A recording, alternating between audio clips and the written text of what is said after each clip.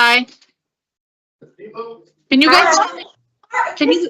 Miss Gansey, how are you? Hi. Who is this? This is Pio Nicholisi. I can't see you. Hey, I can't see you. Yeah, I know you can't see me.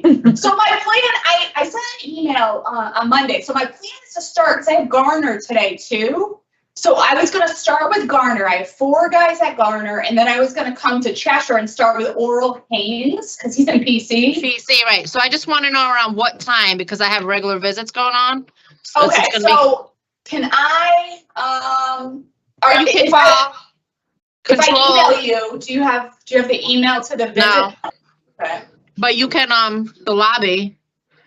Call them. Or you can- call the lobby. or you can- Yeah, or call main control and they'll just tell me. Okay, so I'll give him a call, probably on our last guy at Garner, just to give you a heads up. Yeah, like give me because it's PC, so it takes a while. So Right. so give me extra time to get them here because I'm gonna have to get people out. Got it, sounds good. So I'll give you a heads up. Okay, sounds All good. right, thank you, thank you. Bye. You seem protective. Can I turn this off? Should I turn it off? Yeah, you can turn that off, yep. It's able to see that right.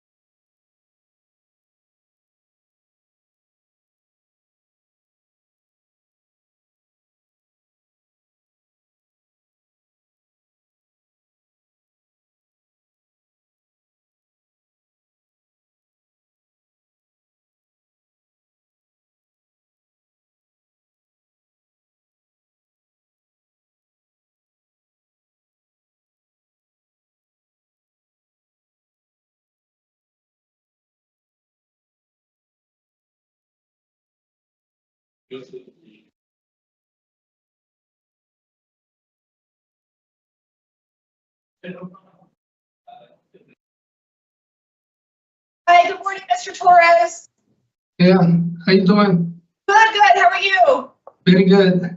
You can have a seat and just sit down for 1 second. We just have one thing to take care of, so you're gonna hear us talking a little bit, and you can just wait there, okay, and just be quiet, okay? All right.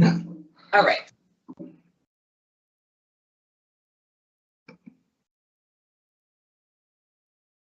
You got somebody to speak Spanish? What did he say? What? You got somebody to speak Spanish or not? Speak Spanish. She's asking. You asked for an interpreter. Are you asking for did you need an interpreter, sir? I don't know, the lady called me twice, I told her need interpret. You didn't I tell know. me. Sorry, I just met with you. You didn't tell me you needed an interpreter. Oh, I'm sorry, I understand now everything anyway. Let me see if one's available, okay? Hold on, hang tight, okay? All right, no problem. All right. It said something in his thing that it was an interpreter for something. I did the whole interview with him. I did not speak Spanish. Good morning, my name is Parole Officer Nicholisi. Today is Thursday, February 13th, 2025. This is a case review for Adam Voss, number 436484 at the Connecticut Board of Pardons and Paroles. The following board members are present this morning and by stating their names on the record certify that they have reviewed all statutorily required documents and available pertinent information in preparation of this hearing. Good morning, I'm panel member Barry. I'm Ellen Zappo-Sasser. Nancy Turner. Mr. Voss is serving 5 years jail and 5 years of special parole for assault 1. Mr. Voss has waived his discretionary parole, and this hearing is being conducted to set special parole stipulations. At this time, the panel will now deliberate and set special parole conditions for Mr. Voss.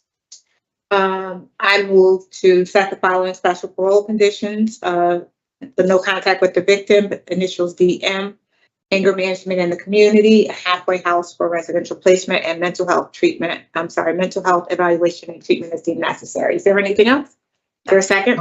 All in favor? Aye. This concludes the case review hearing to set special parole conditions for Adam Voss, number 43648. All right, Mr. Torres, hold on 1 second, okay? No problem.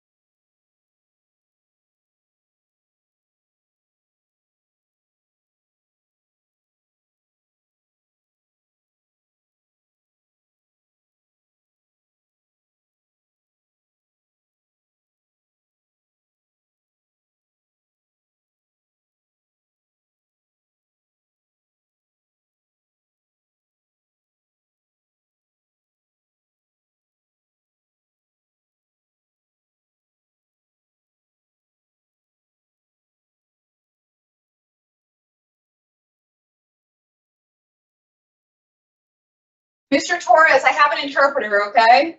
Oh, thank you. Hold on 1 second. Oh, Eva? Oh, I can't. No, I didn't want to write it down. Okay, okay. Let me jump in.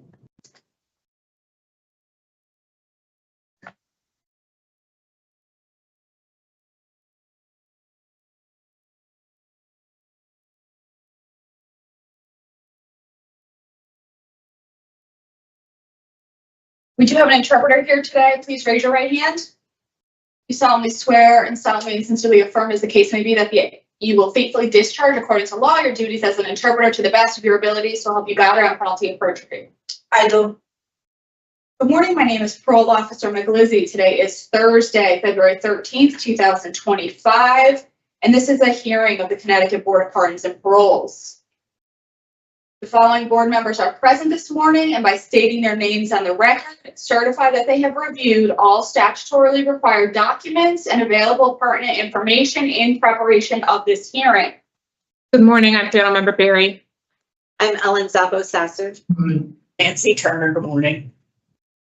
Buenos días, soy el oficial de libertad condicional Micalisi. Hoy es jueves 13 de febrero del 2025 y esta es una audiencia de la Junta de Indultos y Libertad Condicional de Connecticut. Los siguientes miembros de la Junta están presentes esta mañana y al decir sus nombres en el registro certifican haber revisado todos los documentos legalmente requeridos e información pertinente disponible en preparación a esta audiencia. Also present is the Office of Victim Services. También presente está la Oficina de Servicios a la Víctima. Please state your name and inmate number for the record. Por favor, decir su nombre y número de confinado para el registro. Mario Torres. Su número de confinado. El número, Su número de confinado para el registro. Mario Torres. Your inmate number, sir. Oh, sorry, the main number. It's 00343. This hearing is being conducted in consideration of the parole application for Mario Torres, number 300343. He is serving a sentence of 10 years, execution suspended after 3 years, and 10 years probation for illegal sexual contact. There is victim input in this case. There is an offender accountability plan for this offender. It has been reviewed and shows that the offender has completed Tier 2. Utilizing the statewide collaborative offender risk evaluation system, the offender's overall risk falls within the moderate range of risk for recidivism. Utilizing the static 99R, the offender's overall score for sexual offense recidivism falls within the low range.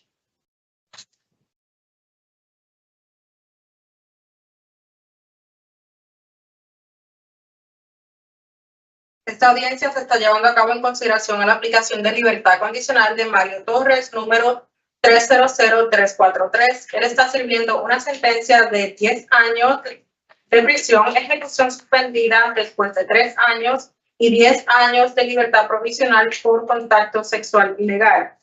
Hay testimonio de víctima en este caso. Hay un plan de responsabilidad para el ofensor, el cual ha sido revisado y demuestra que el ofensor ha completado Tier 2. Utilizando el sistema colaborativo estatal de evaluación de riesgos del ofensor, el puntaje general del ofensor cae dentro del rango moderado de riesgo de reincidencia. Utilizando el Static 99R, el riesgo de reincidencia sexual cae en el rango bajo. And I just realized I did forget, as of today, records reflect a parole eligibility date of 3/1/25. Hasta el día de hoy, los expedientes reflejan una fecha de elegibilidad para libertad condicional del 1 de marzo del 2025. Mr. Torres, this is your opportunity to express to the board why you believe you should be granted parole. You may begin, sir. Mr. Torres, esta es su oportunidad para expresarle a la Junta por qué piensa se le debe conceder libertad condicional. Puede comenzar. Sí,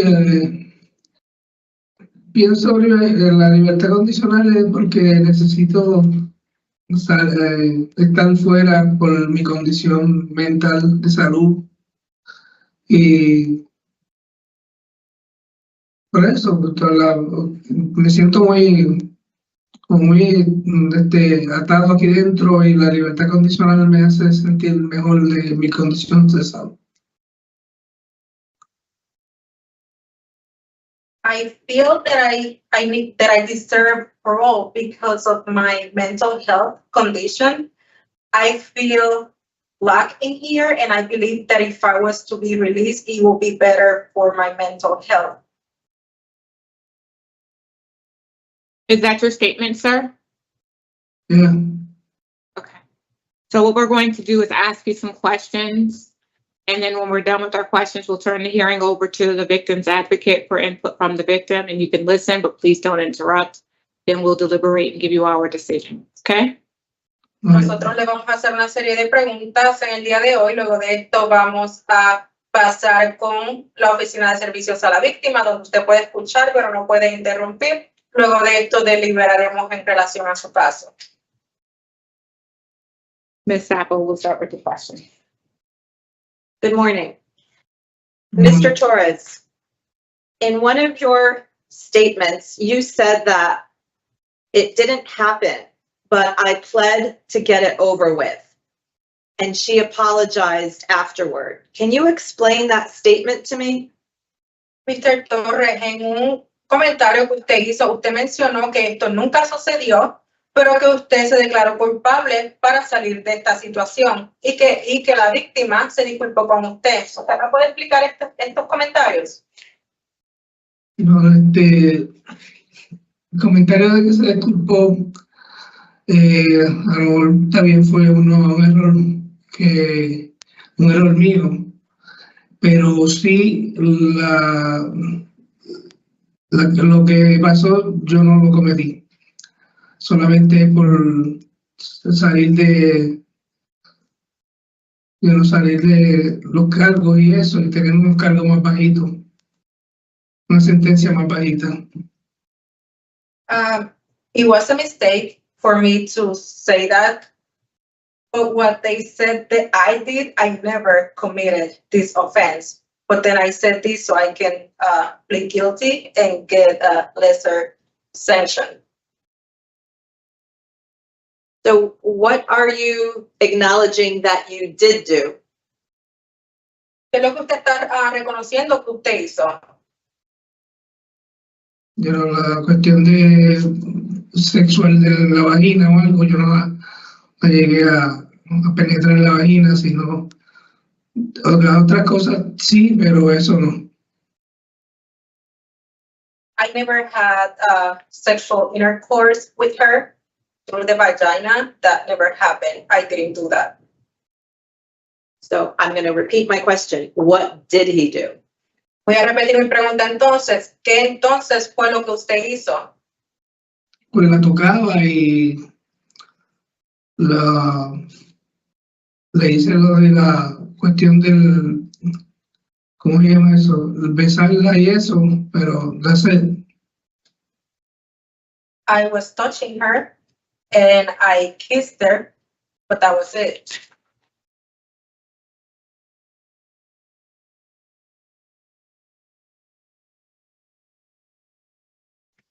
I have no questions. Thank you. So, Mr. Torres, then why would she say that you did these things to her? Mr. Torres, ¿por qué entonces ella diría que usted le hizo estas cosas? Bueno, diría eso porque ella se iba a quedar en un viaje con sus papás para Florida. Pues ellos no querían llevársela y decidieron dejarla con nosotros. Pero ella tenía un noviecito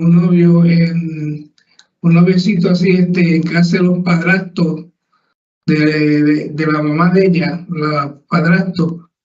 Entonces tenía que sacar algo, como quien dice, para no ir para Florida, porque si no se lo iban a llevar.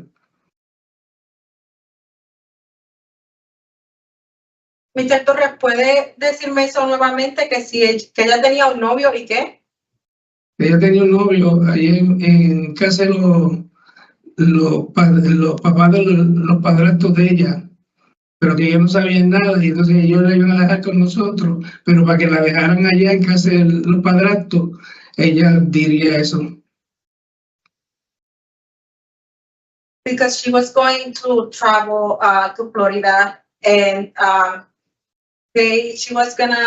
she had a boyfriend at the step parents' house, and probably she said this because she didn't want to travel to Florida. Your victim was 10 years old. I don't know si cuando yo la dejé de ver tenía como 12 años. When I stopped seeing her, she was about 12 years old. So, in her?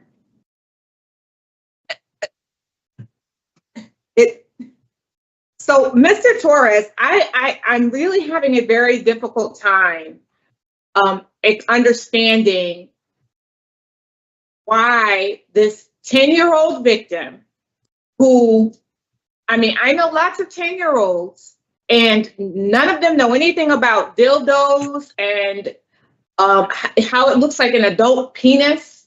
And I don't know what her going to Florida has to do with her saying that you did this kind of stuff, you tried to insert a dildo and all that stuff into her. Why would, what does the two have to do with each other?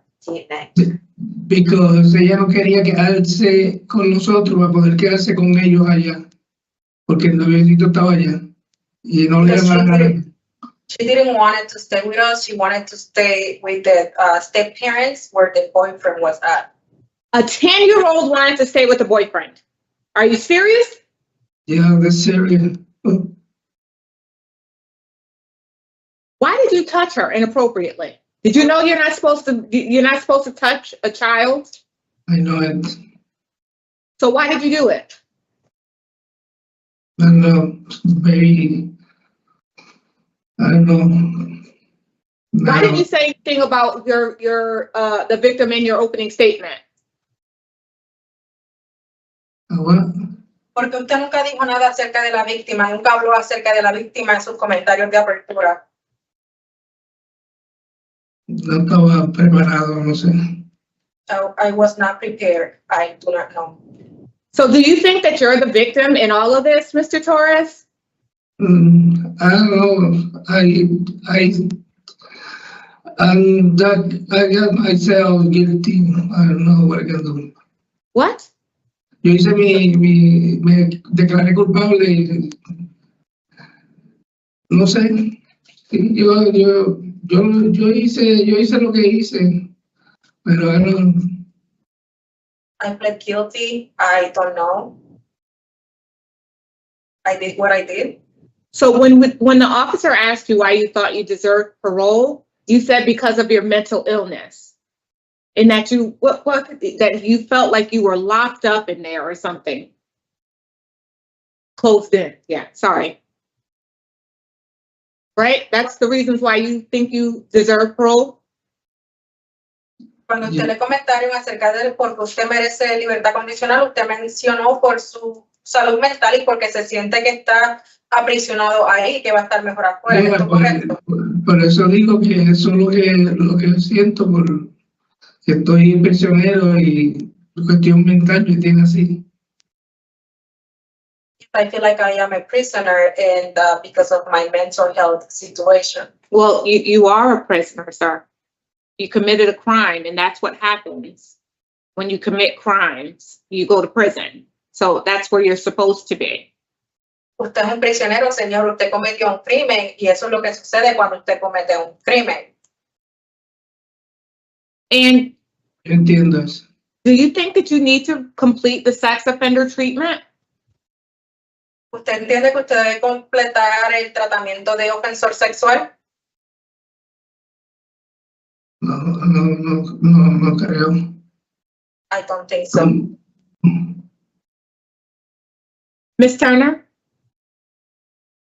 Mr. Torres, how do you know the victim's family? Mr. Torres, ¿cómo usted conoce a la familia de la víctima? Mi familia es familia de mi ex esposa. They are family members of my ex-wife.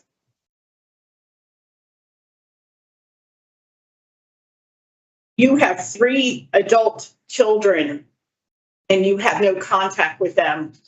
Did you have contact with them before you committed this crime? Usted tiene 3 hijos adultos. Usted ahora mismo no tiene contacto con ellos. ¿Tenía usted contacto con ellos anteriormente, antes de este crimen? Sí. Yes. You have a standing criminal protective order against you till the year 2075. Do you understand you are to have no contact in any form with the victim of this crime? No, los hijos míos eran. Usted tiene una orden de protección activa, la cual va a estar vigente hasta el año 2075. ¿Usted entiende que usted no puede tener ningún tipo de contacto con esta víctima? Pensé que me estaba diciendo que tengo hijos, pero los hijos míos son viejos, ya son de 30 y pico años. I thought that he was talking about my kids, but they are older. They are 30-something years old. Yes, they're adults. Do you have grandchildren? ¿Usted Yeah, tiene but nietos? yeah, but I never see my grandkids in this period of time. Yo no vino a ver a los nietos míos en este tiempo. I have never seen my grandchildren throughout all this time. That's a good thing. Yeah. You didn't answer my question about the standing criminal protective order. Usted no contestó mi pregunta acerca de la orden de protección activa. Sí, yo tengo una protección activa. Yes, I have a standing protective order, Y la estoy llevando como tiene que ser. and I am following the protective order as I am supposed to. And you have 10 years ahead of you on the state's sex offender registry. Yeah, Usted tiene 10 años para estar registrado en el registro de ofensor sexual. entiendo. I understand. No more questions, Madam Chair. Thank you. So at this time, we're going to turn the hearing over to the Office of Victim Services. It's my understanding that, Ms. Vasquez is on today. Good morning, Ms. Vasquez. Morning. Good morning, Madam Chair. Can you hear me? Yes, thank you. Yeah. Thank you. Good morning, Madam Chair. Good morning, board members. Go ahead. Hold on, Ms. Vasquez, give me 1 second, please. So, Mr. Torres, our question answer period is over now, and now we're going to hear from the victim. Please don't interrupt. You don't have to respond because we're not speaking to you. Okay, thank you. Go ahead, Ms. Vasquez, sorry. It's okay. Thank you, Madam Chair. Good morning, Madam Chair and board members. My coworker, victim advocate, Mr. Jesus, was able to speak with the victim. I am assistant today with this case, and I have her and 2 others who are on speakerphone, and they wish to address the board members. Okay. To the victim, this is your opportunity to unmute, and you may be able to begin addressing the board members. Hello, good morning. Good morning. Good. So I do have a couple of things to say to the parole board about how it has affected me.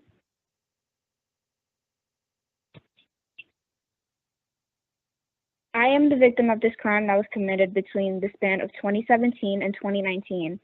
Mario Torres is up for parole, and I'm here today to explain why I oppose his position for parole. During those years which the crime was committed, Mr. Torres stripped me and stole my innocence and proceeded to do so numerous times while I was still a child. The trauma that was created because of said events still hurts and haunts me till this day and will have impacted me for the rest of my life. Mr. Torres used and abused the fact that he was my godfather and by proxy my family member to his advantage to do what he did to me in private without anyone wondering what was going on or being suspicious. While I had a connection to him, it was only as a child viewed their role model or parental figure, nothing more and nothing less. I feel as though he had no remorse behind his actions. He didn't care if I was his goddaughter. He viewed me as a piece of prepubescent meat to use and exploit to his own satisfaction. My main fear is that he could possibly reoffend and hurt another child or even another member of his family. I wish I could say that the pain I felt ended every time he was done raping me, but I have suffered emotionally and physically for the past several years. I have difficulty maintaining proper relationships with other people, including my family. I can't hold a healthy image of myself, and I honestly can't trust people at all. Though I am sure that Mr. Torres is claiming to be a changed man, I have serious doubts that he has or ever will. I will say this because during the time where this crime was brought to light, Mr. Torres didn't try to get help or even try to admit to the crimes or pain he had caused. He instead tried to avoid arrest and even tried to pretend not to be able to speak English just so that he could get away and avoid the consequences for his actions. If Mr. Torres is granted parole, then the issue I already have with sleeping and the nightmares I have from that will get far worse knowing that he is free and able to reoffend or even come after me for putting him in jail.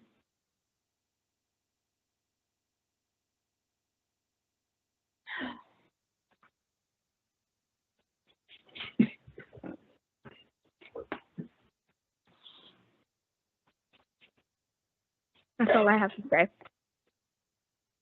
Thank you.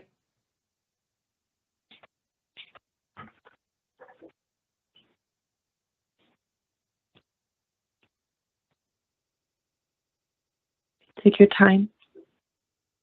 That's all I had left to say. Okay. And those that were with you, do they wish to address the board members as well still? Yes, my mother. Okay. She can begin anytime that she's ready. Good morning, board members. It baffles me that after hearing his story now and hearing his statement, he's still continuing to lie. Not once did my daughter call him to apologize. The amount of evidence that the detective found, and for him to say that he didn't do it, clearly this man has issues. He has no remorse. No remorse at all whatsoever. The pain that he still causes our daughter. And you're telling me that you want to go out because you want to feel better for your health after what you did to my child?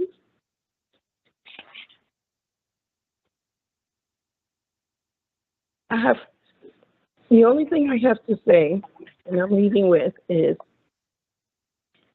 I sure hope that the parole is then granted. I really, really do. You don't deserve it. He doesn't deserve it. Thank you. Thank you. Thank you. And do we still have the other person who wished to address the board members as well? Yes, we do. My father. Thank you. He may begin whenever he's ready. Thank you. Good morning, board members. I don't think he should be granted parole at all. If it was up to me, I'd say he's lucky we're not in the state where they have death penalty, because this is not, it's not fun. It's not a funny feeling. I don't care what he says. Karma always gets back. That's what I have to say. Thank you. Thank you, Madam Chair. This is all that I have for this particular case.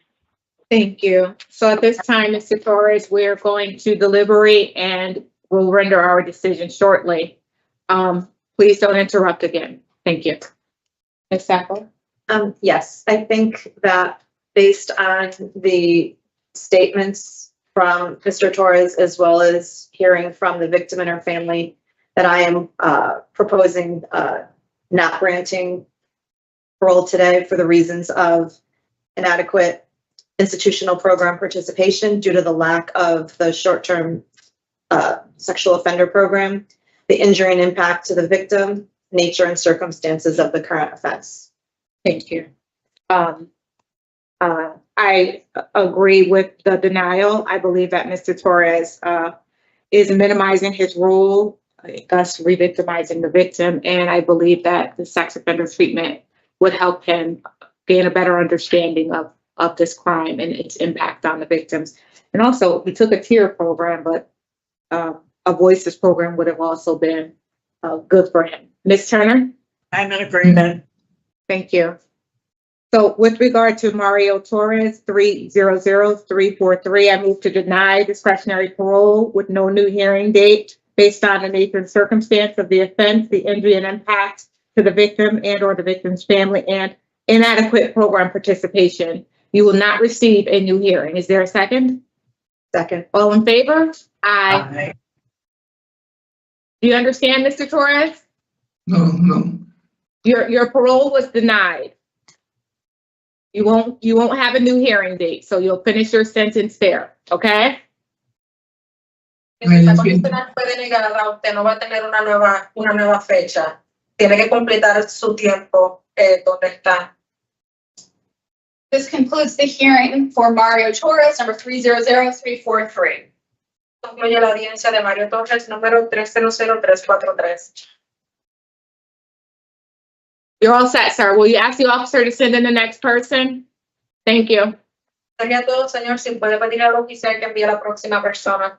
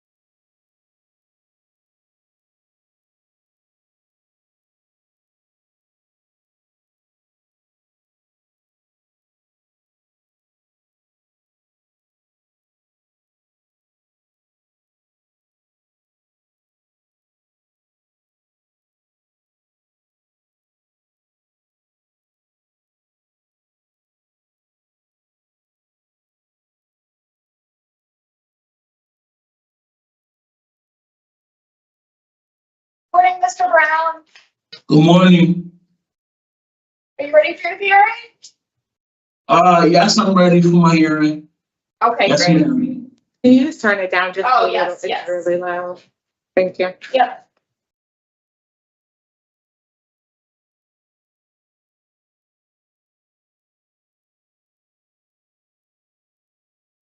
Good morning. My name is Parole Officer Michelizzi. Today is Thursday, February 13th, 2025, and this is the hearing of the Connecticut Board of Pardons and Paroles. The following board members are present this morning and by stating their names on the record, certify that they have reviewed all statutorily required documents and available pertinent information in preparation of this hearing. Good morning, I'm panel member Barry. Good morning. Ms. Zappa? Ellen Zappo Sassen. Nancy Turner. All right. Sir, please state your name and inmate number for the record. Jasmine Brown, my inmate number is 37354. Thank you. This hearing is being conducted in consideration of the parole application for Jasmine Brown, number 387354. He is serving a sentence of 3 years flat for a violation of probation with an underlying sex assault second. As of today, the records reflect a parole eligibility date of November 27th of 24. There is no victim input in this case. There is an offender accountability plan for the offender. It has been reviewed and shows that the offender has completed the following programs. Tier 2, and he's currently participating in Voices and Smart Recovery, and he holds a facility job. Utilizing the statewide collaborative offender risk evaluation system, the offender's overall score falls within the very high range risk for recidivism. Utilizing the static 99R, the offender's overall score for sexual offense recidivism falls within the moderate high range. Mr. Brown, this is your opportunity to express to the board why you believe you should be granted parole. You may begin. Okay, I have a letter right here that I would like to read. Is that okay? That's fine, thank you. All right, dear Parole, I want to apologize for my actions when I left the Sierra house pre-trial. I was scared for my safety, and at the time I didn't know where else to turn. I told the staff about the threats I was getting, but nothing was done to help me. I was being threatened by other people, and I felt like I had no choice but to leave before something worse happened. Looking back, I know leaving was not the right decision. and I'm sorry for that. I understand that when things get tough, I need to speak to someone in a higher position who can make sure something gets done right away. I can't let myself make impulse decisions like that again. I've been on my medication and it's really, hold on. Medication, and it's really helping me to think more clearly and keep myself steady. I'm committed to staying on my medication because I know they help me manage my bipolar disorder, avoid trouble, and make better decisions. I'm also planning to keep attending groups, sessions, to continue working on myself, and I'm improving my behavior. I just want you to know that I'm trying and I'm learning to handle situations better. Thank you for your time and understanding. And Thank you very much. Go ahead, Mr. Brown. and I got my certificate for the AA and NA meeting right here. Thank you so much for sharing that with us and for preparing for today's hearing. So we're going to ask you some questions. Are you ready? Yes, ma'am. Okay. So in your opening statement, you said that you were, you left the halfway house because you felt like your life was in jeopardy? Yeah, right? yeah, they were threatening me and stuff. Yeah. Why would they be threatening you? Because we had gotten an argument over something petty over a game, and they was mad about it. That I was wondering something like that, and then they got upset because we got in a heated argument, and then they started making threats toward me, talking about they was gonna beat me up. They talking about, oh, I'm gonna have a hard time in the Sierra program trial. I'm gonna have a hard time there. I'm gonna have a hard 6 months. So you better be prepared. This, that, and the third. They were just making like threats. They were singing rap songs towards me that was threatening me, like talking about they were gonna shoot me, all types of stuff. Like it was just like little minor threats. Okay. So tell me, the facility aside, what were you doing? What role were you playing in all of this? The role I was playing in it, I was arguing back, but I wasn't making threats though. I was just So were you being compliant while you were in there? Were you going to treatment like you were supposed to? Yes, it doesn't say that you were though, sir. It says, okay. So you have a difficult time though, following the rules when you're out in the community. Is that fair to say? Sometimes, yeah. Sometimes. So what steps do you intend to take when you're released out this time so that you don't get into any more trouble? It's the main thing is on my medication. I'm gonna stay on my meds. That's the only thing that be holding me back that's how I get in trouble when I go off, because I go off my medication, and that's how I get into trouble. So the first thing I'm gonna do is stay on my meds, attend groups, get a job, and then stay focused and stay close to home, and like deal with cut people off, like the circle I had before, like stay away from drugs. Stuff like that. Stay away from Were you doing drugs when you were out? Were you doing drugs when you were out in the community this last time? Is that why you left the halfway house? No, I wasn't using drugs when I was in the halfway house. No. When I left, I did. When I left, I did. You knew that you weren't supposed to be doing that, though. Yeah. So, Mr. Brown, here's the long and short of it. You violated this period of probation twice already. You know that, right? Yes. You weren't registering as a sex offender on the registry. You weren't. Go ahead. They told me I supposed to register over the phone. I called over the phone twice. I called over the phone to register, but I didn't know I had to go down there to register. They said I gotta go down. I figured out afterwards when I got arrested that my lawyer told me I had to go down to Middletown to register. I can't do it over the phone. I did it over the phone. So tell us why you were in New York. Why? Cause I like it out there better because. So, Mr. Brown, you can't, listen to me. You weren't supposed to be, you went on the run, you went to another state, and you received another sentence, right? You got into a fight when you were out there. Yes. And you were scared that they were going to beat you up in the halfway house. You go to New York, you get into another fight, and then you come back to Connecticut, you're in the prison, and you fight again. Yeah. You see the common denominator here with all this violence? Yeah, because it has to do with my going off my medication. That's why it has to do with that. Not taking my meds.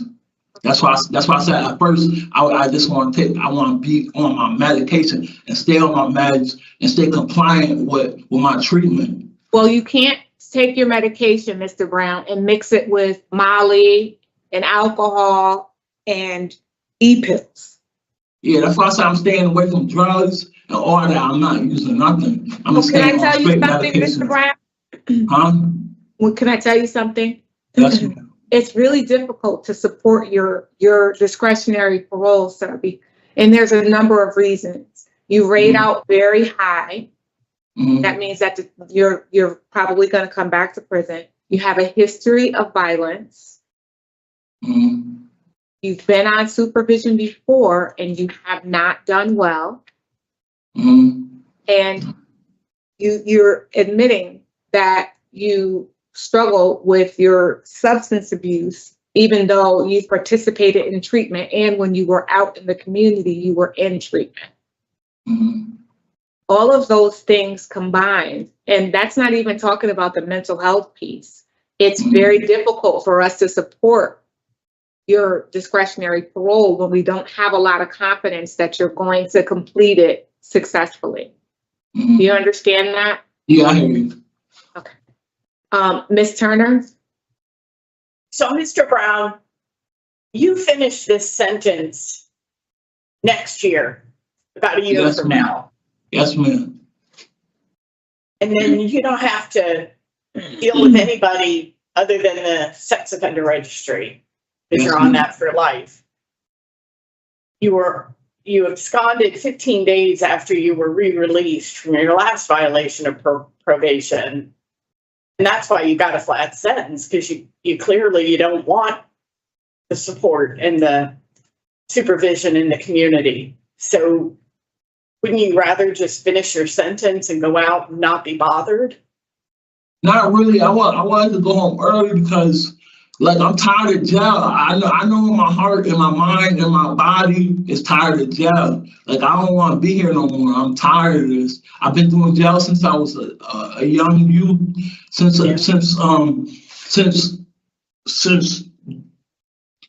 12, 11, I've been doing jail. Even before that. And I'm tired of jail. Like, I really know this time that I'm ready to do the right thing, get a job, stay on my medication, and do the right thing. All right. So, Mr. Brown, you didn't take any programs when you were incarcerated for the sexual assault, and now you've taken the Voices program. Can you tell me what you think the impact on the victim was of what you and your co-defendant did to her? The impact was that, like, she could be scarred for life, like, and that wasn't the right thing, that, because she was a minor, feel me? And we should have knew better than that, because we older, and... And she wasn't consenting. So, you know, she was also under, you know, as you pointed out, underage, but she wasn't consenting. And you were using drugs and alcohol to manipulate her. Yeah. So you scarred for life. What else do you think you did to her? Like, messed up her relationship with her family. like, far as like, All that coming out? Mhm. yeah. Mess Maybe with, they're afraid of men, maybe? yeah, probably, yeah. Uh-huh. But, Hard to trust people. yeah, hard to trust people and stuff like that. And like, Was any of that fair to her? no, Why'd you do it? why? Because I was under the influence and I was under the influence of e-pills and I was just like, I was horny and But you were using for a while. Did you do this to other people? no. So what brought it about? Was it the relationship you had with Mr. Watson? Were you trying to prove yourself to him? Yeah, basically like that was like my best friend and like we had a lot of history together, like we had a lot of history like playing basketball together. I had first met him on Bunker Hill. Well, now you have a whole lot of other history with him. You need to choose better friends, sir. Yes, ma'am. Yes, ma'am. That's why I said I'm cutting everybody off that I had ties to. I'm trying to start a new circle, like go to groups, stuff like that, stay on my meds. Completely. Have you ever done NA or AA in the community? No, I never been to AA or NA in the community, but I tend to do that. You need to build a support network for yourself, sir. Yes, ma'am. Positive people. Yes, ma'am. Okay, thank you, Madam Chair. Thank you, Ms. Turner. Ms. Apple? Yes. Mr. Brown, can you talk a little bit about what your release plan looks like? I share the concerns about the flat sentence and without you having appropriate supervision, you do need a lot of services upon your release. What have you put in place already that you're thinking about? I'm thinking about going to a halfway house and starting from there, and then like starting like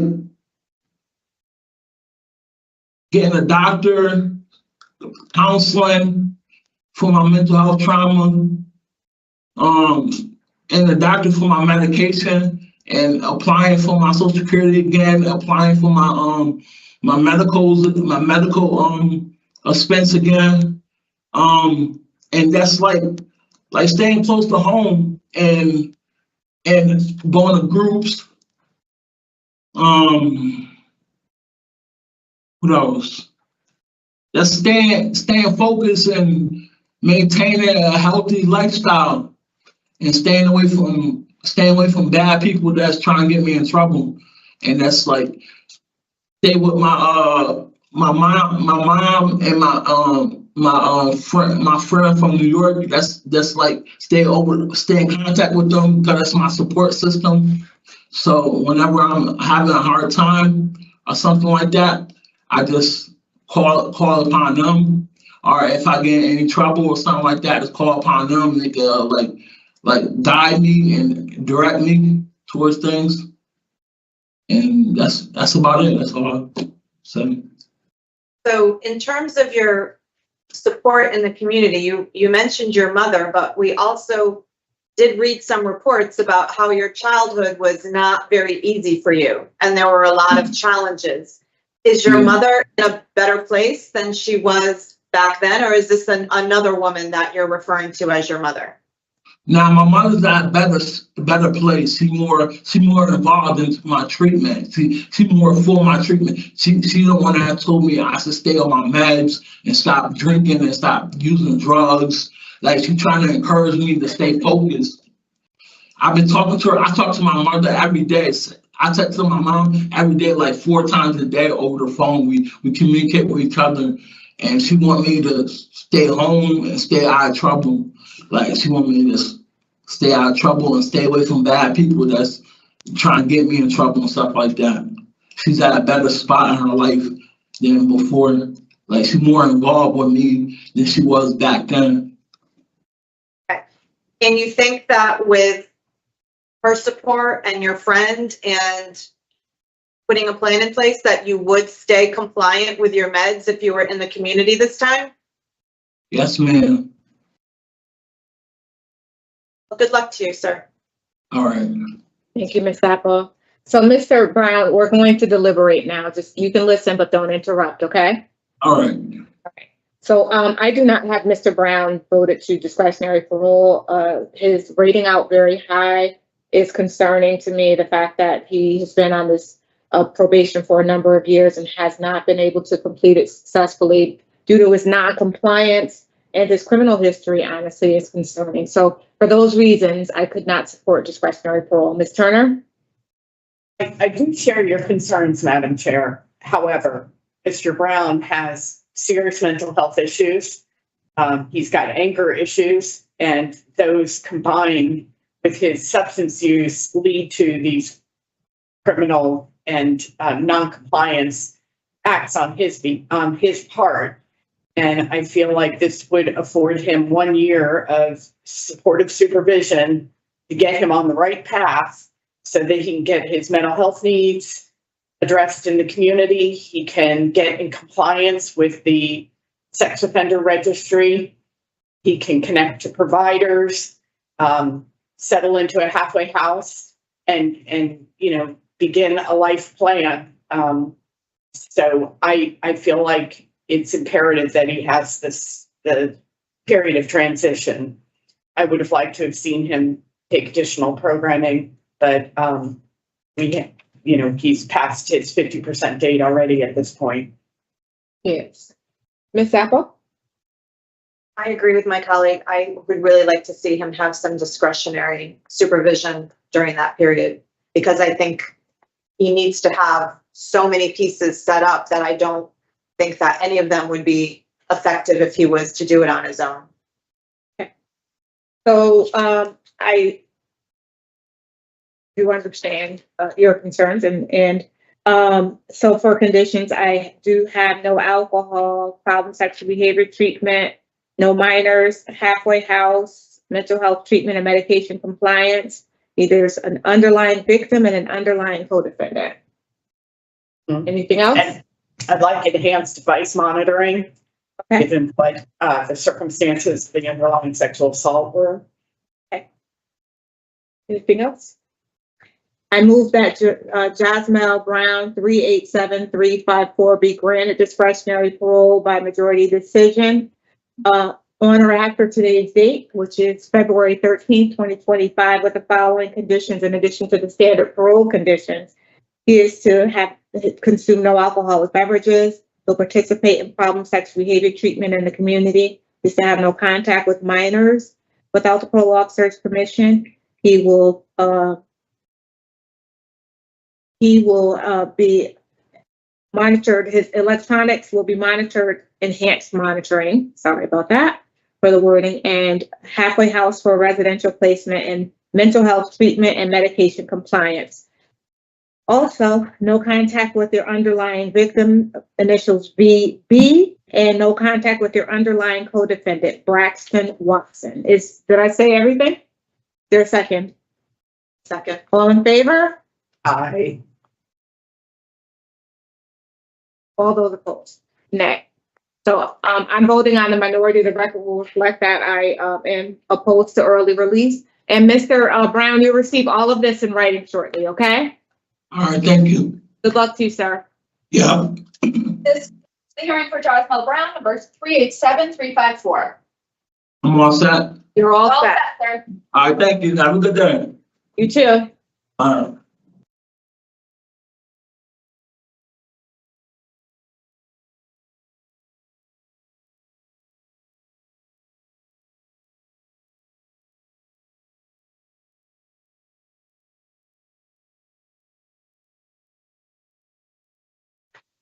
Be hungry.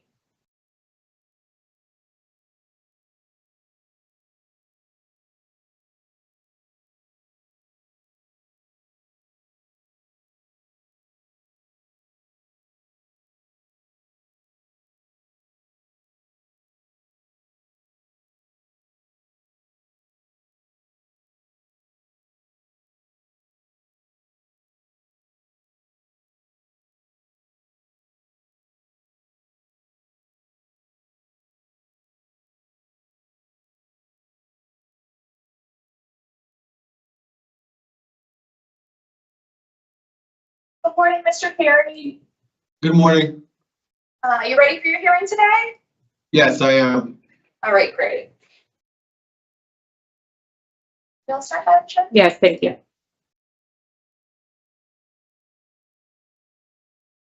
Good morning. My name is Parole Officer Michelizzi. Today is Thursday, February 13th, 2025, and this is a hearing of the Connecticut Board of Pardons and Paroles. The following board members are present this morning by stating their names on the record, certify that they have reviewed all statutorily required documents and available pertinent information in preparation of this hearing. Good morning, I'm panel member Barry. I'm Ellen Zappo-Sasu. Nancy Turner, good morning. Good morning. Sir, can you please state your name and inmate number for the record? Stephen Carey, 398848. Thank you. This hearing is being conducted in consideration of the parole application for Stephen Carey, 398848. He is serving a sentence of 7 years, execution suspended after 3 years, and 3 years probation for violation of a protective order 3 counts, strangulation 2nd, assault 3rd, threatening 2nd, possession with intent to sell, and illegal weaponing a motor vehicle. As of today, records reflect a parole eligibility date of July 17th of 25. There is no victim input in this case. There is an offender accountability plan for the offender. It has been reviewed and shows that the offender has completed anger management, domestic violence, tier 2, and he currently holds a facility job.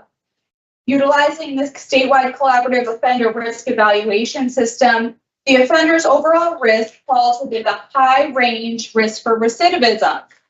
Mr. Carey, this is your opportunity to express to the board why you believe you should be granted parole. You may begin, sir.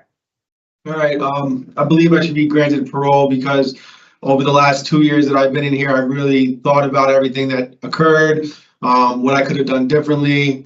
And over my course of the 2 years here, I've taken the 3 classes and completed them on time with good standing. I think I've learned a lot from the classes, different ways to cope with, my anger management, substance abuse, and the domestic violence. I worked hard. I had a job. I've had a job here for the last almost a year now. I work hard at the job. I get along with all the inmates. I haven't had a ticket in this facility. And that's really why I think I've grown a lot in the last 2 years and have worked on becoming, a better person. Thank you very much, Mr. Carey, for your opening comments. We have some questions, and Sure. Each of us will take a turn to ask those questions, and then we will deliberate and give you our decision. Okay. All right, Ms. Turner, we'll start with questions. Good morning, Mr. Carey. Good morning. So you said you haven't had any tickets in this facility, so you're referring to Garner.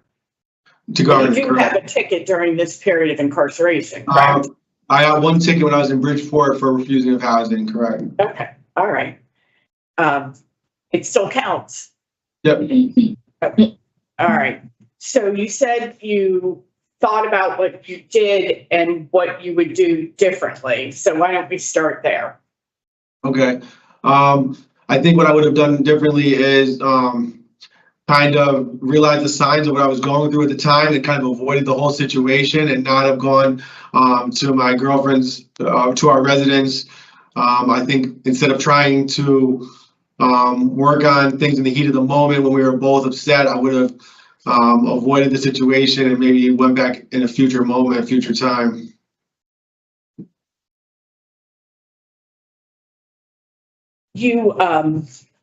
You were active on social media and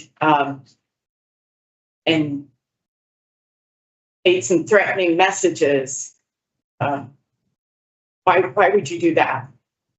Well, I was in a manic episode and I was off my medication and I think I wasn't thinking clearly at the time. Okay, but you're still responsible for Still your responsible. work. Correct. Mhm. It really stood out to me. You don't like killing people, but you will if you have to protect your family. What does that mean? To be honest, I don't remember saying that. It was an Instagram message. Sent it to your then girlfriend. Yeah, to be honest, So why were you off your meds? why was I off my meds? There wasn't really a real reason why I was off my meds. I forgot to take them one day, and then it kind of snowballed, and then I wasn't really taking them consistently as I should have, which I usually do. Okay, well, that's a concern to me because obviously when you don't take responsibility for your mental health needs, you engage in very dangerous, scary behavior out in the community. So what plan do you have in place to support your mental health needs and complying with your medications? Well, I've been taking my medications every morning and every night here at Garner. Well, and that's a controlled facility. That's a controlled setting. So that's much different than you being in your own home and having to be responsible for your mental health needs. So what's your plan when you're in the community?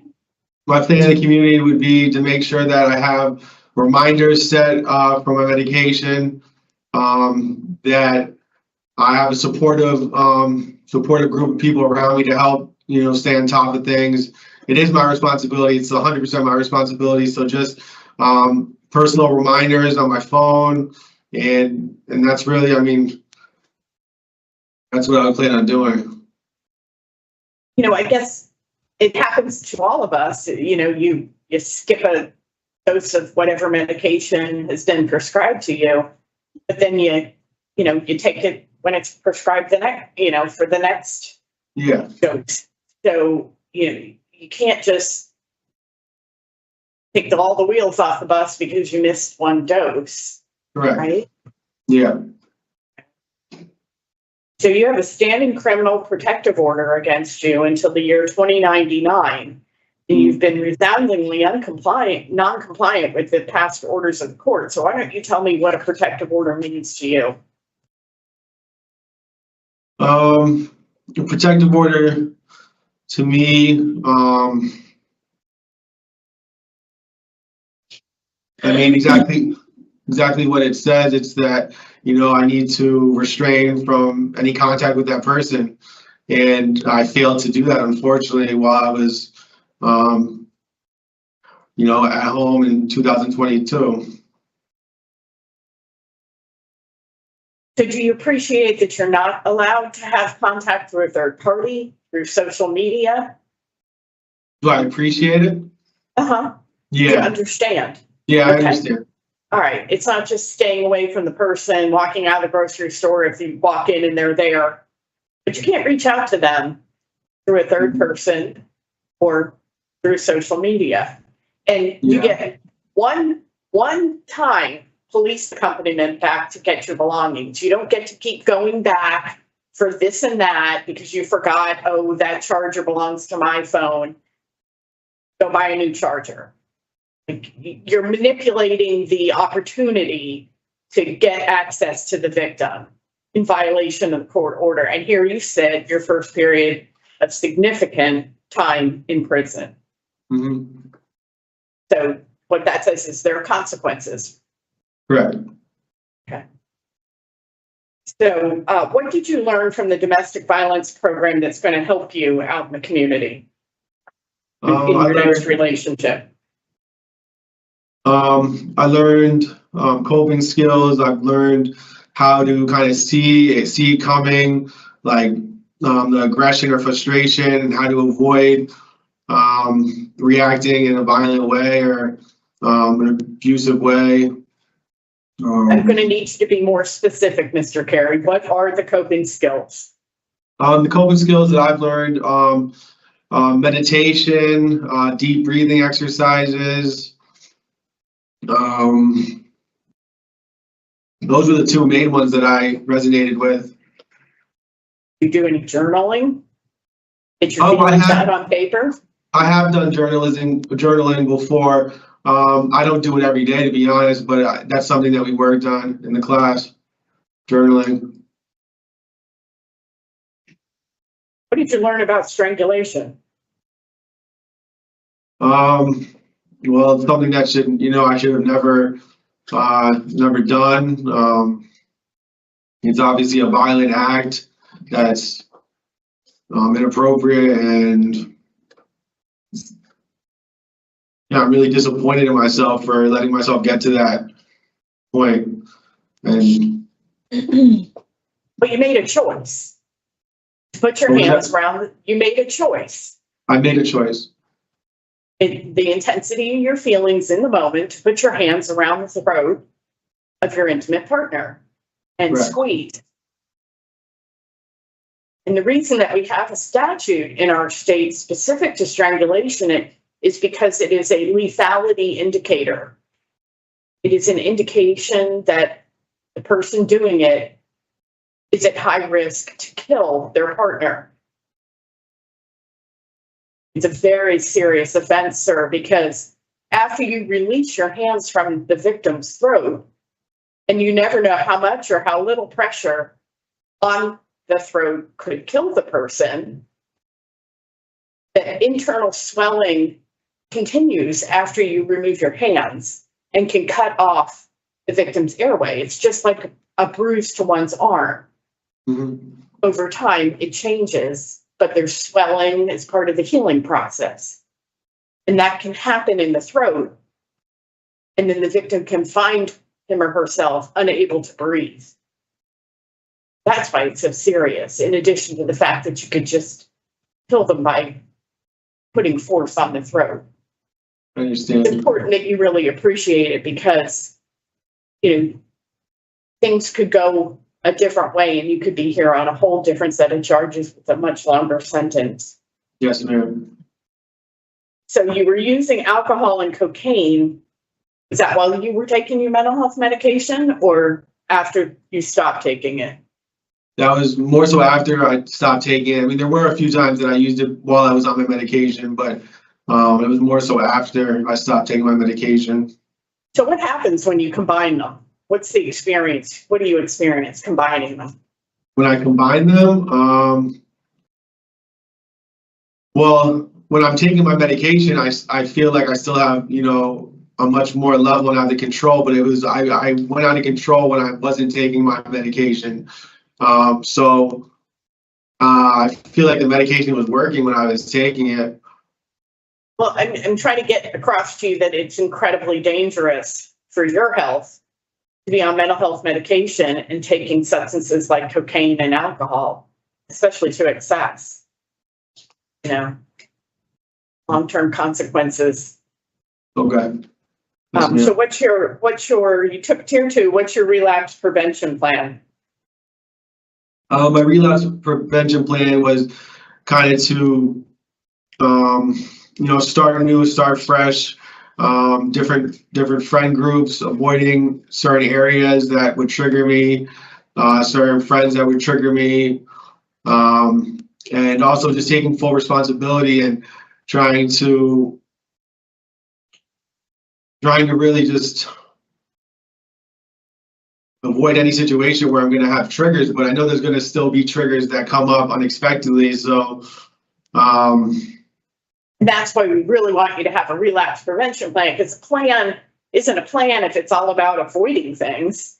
It's what are you going to do to put your energy into that's positive, that will sustain you through cravings and triggers. Yeah. So what's that part of the plan look like? Yeah. So finding a job that, I could work full time at, something that I could put all my effort into, something positive.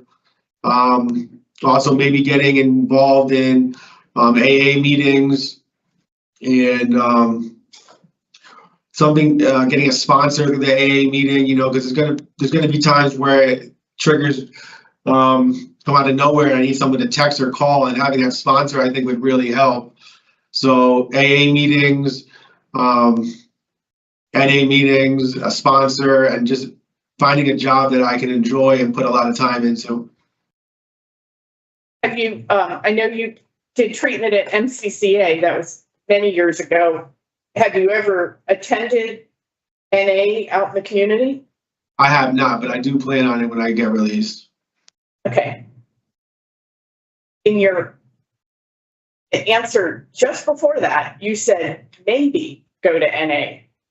Oh, I apologize. I do plan on it. That's part of my plan.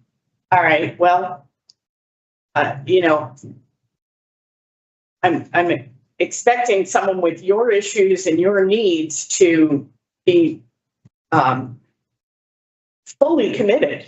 Yeah, I am fully committed. Your mental health and your recovery, because they need to go hand in hand. Mhm. And have you ever heard of 90 and 90?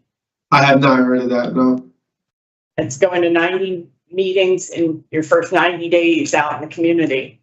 And that could mean several meetings in one day, you know, but that's immersing yourself in recovery, in the community, trying different types of meetings, step meetings, speaker meetings, all male meetings, you know, to find your home group. Yes, ma'am. You know, I just, especially after completing tier 2, I would have expected you to be better prepared with your relapse prevention plan coming before us today. It sounds a little bit shaky, and you can't afford that. No. No. Okay.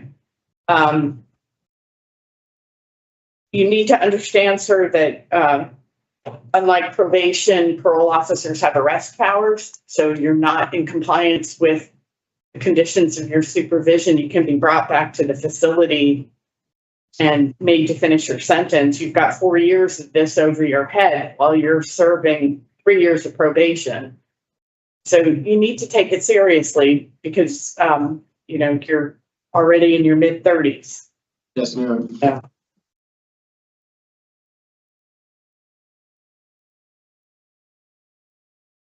All right, Madam Chair, I don't have any more questions from Mr. Carey. Thank you, Ms. Turner. Ms. Sacco? Mr. Carey, it seems to me from reading all of these documents that your drug use began around the age of 21, which was also the time of around the time of your diagnosis. Would that be a true statement? For marijuana, correct. Okay. And when did the cocaine make its I tried it the first time when I was 25, but I didn't start using it as like in a more persistent way until about 29. Okay. So when you were diagnosed, did this have some significant impact on how you lived your life? Because it didn't seem like there was much in the way of criminal history or other types of issues much prior to 2010. What changed at that point? Yeah, well, I was prescribed Adderall, and I think the Adderall had an adverse effect on me, and I wasn't sleeping, and that's when I went to my first manic episode. So when I'm in my manic episode, my judgments, lapse. I don't think clearly. I don't think about the consequences, and that's why I need to make sure I take my medicine on a daily basis because the medication really does help. So, Mr. Carey, I'm sorry to interject. I know that you struggle with the dual diagnosis, but this hearing is being live streamed, and we've already talked quite a bit about your mental health issues. So we don't want to put a specific name on anything. Just to protect your.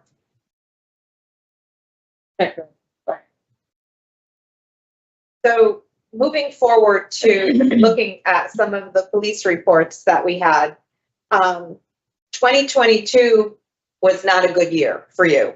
There was a ton of erratic behavior, maybe or maybe not linked to some of the substance use and other issues that we've talked about. But we had, reckless driving, we had interfering, we had the situation on the Merritt Parkway, we had the kidnapping issue, we had trespassing, the strangulation assault. There was belligerent behavior. It just seems like everything was spiraling in 2022. Yes, ma'am. Can you talk about 2022 and kind of give us an idea of why that behavior occurred so that we can maybe understand what happened and then maybe leapfrog to why you think you can control moving forward?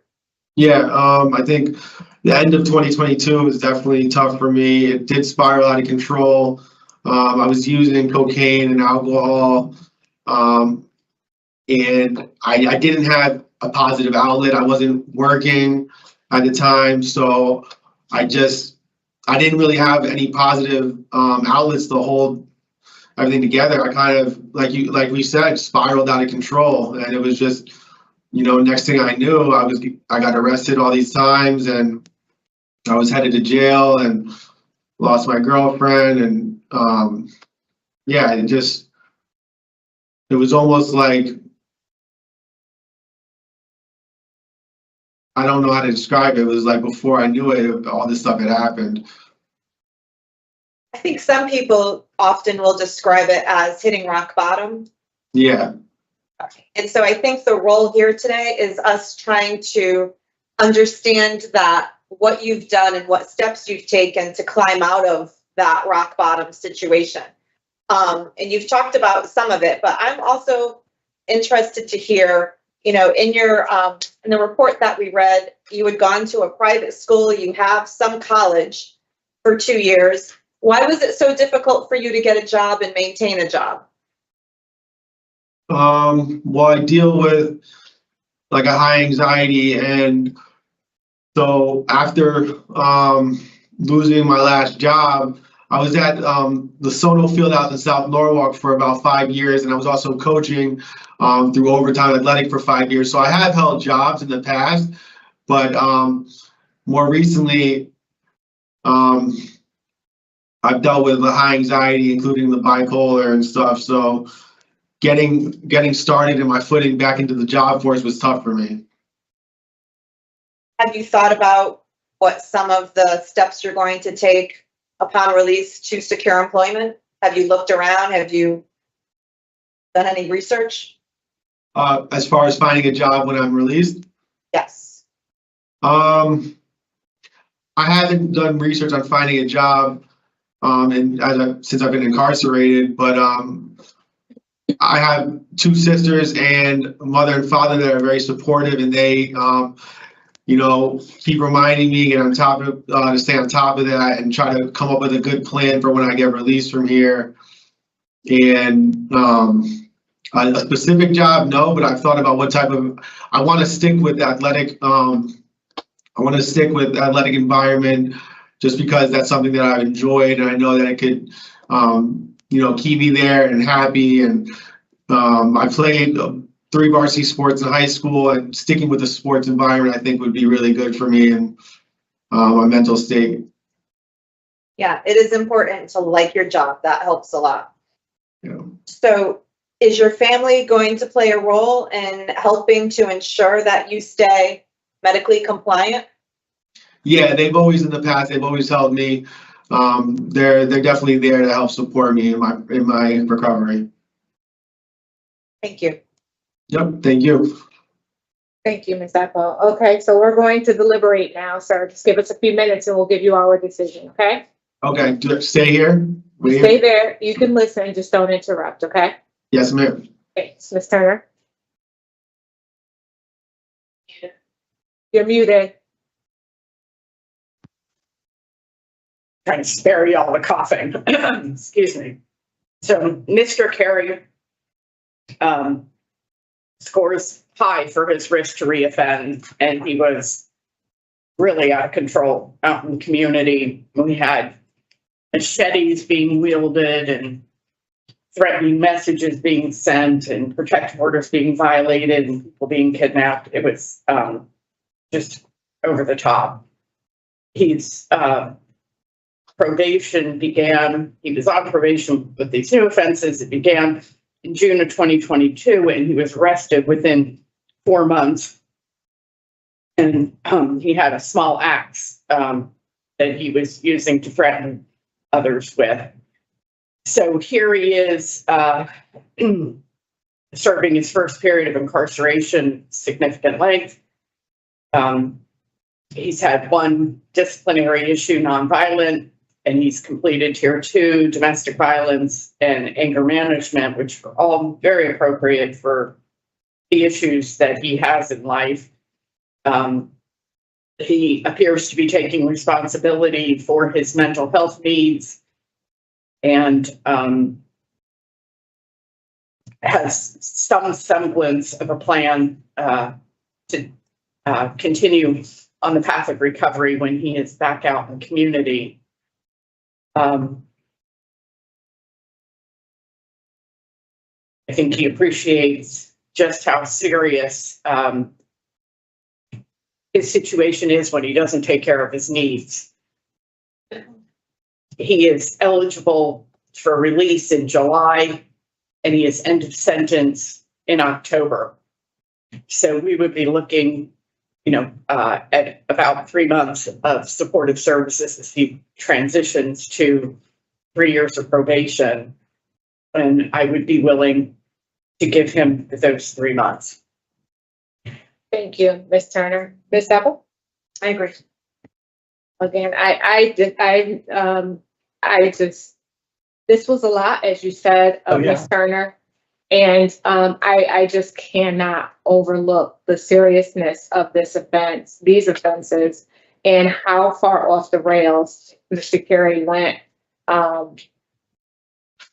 during this time. And his poor victim, who, the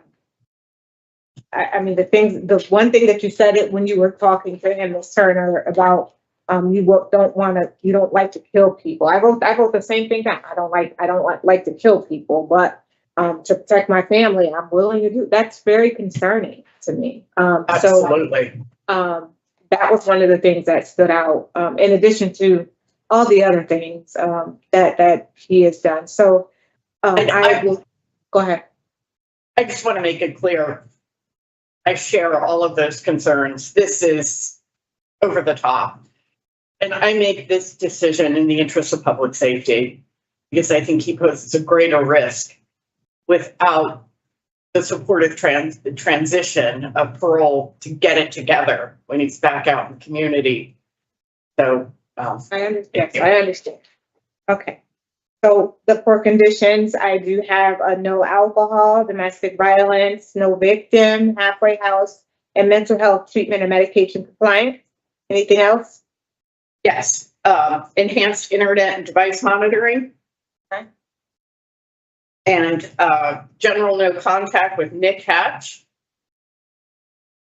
And no contact with co-defendant Kevin Lynch.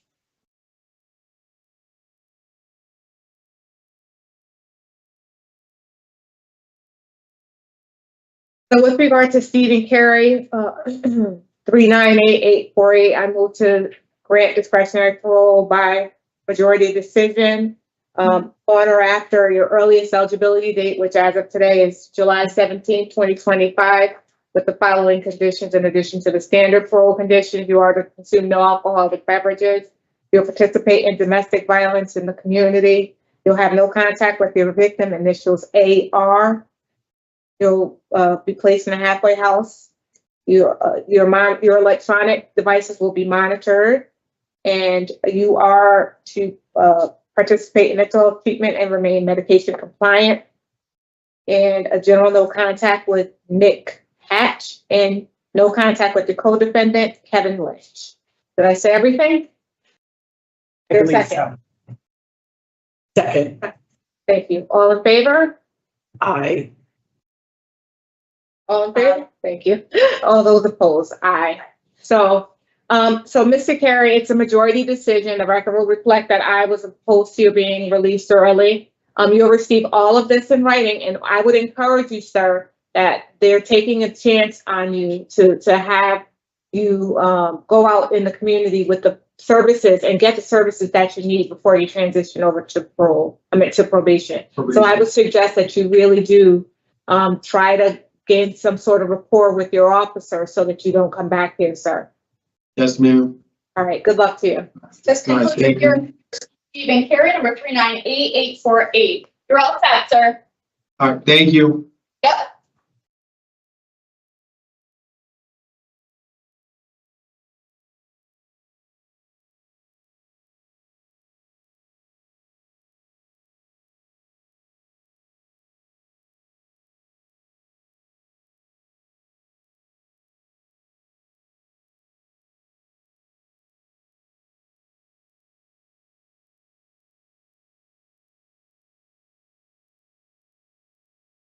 Good morning, Mr. Newkirk. Good morning. We're gonna be right with you, okay? Just a few minutes, We're gonna, okay? yeah, we're gonna take like a 5-minute recess. We'll be right back, okay? All right.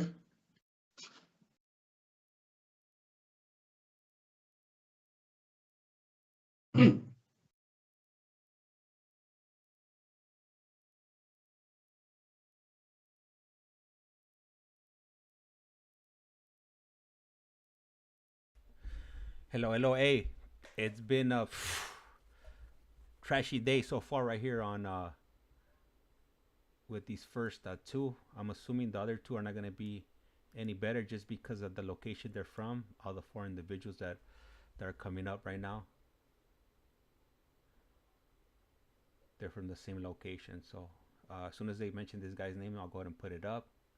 And if you haven't done so, please do so. If you guys could go ahead and hit that thumbs up, it doesn't cost you anything. It's free 99. And with that, I'm going back into the background.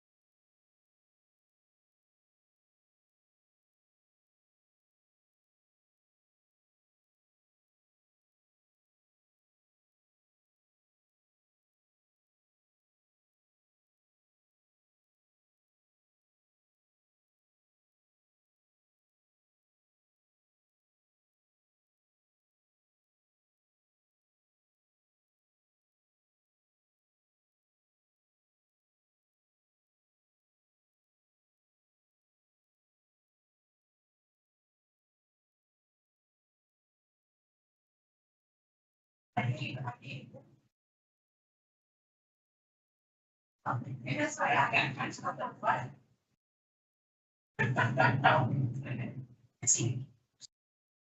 I didn't go there with that.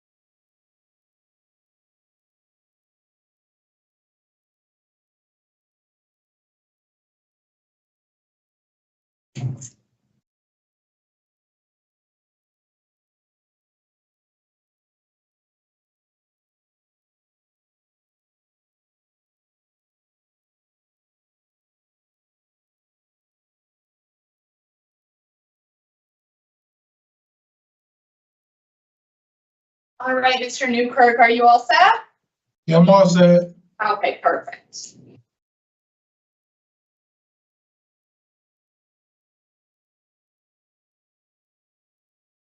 Good morning, my name is Parole Officer Macalozzi. Today is Thursday, February 13th, 2025. This is a hearing of the Connecticut Board of Pardons and Paroles. Following board members are present this morning and by stating their names on the record, certify that they have reviewed all statutorily required documents and available pertinent information in preparation of this hearing. Morning, I'm Pamela Waterbury. I'm Ellen Zappo Sassoon. Nancy Turner, good morning. Good morning. State your name and inmate number for the record. Huh? Can you please state your name and inmate number for the record? Joseph Newkirk, 288-309. Thank you. This hearing is being conducted in consideration of the parole application for Joseph Newkirk, 288-309. He is serving a sentence of 12 years execution suspended after 6 years and 5 years probation for assault first. As of today, records reflect a parole eligibility date of June 11th of 25. There is no victim input in this case. There is an offender accountability plan for the offender. It has been reviewed and shows that the offender has completed mental health groups and he holds a facility job. Utilizing the statewide collaborative offender risk evaluation system, the offender scores within the moderate range risk for recidivism. Mr. Newkirk, this is your opportunity to express to the board why you believe you should be granted parole. You may begin, sir. The reason why I think I should be able to get parole is because I had a job. I've been working on my life, reading books and stuff like that, going to school, making sure my life is good. And I don't want to come back to jail anymore. So I talked to my kids. Sorry, I'm a little nervous, but I just would like to go home. I just think I think that I got a lot to prove. Okay, Mr. Newkirk, we appreciate that statement. We have some questions for you. Are you ready? Yes. All right, Ms. Sabo. Good morning, Mr. Newkirk. Good morning. You just Can I mentioned. say something real fast? Sure. I was nervous. Like I have a bad time speaking on camera. That's why I didn't get to be able to say what I wanted to, what I'm not able to say. Well, you can you feel free to say what it is that you'd like us to know, Mr. Newkirk. And I also been out of trouble. I haven't caught any tickets, any DRs in 5 years. I've been ticket free, and even when I got assaulted, I didn't fight back. I got assaulted twice, and I didn't fight back because I wanted to be able to try to make parole and try to see my kids. I had this job that I got in the block. I got this job for 4 years. I've been going to school. I do whatever I got to do to make my life better on the outside. I write to my mom every day. I talk to my mom. I talk to my brothers. My brothers, they big support system, and I got a lot of support system out there. I got a couple kids that I got 3 kids that I talk to every other day. They're doing good in school, and I'll be teaching them stuff like not to become like me, coming back and forth with the judicial system. Me personally, I think I should get parole because I never, out of all my incarcerations, I never received parole out of all my incarcerations because I was classified as an SRG member, and I denounced myself. And now that I got a bunch of enemies in jail because I denounced my colors. All right. Thank you. Yeah. Good morning, Mr. Newkirk. Good morning. So thank you for those additional comments, because they're helpful to understand, what you're thinking while you've been incarcerated. You mentioned in your statement that you don't want to go back in after this one is done. But you've been in several times before this incarceration. So can you just talk to me a little bit about what's going to be different this time besides, you're working on your life and you want to see your kids? What does your release plan look like? What are you going to do? And where are you going to go? Well, I was planning on going to if I was to make parole, I was planning on making parole to the Dana House. And I got a job. My brother said he's going to try to give me a job at his job. And the reason why I think that I won't reoffend is because I got my mind on straight. Before I didn't have my mind. I just turned 40 years old. I'm not getting any younger. It's time for me to stop playing around and stop going back to jail because my kids is getting bigger. My daughter said to me, she said, "Dad, if you come back to jail, Mommy says she ain't gonna let you talk to us anymore." And I think that's a big motivation for me to talk to my kids and be there for my kids and be there for myself also. I found out that I'm pre-diabetic. I'm pre-diabetic, so I don't want to die in prison. They gave me that I say 2 months ago. They told me that I was borderline diabetic, and I'm not trying to die in prison. I'm not trying to have any fights with anybody, and the reason why I committed the assault first is because the guy, we was all high, and plus I'm trying to stay sober. That's number one. My main goal was to stay sober, because I do crazy stuff when I'm high. But when we was high on PCP, we was high off weed, and he was high off of crack. the guy who I assaulted, and he tried to rape me. Like I had like shorts. It was summertime, and I had shorts on, and he tried to rub up my leg, and the witness said that I just took that knife off the table and cut him a couple times. But I don't really remember. I don't remember that. I had blacked out. I suffer from mental health. Yeah. So we do have all of the reports, including your medical reports. So we're familiar with the conditions. So you don't have to say a lot about them on camera because we've read it. So your drug use obviously is contributed to the problems that you've had. You did not have the opportunity to take an addiction services program while you've been in. Have you taken them in the past? They have in this jail only like the block that I'm on. I can't go to a different block because I'm on a low mental health block. I'm not able to go to a different block or maybe to a different place and do like groups. I only can do groups on a block. So the groups that you are doing on your block, have you talked about and have you received guidance about your drug use in the past? Yeah, I'm taking anger management classes. Okay. And I'm taking anger management classes and dual diagnosis classes. When they talk about drugs, and I talk to like when we in group, I open up in group about how I would like to get off of drugs and stuff like that. Because when I'm on drugs, I don't like the way I am on drugs. My family said, Joe, you could come around if you're not on drugs. So my family is my big motivation right now, and that's what I want in my family in my life, because I feel like I'm all alone.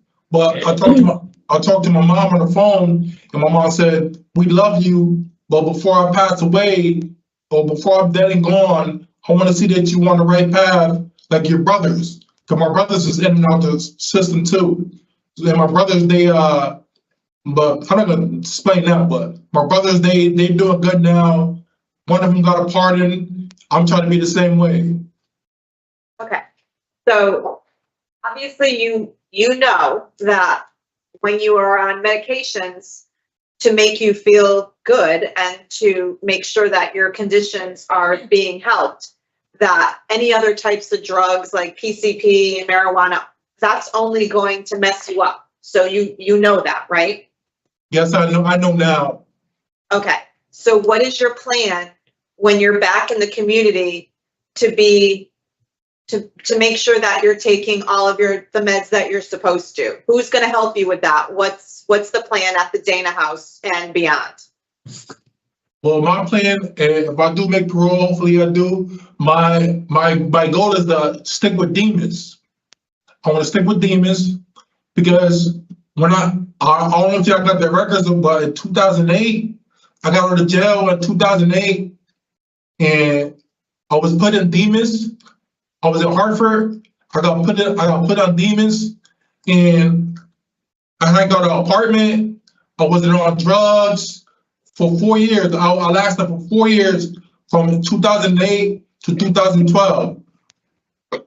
I wasn't doing drugs or anything like that, and I wasn't in jail or anything. And I was just doing good. And then I stopped I started hanging around the wrong crowd. I started letting drug addicts live in my apartment. And then demons stopped helping me because I stopped going to appointments and stuff like that. And I just fell off track. So I think one of the concerns that we have, Mr. Newkirk, is what's going to prevent that from happening again, where you start out doing really good and then something happens and you make bad decisions. How are we going to stop that cycle? Because this is your 5th incarceration. Well, one thing I could tell you is that I'm motivated. That's the only thing I can say.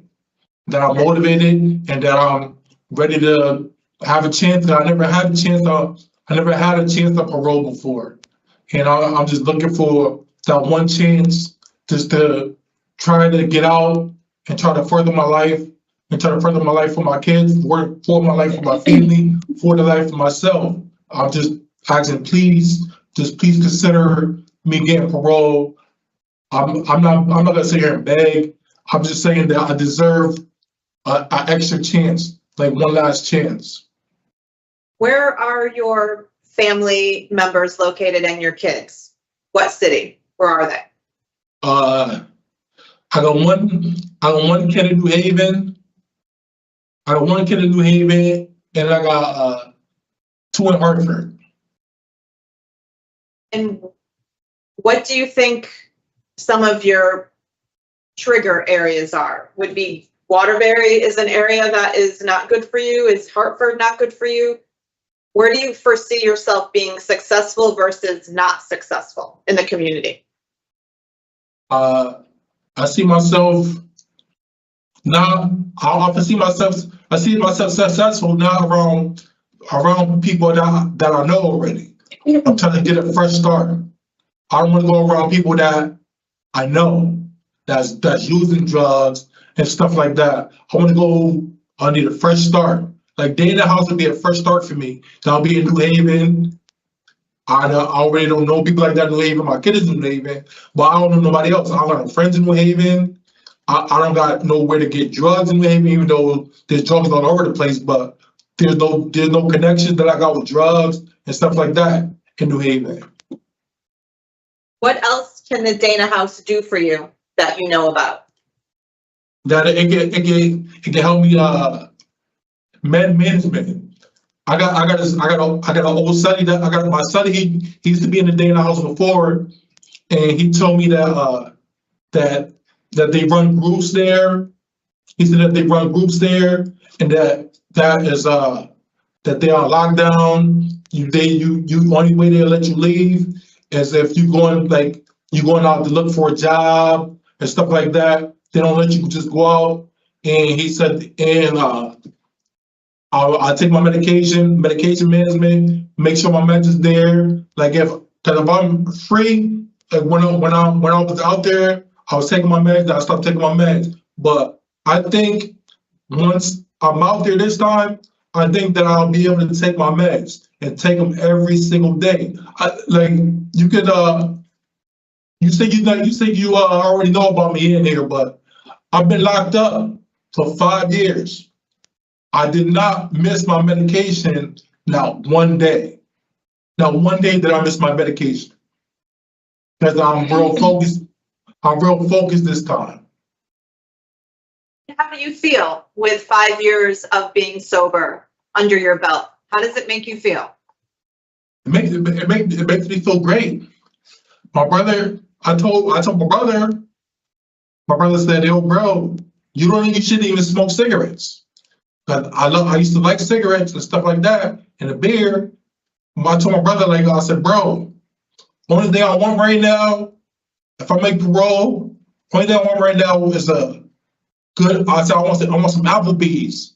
And my brother said, bro, we're not gonna give you the Applebee's, we're gonna give you a nice cooked meal. So I just love my family. I just want to get home to my family. That's it. Thank you for talking to me, Madam Chair. Yeah. Thank you. Ms. Turner? I have no questions for Mr. Newkirk. Yeah. Why not Olive Garden? Right. Huh? You What'd said, you why say? not Olive I Garden? said, why not Olive Garden? Oh, You're there, your family. I ate Olive Garden before. Reason why I don't like Olive Garden because I get full of their breadsticks. Oh, all right. Yeah, that's a problem. They give you unlimited breadsticks, and by the time the main course come, I'm full already. That's true. Me too.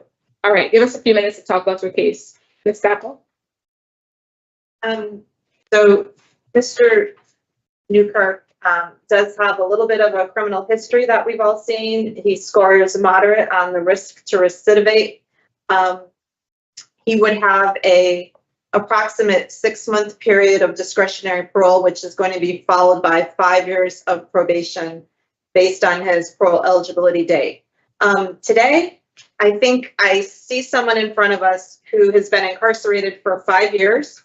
And during that time, he has, in a structured environment, has learned to be medically compliant, has a release plan that includes continuing that structure with a halfway house placement, preferably somewhere that he knows what the structure is. He specified the Dana House.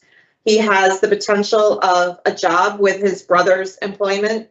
He is committing to his sobriety and is motivated by his family and his children and his age, knowing that a significant amount of his life has been spent behind bars at this point.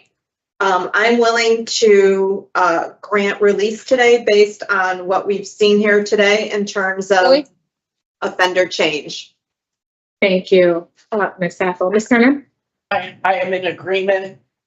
He's spent half his life with criminal justice system involvement, and I hear that he wants more for the rest of his life, and I wish him much success. Thank you. So, Madam Chair, I had started to check off. We have a victim, LH, halfway house placement. I wasn't sure about alcohol. I just had the mental health, the treatment and medication compliance. Okay, and that was my second question, was one of the mental health. So mental health, treatment, and medication compliance. Ms. Turner, do you have? Yeah, I actually had no alcohol because on his mental health evaluation, there was an indication of daily use. Okay. As a problem. So with regard to Joseph Newkirk, 288309, I move to grant discretionary parole on or after its earliest eligibility date, which is June 11, 2025, with the following conditions. In addition to the standard parole conditions, you are to consume no alcoholic beverages. You are to have no contact with your victim, initials LH. You'll participate in mental health treatment and remain medication compliance, and you ask for a halfway house for residential placement. Did I say everything? There a second? Second. All in favor? Aye. Right, this concludes the hearing. This concludes the hearing for Joseph Newkirk, number 288309. All right, you're all set. You're sir. all set. Am I granted? Yes. Excuse me. Am I granted? Thank you. Thank you.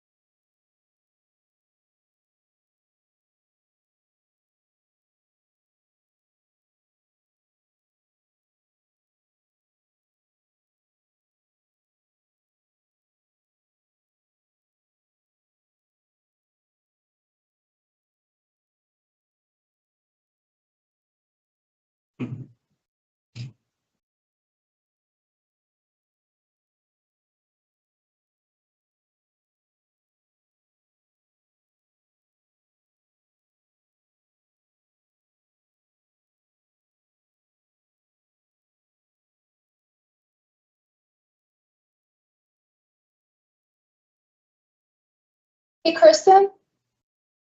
Can you, is that, You want me to try dialing Cheshire? can you hang up Garner and try dialing Cheshire? It said they were in a meeting, so I'm thinking that they're trying to call us. In a meeting, they're already invited to today's meeting, so that shows on their calendar. Oh, I see, okay.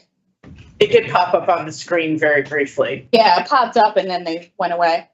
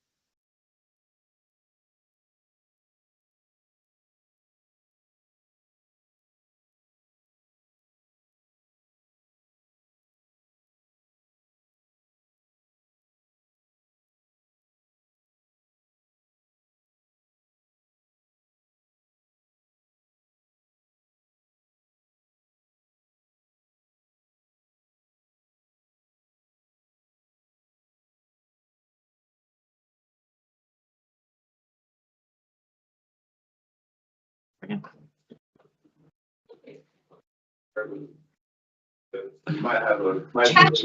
you hear us? Yes, I can. Can you just hit your video button, the little video? Yep, hold on. This wasn't working out. Oh, yep.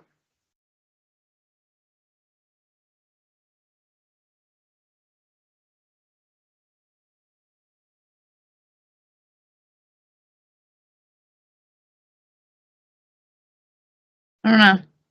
I'm gonna just hang up and call you right back. Okay, sounds It's good. frozen. All right. All right, sounds good. Thank you. Come on.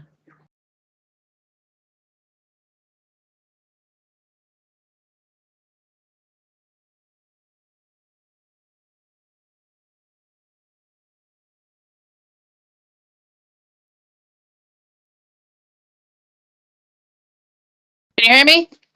I can hear you. I just can't see you. It's on. The camera? Yeah, the camera. It says it's working. I can see myself. Huh. I can see the Cheshire, so let me come to the room, Lizzie, and take a look at your screen. All right, I thank can you. see it as well. Yeah. Oh, okay. So It must be us. it's just us. Yeah, it's good? Hold on. Yeah, just stay. Yeah, leave it there for a second. I'm gonna have IT, the tech person come in. Okay. And how long are you gonna be with him? So Mr. Haines, I'm not sure. What do you think? 20 minutes? Yeah. 20 minutes? okay, so I'll just start calling the annex guys next. And Yancy, can you can do whatever order, but can we have Bussey last? Busey? Bussey, Carl Bussey. Can we do him last? Okay, do you know what block he's in? I can look quick. Hold on. Or I can get the paper while you do that. I'll go get the paper. All right. I'll be back.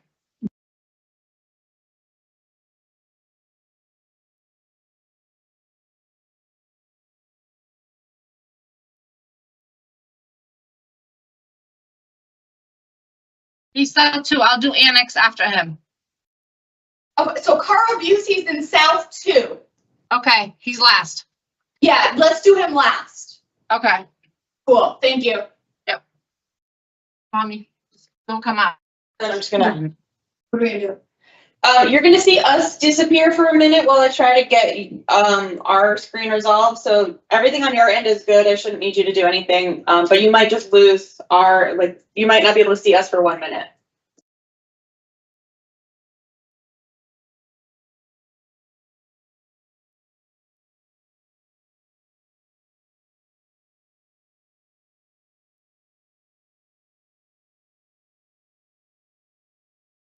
Gosh. Oh, there we go. Perfect. Okay.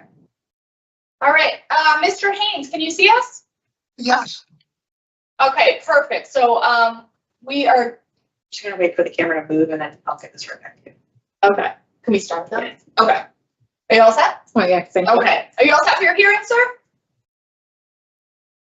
Mr. Haines, are you all set for your hearing? Yes. Okay.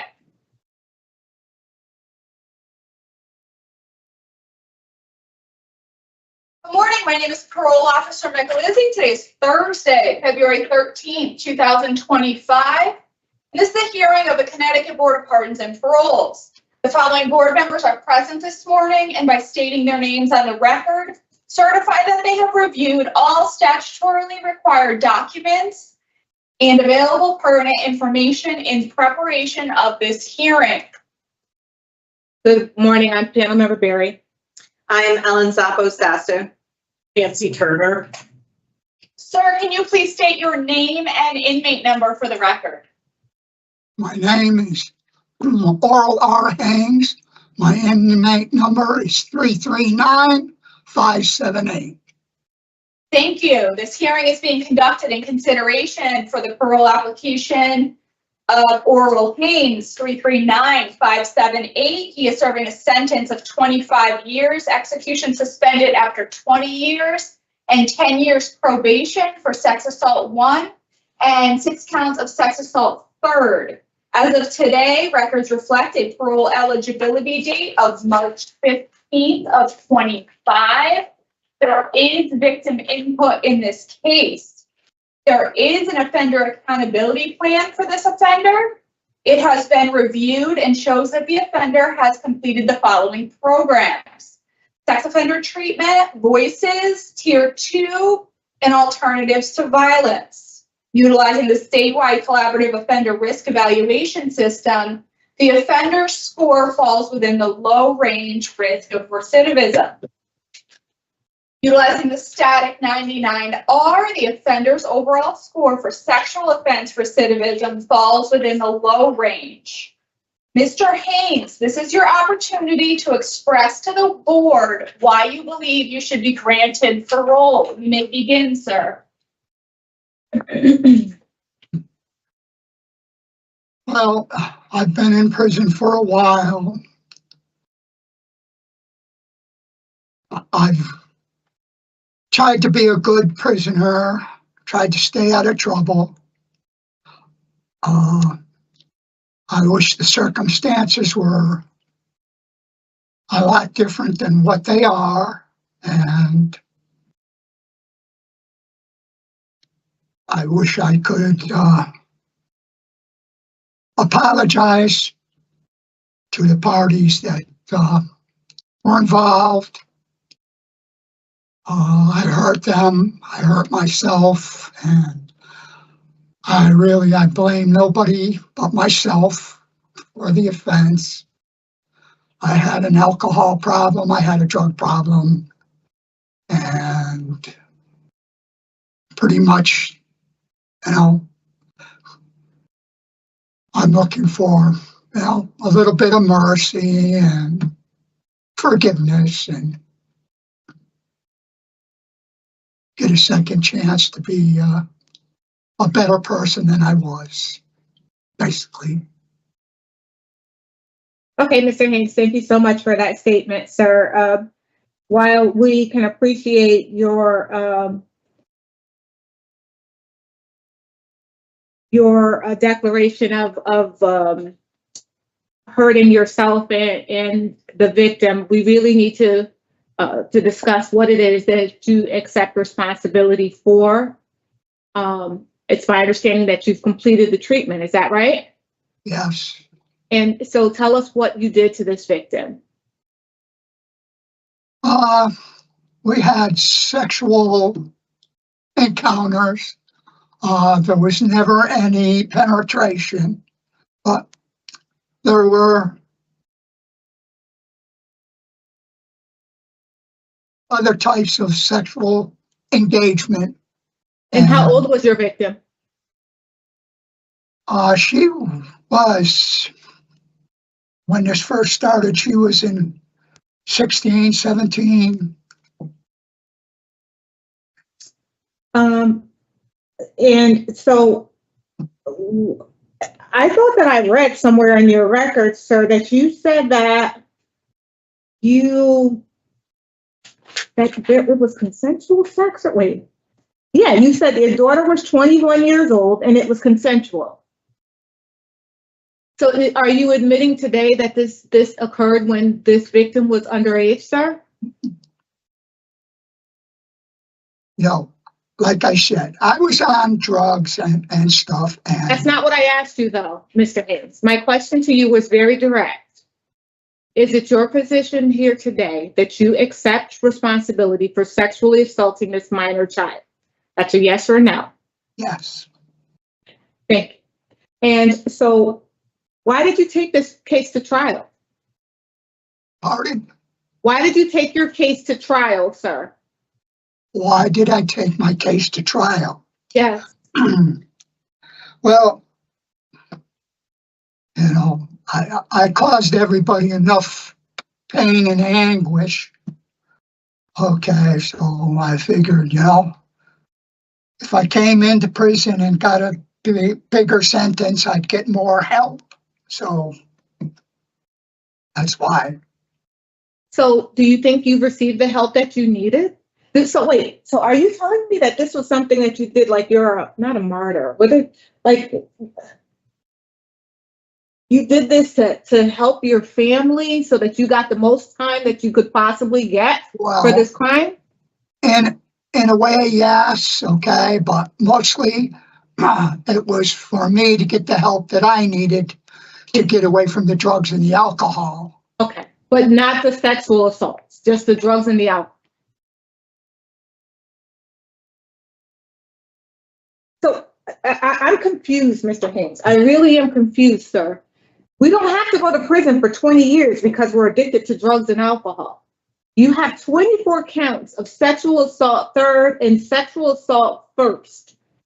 It says nothing in here about your being convicted for possession of narcotics or being, I don't see any conviction for any drugs, sir. Like I said, at this time I was doing a lot of drugs and. So are you saying that the only reason why you did this to this victim is because you were under the influence? Yes. Yes. Okay. I mean, you're saying something completely different than the stuff that I've read about your case, sir. In fact, when you spoke to the parole officer in preparation for today's hearing, and she asked you about your crime, sir, you said to her that you never really forced the victim to have sex with you. Did you force this victim to have sex with you, sir? No, I never forced her to do anything. So. Okay. So this started at 9, when she was 9 years old, right?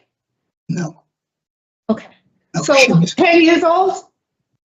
Oh, she was a teenager, 13, 14. That's still a minor, sir. And so what do you know after you've participated in treatment about minors and their ability to consent?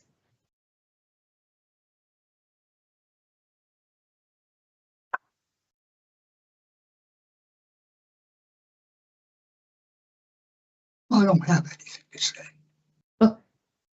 So it's important that we understand, sir, that you're here today to be considered for discretionary parole.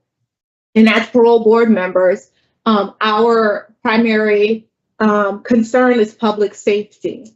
And so one of the ways that we gauge whether or not a person has been rehabilitated is by their program participation, their behavior in the facility, their acceptance of responsibility for their actions, sir, and their ability to identify some of the things that they were doing when the crime occurred and how they can avoid those behaviors in the future.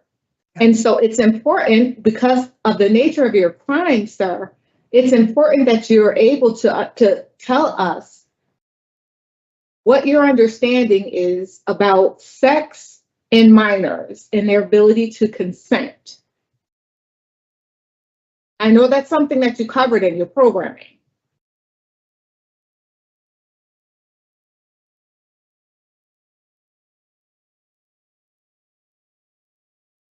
I don't know what to say. Okay. All right. And so you said in your opening statement that you, if you had an opportunity, you wanted to apologize to your victim. What would you like to say? What would you say to her if she asked, Daddy, why did you do this? Well, things weren't going too good, okay, and me and my wife, we were having troubles, okay, and my daughter was. Mr. Haines, I asked you about, you said you wanted to apologize to your victim, and so I'm asking you what you would say to your victim in an apology.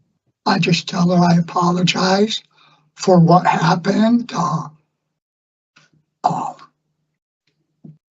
What happened? You apologize for sexually assaulting her and taking her innocence away, and all the mental anguish and physical anguish that she has encountered as a result of your actions. Yes. You apologize for those, and you wish that you had a chance to do it over again, and you wouldn't do this to her or anyone else. You were sick and that you needed help, kind of thing. That's an apology. Not, what did he say his apology was? Sorry for what happened. Oh, okay. I thought so. Okay. All right, Ms. Turner, do you have questions for Mr. Haines? Mr. Haines, the records that we have about your substance use. What drugs were you so heavily involved in?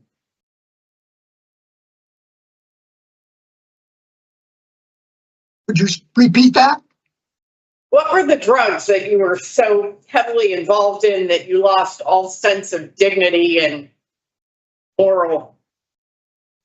I was doing a lot of marijuana, okay, a little TLC and alcohol, and I think you mean THC.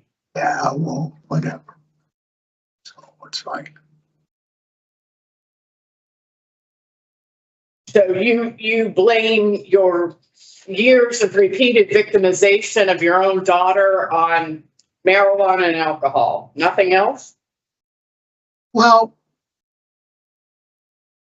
I was sexually assaulted when I was young, so it's like, you know, a lot of things happened to me, and I was going through a hard time.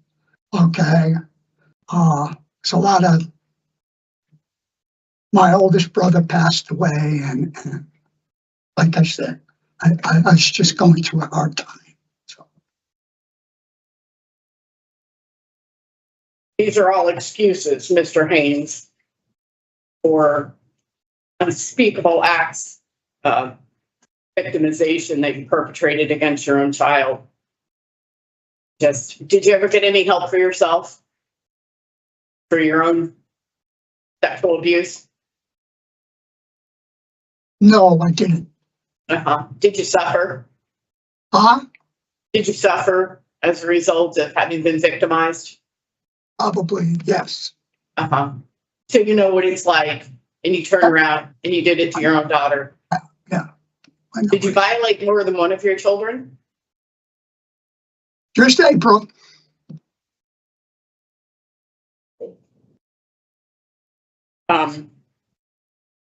You know, when my colleague asked you about force, and you really go out of your way to minimize responsibility, even today, your language was you apologize to the parties involved. And you apologize for what happened. These were acts and choices that you made to manipulate, groom, and violate this child. And when asked about force, you said no, you know, but the reality was in the police report that the two of your daughters told the police that they and their brother Stephen slept with knives under their mattress because they were so afraid that you were going to kill them all while they slept. So you didn't have to use force. You terrorized your own children, sir. I have no more questions, Madam Chair. Thank you, Ms. Turner. Ms. Apple? Yes. Mr. Haines, during your sentencing, the judge referenced that he found you without remorse or regrets. Has that changed in the ensuing years since you've been incarcerated? Yes, it has. Can you talk about it?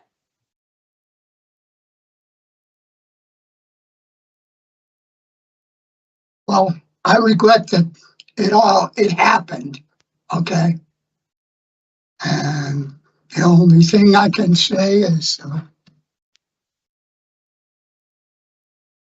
I wish I could go back in time and prevent it all, but that's not going to happen. So, and one thing I would like to add, okay,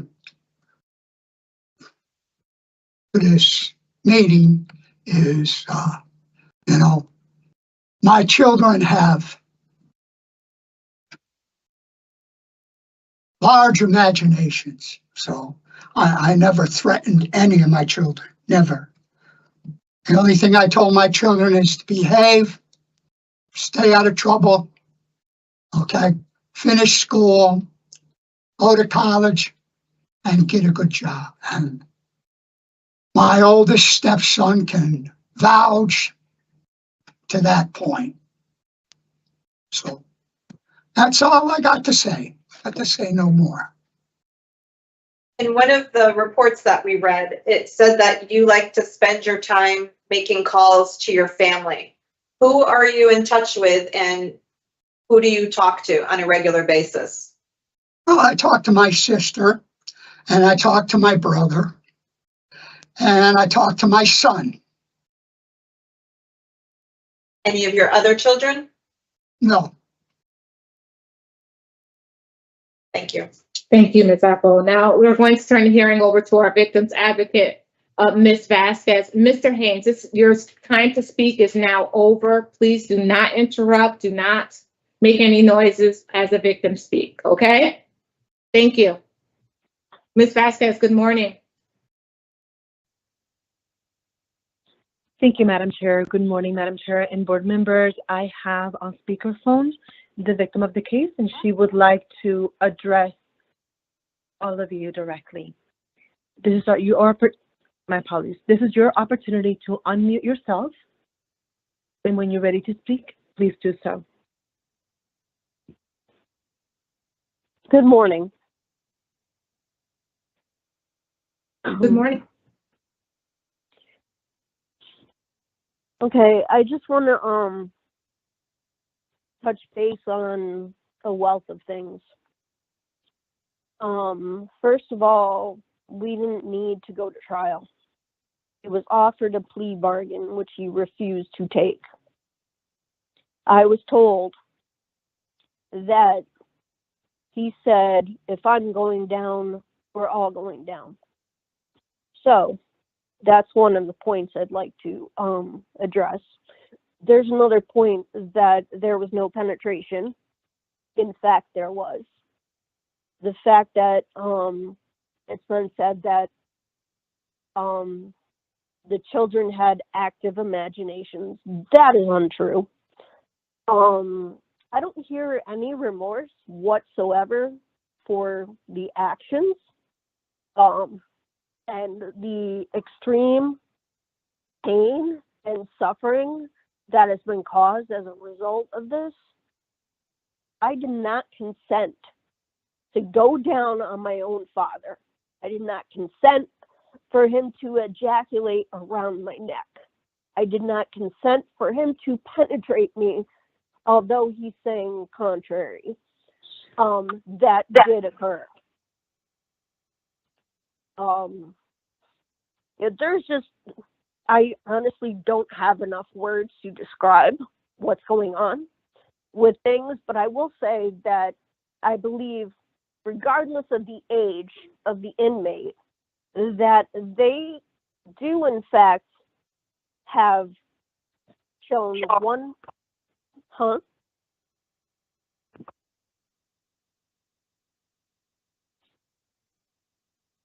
May I continue? Yes, you may. Thank you. I'm sorry. I thought somebody said something. So I think that the inmate will in fact reoffend. I do have fears for the community. I have had to relocate as a result of everything that happened. I have fractured relationships with other family members as a result of what happened and the outcome of the trial. I only communicate with 2 of my 4 siblings as a result of this. And I cannot go back to my childhood home and visit one of my siblings as a result of this. I've relocated 7 different times as a result of what happened to me. I have a wealth of different health conditions that I have to address. Mental health is a big thing. It's been a big thing. For me, the sentence that the inmate was given was not adequate because I have a life sentence now as a result of what he did. And I cannot press enough that he doesn't have any remorse and that he is in fact at a risk to reoffend. He cannot be honest in this hearing, and he was not honest in the trial and when he was interviewed. So that's about all I have to say on the matter because I don't want to get too emotional and make myself sick. Thank you. Thank you. Thank you for your statement, Madam Chair and board members. This is all that I have for this particular case. Thank you. Thank you. Thank you, Ms. Vasquez. So at this time, we're going to deliberate and we'll give you our decision shortly, Mr. Haines. So prior to the victim's input, I did have Mr. Haines denied discretionary parole. That has not changed with the victim's statement. I believe that Mr. Haines has a lot of work to do on himself in his accepting responsibility and taking accountability for his actions and the impact that his actions has had on his family, not just himself. So I do not have him granted discretionary parole, and I would deny based on the nature and circumstance of his offense, the injury and impact to the victim and or the victim's family. Ms. Turner. I concur fully. I would add inadequate evidence of offender change. Okay.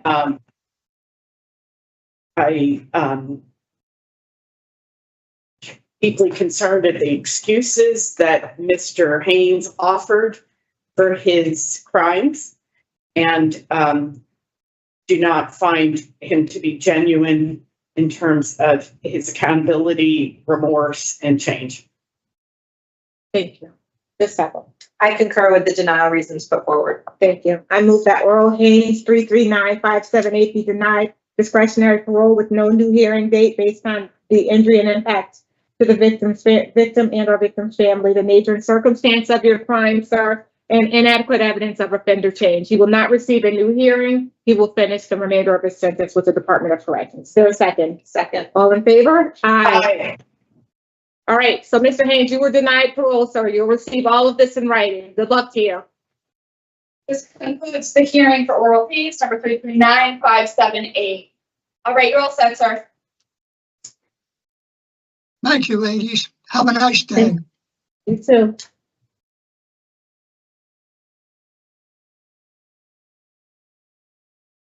Please exit the room, Mr. Haines. You can exit. You can get up and leave. You can leave.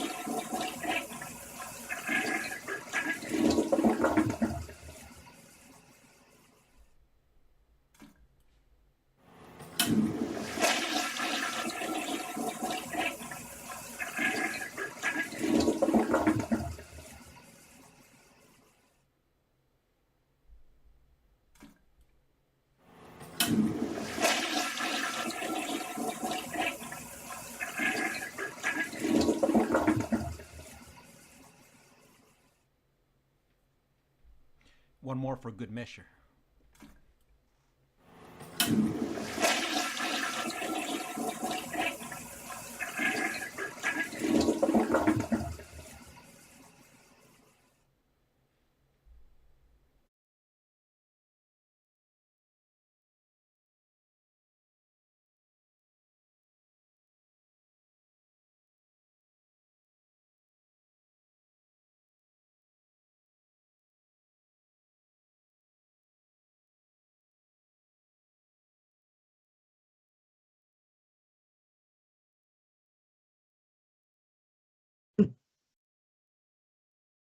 He's still in there.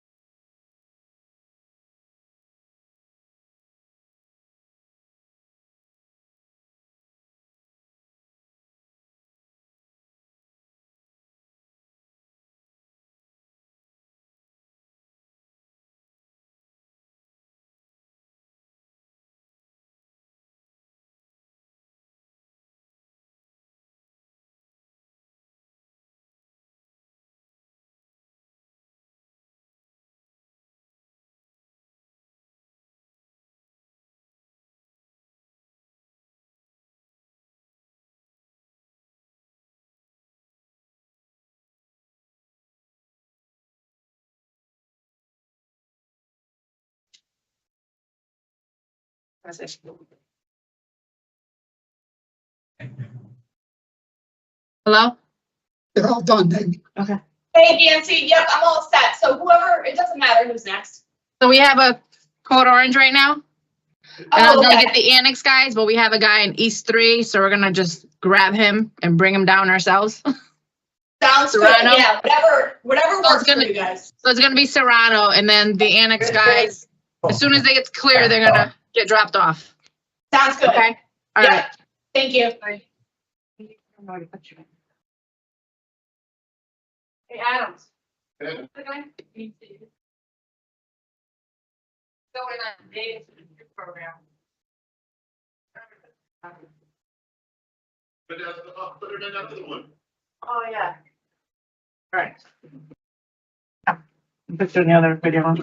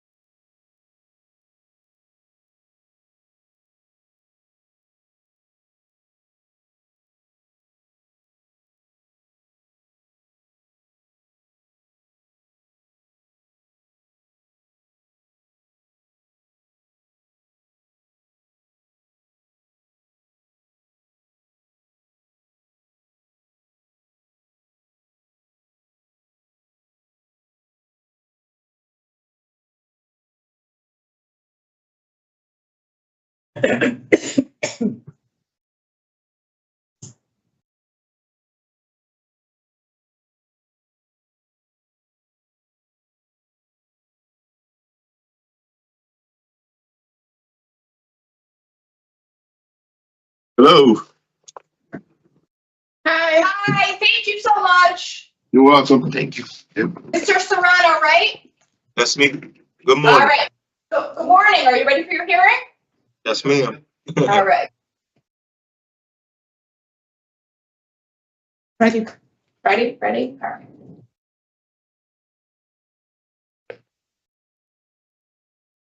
Good morning. My name is Parole Officer McLizzie. Today is Thursday, February 13th, 2025. And this is a hearing of the Connecticut Board of Pardons and Paroles.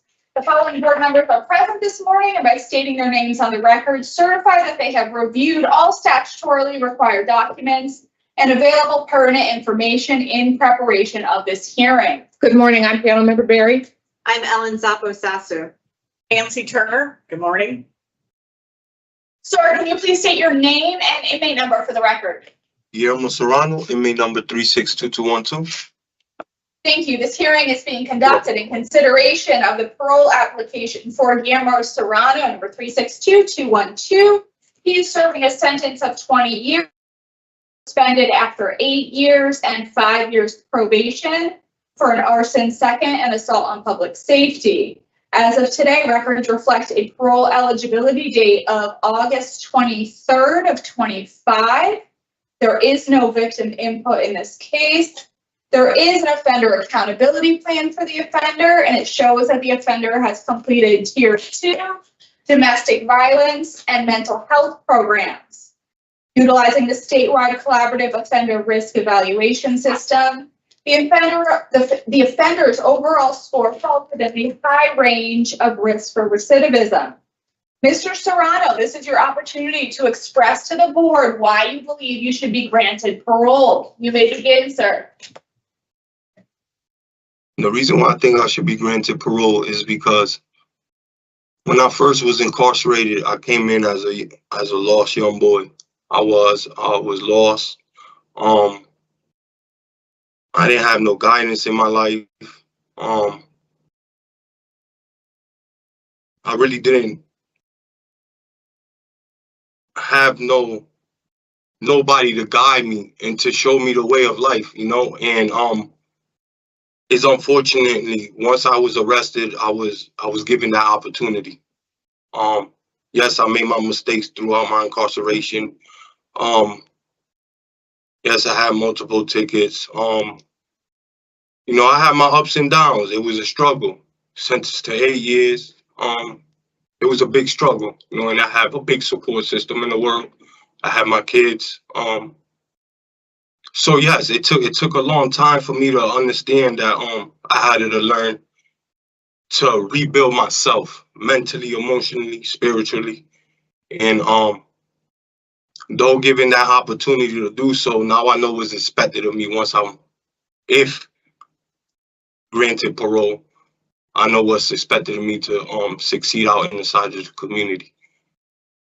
Okay, well, thank you very much, Mr. Serrano, for that opening statement. We have some questions for you after reviewing your file, and when we're done with our question and answer period, we will deliberate and give you our decision. Okay? Yes, ma'am. Yes, ma'am. Right. Ms. Turner will start with questions. Morning, Mr. Serrano. Good morning, ma'am. I appreciate what you had to say. And, you know, obviously what we have in the documents that were available to us is a very concerning picture. So having rebuilt yourself as you described it, why don't you tell me who you are? Who I am. All right. I'm a 33-year-old man. I'm a father of 2. I'm a person that, you know, I have a good spirit. I love helping everybody else out. I give my last. I'm an outgoing person. I love to draw. I like to laugh. I like to spend time with friends and family. I'm just an overall outgoing person. And if a person is given the opportunity to really get to know me and really learn who I am, I can have the opportunity to show that person that I'm really an outgoing person. I'm a lovable person. I take care of people. I try to do my best to go out my way for people, and it's just who I am. And sometimes throughout my life, it caused me a little damage. You know, you got people that take their kindness for weakness, but I've learned to be me and just continue to help people. Mr. Serrano, are you a positive person in addition to being outgoing? Is it positive energy you give off? Yes, 9 times out of 10 is more of a positive energy. Yes.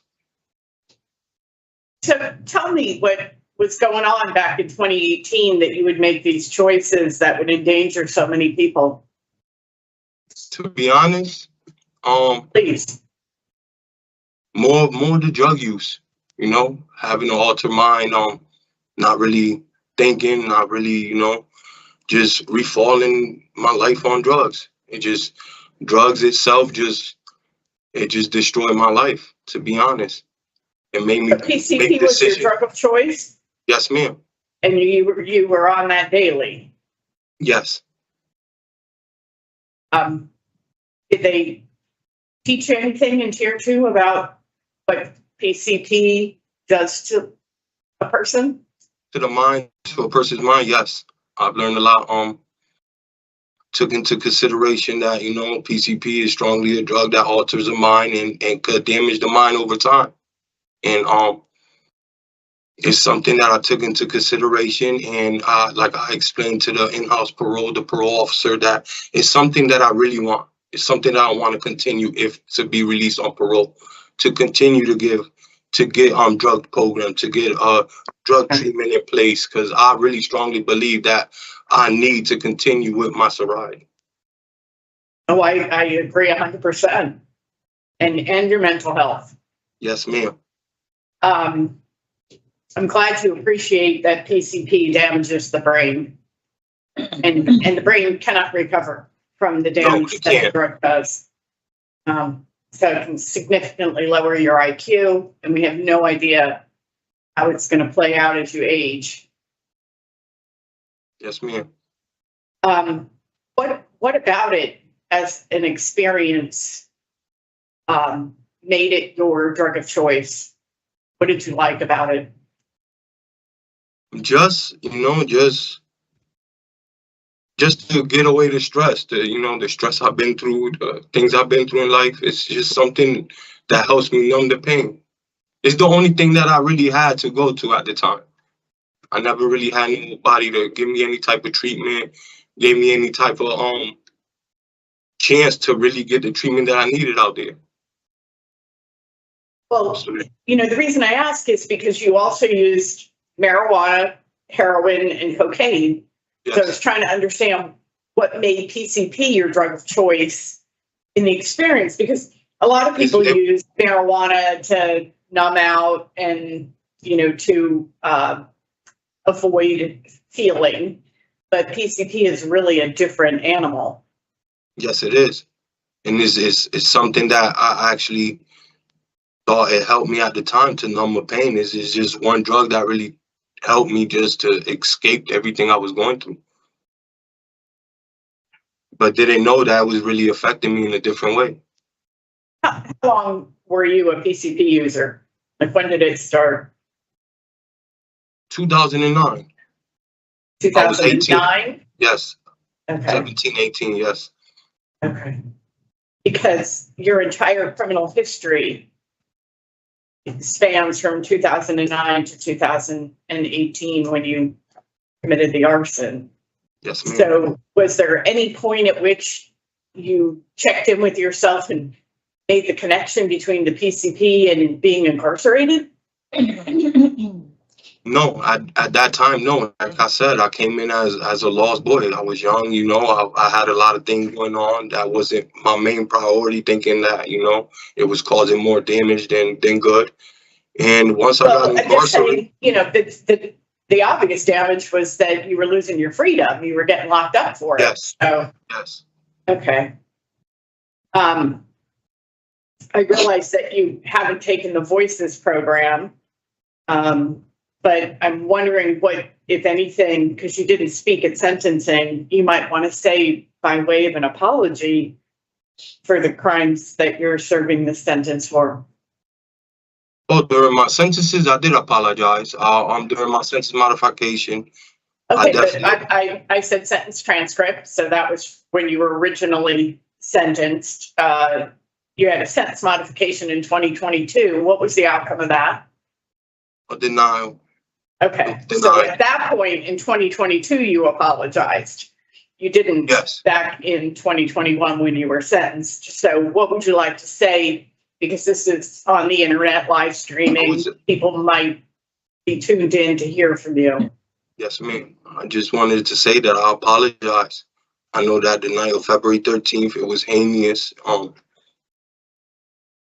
It should have never happened. I should have went about the situation a different way. And I apologize to the victims. And pray that y'all forgive me and give me a second chance at society. So what do you think the harm was that you caused 6 years ago today? To be honest, the harm that I caused is putting the firefighters and the police officers at life at risk. That's part of it. Yeah, 4 firefighters were injured fighting the blaze that you set. Yes, ma'am, and causing the 53 people that was housed at that time at the Grand Memorial Lounge, caused them their freedom and their living conditions. So I also apologize to them. I'm glad to hear you apologize, but I'm asking you about the harm. Like, what do you think the impact was on them and their lives? I think it was a big impact. I think it impacted them and affected them in their lives. I know like bodily injuries, just battling the fire mentally, it was a big situation, and I know I caused people bodily harm, and and I know I caused them probably mental health state of mind where it was bad. It was bad. It was something that I know that it could have came out a lot worse. It could have been a lot worse. You think they were traumatized? Yes, ma'am. Yes. I was staying at a hotel 20 years ago that caught fire in New Hampshire. I still remember it like it was yesterday. Yeah, because people die in fires. Yes, ma'am. Sleep through the smoke alarms. Maybe the smoke alarms weren't even working. It's incredibly serious, the choices that you were making. Why? Why did you set the fire? To be honest. Please, all of this should be honesty. I don't know what really crossed my mind that night.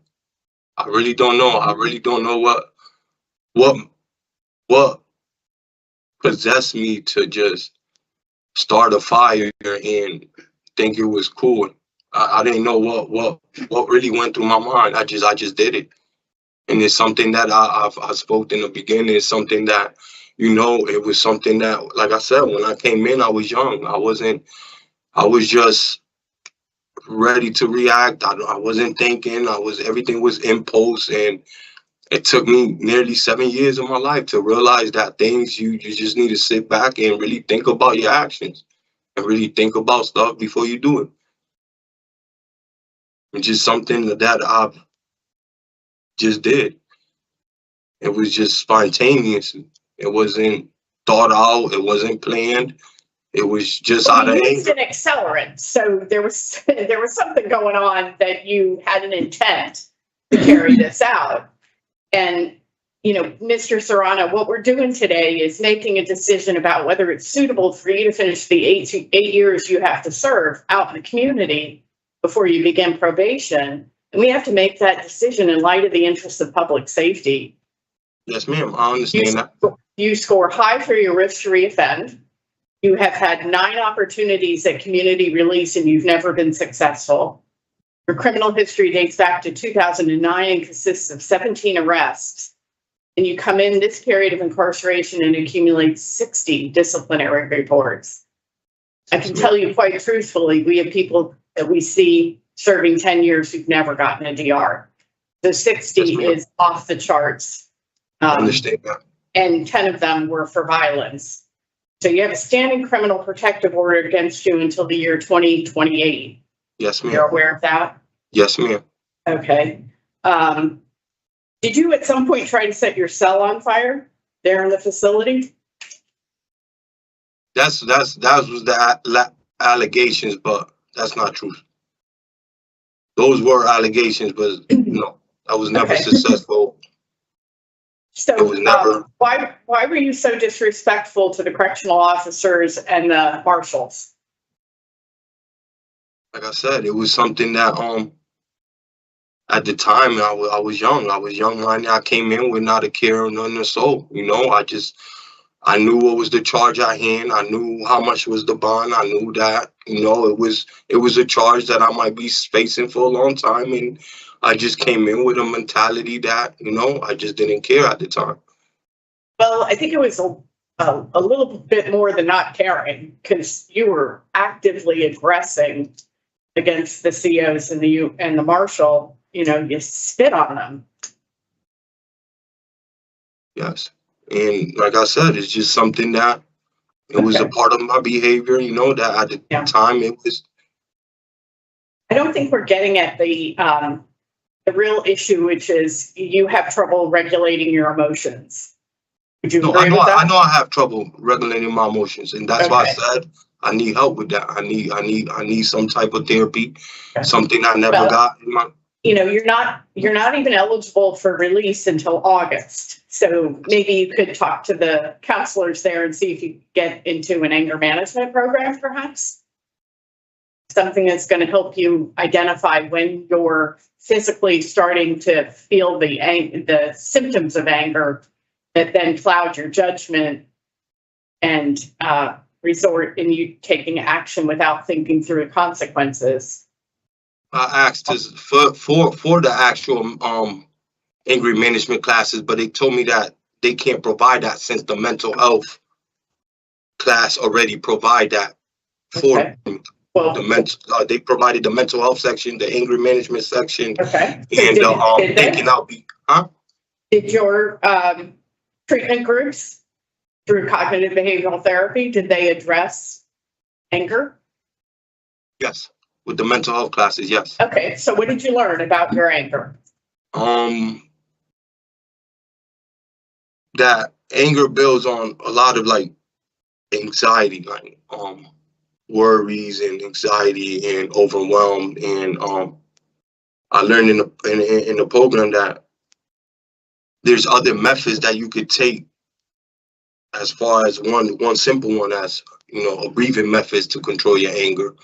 And 9 times out of 10, a lot of times, one of them that they recommended for me was to talk to somebody, because they feel that the need that I don't talk to nobody. I just hold my emotions in. Yeah. So they recommended it. Like, then it just explodes out of you. Yeah, without talking about them. So they just recommended me, you know, to look for therapy and to talk more about my history, like my past. Mm-hmm. So that I can move forward with my life. They think that my past is holding me from moving on with my future. You have a lot of anger about your childhood? Yes, just being in the, you know, in DCF for 7 years straight. It was, you know, I've been through a lot. And it's something that I feel that in here, yes, they provide a lot of programs. They do provide a lot of activities for you to grow, but the activities that they provide you with, they don't sit there with you and actually guide you through them. It's something that they just have you sign up for. You need some more support with that. I need somebody that could really sit with me, and I could go weekly and then go see them and really talk to them and really figure out how can I get over this obstacle of my past. Because I do want to go home and some people would say, Mr. Serrano, that, you know, get over it, you plow through it. You got to feel the feelings that you've been stuffing and disguising as anger, to let go of it. And I think I just need somebody to help me do that. You know, I've raised myself for many years. I just think at this point I really need, and I'm acknowledging that I need help, and I'm looking for the help out there. Right, because drug use didn't fix it, did it? It's not. Yeah. It's not bringing me nowhere in life. Yeah. I do need the help. For the domestic violence program, you had 4 different assault 3 charges in the past from 2014 to 2018, and you had punched your girlfriend in the face, knocking out one of her teeth. So what did you learn about in the domestic violence program that's going to help you? I learned a lot. I learned in the domestic violence program that not only that it affects you, it truly affects the next person. How they carry out mentally with the rest of their lives, and how it affects their relationship with the next person. You know, I've learned that not only that, in a lot of domestic violence cases, it turns out 9 times out of 10, it turns out deadly. And there is methods that you could take as far as, knowing that when the domestic violence is at hand, there is methods that you could take that, you could just walk away from the situation and not be violent and not verbally disrespect your partner or physically disrespect your partner, or, just caring for that person, as far as, just making sure you love that person. And once you're in a relationship, if you truly love that person, you won't put your hands on that person or disrespect them. Absolutely. Well said, Mr. Serrano. That's what I've learned. Yeah. Because, all the violence gets you is your partner's afraid of you. Yes, ma'am. And I've learned that. I've learned that in the past. I have partners tell me that, they were scared of me after a while. And it did. It broke my heart. It broke my heart to hear that. Because I don't want a person to be scared of me. I want a person to love me for who I am. You love yourself, Mr. Serrano? I love myself. Yeah, at times I put a lot of high hopes for myself. Have you forgiven yourself? No, ma'am. I haven't forgiven myself for a lot of things I've done. That's something to work on, isn't it? Yes, ma'am. Mm-hmm. It's a lot to carry around with you. Yes, ma'am. Next time you say you love yourself, smile. Yeah. That's a huge step, sir. It is. It's a huge step. It is. Last question. Do you have any life goals? Well, right now, yes. So I've been enrolled in GED. I'm actually in GED right now. So me and my sister spoke. If it was to be released, I'm going into Manchester High Night School to complete the rest of my GED course. And then I guess my stepfather wants me to go to class for my cross country for my CDLs. It's something that we discussed to talk about because it's something that I think I'm gonna need. Just to be on the road, just to have a job, just to get my life on track. Stay away from the negativity. I have goals. And I have a great family that's willing to help me. You're very lucky. A lot of people sitting where you sit have nobody. Yeah, I know. I get told that every day. So, Mr. Serrano, no matter how it goes today, I believe in you. Yes, ma'am. Thank you. I believe in myself, too. Good. That's a beautiful thing. It's a huge step. It may not translate into parole in August, but you are end of sentence in September 2026. So keep your focus, keep working on yourself. Yes, ma'am. You've had decades of hiding from yourself. So you have to unwind and find out really who you are. And I wish you much success, sir. Thank you, Madam Chair. Thank you. Thank you, Ms. Turner. Ms. Apple? Yes, Mr. Serrano, I'm going to ask you one question that might be a little difficult to answer. And then the reason I'm asking it is I want to go in a positive direction, but I want to start in 2008 when you had your first interaction with the criminal justice system. And you said in one of the interviews that you were not built for this and you didn't want to come back. And you were 17 at the time. So I think the conversation that we've had with you over the last few minutes, we understand what you were going through and some of the challenges. And frankly, the influence of a significant amount of drugs and how they affected you. So in the ensuing 17 years, you've had this, but you've also had 2 daughters. Can you spend a few minutes telling me about your daughters and how everything has affected them? It affected them. It affected my oldest daughter by, just her acting up in school, talking back to the parents, just her just seeking attention. And I know her seeking attention is a lack of attention that I gave her over the years. And I talk to her daily. And something that I need to come home to. So you still have a relationship, and this is the daughter that's 13. Yes, ma'am. Okay, what about your younger daughter? I really don't have any contact. The mother decided to separate herself from me, and it's been almost 6 years, 7 years. So, it's a lack of communication there. Do you have decent relationship with the mother of your 13-year-old? Yes. So you see that as a relationship that you'll be continuing with your daughter upon release? Yes. And they're in the area? Yes. Okay. As part of what we received today, we did receive letters of support from your sister, from your stepfather, from your mother, that do paint a different picture than what we've read in some of the other reports.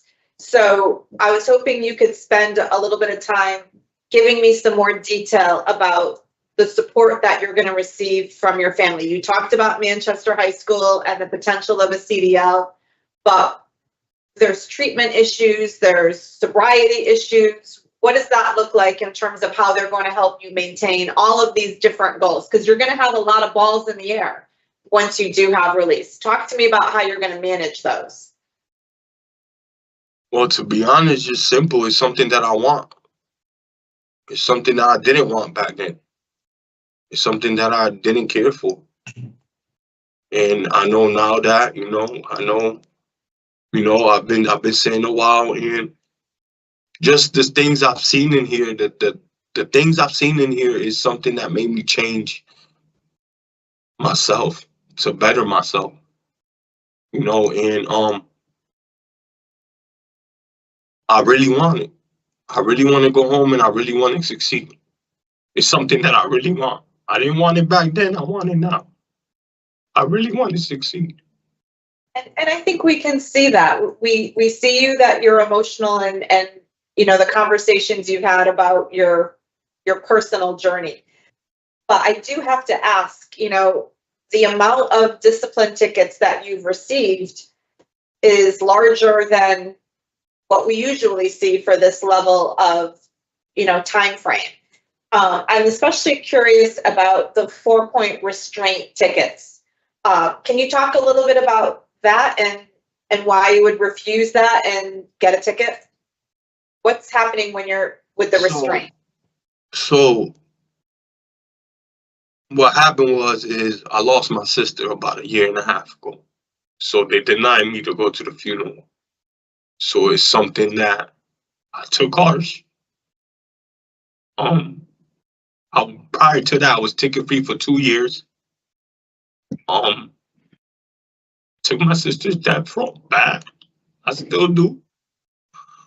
And in the process, I was an emotional wreck, and I was transferred from facility to facility. In the process, I guess, things happen. COs, I guess, took out the anger on my property, and my TV was broken and all that. So upon arrival at this facility, they didn't want to help out with my property. So I guess the 4 points restraints, to be honest, it was something just to get their attention, so that they will be able to, pay back my property. That's the real reason why I went on 4 points. In terms of the programming that you've taken, whether it was the electromechanical programming or tier 2 or the domestic violence program, which one made the biggest impact on you, where it kind of clicked that I have to do different, I have to make change? My domestic violence class. Okay. It's something that I always had troubles with. What about it made it click for you? Because I realized that the same revolving doors is my domestic violence. It's my history with my anger, and that's what causes me to come back. And if I don't fix that, I'm gonna be in the same revolving door. So I thought that the domestic violence will have more of an impact on me. Okay, thank you. Well, Thank you, Ms. Bethel. Give us a few minutes, Mr. Serrano, to discuss your case, okay? yes, ma'am. Thank you. Thank you. Ms. Turner? So I think what we're witnessing with Mr. Serrano today is progress. He's got some really important insights to work with, and he's got a lot of work ahead of him. Yes, ma'am. The choices that he was making in the community were incredibly dangerous. People could have lost their lives.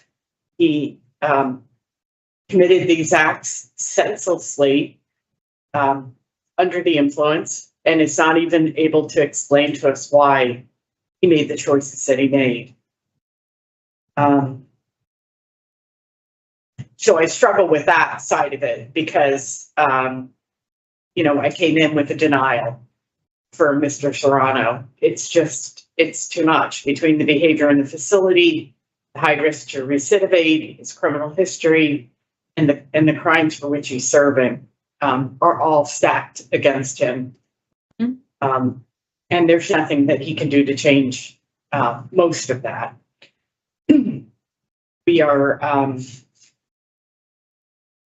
We're seeing someone who has taken his programming to heart, acknowledges what he needs to be doing,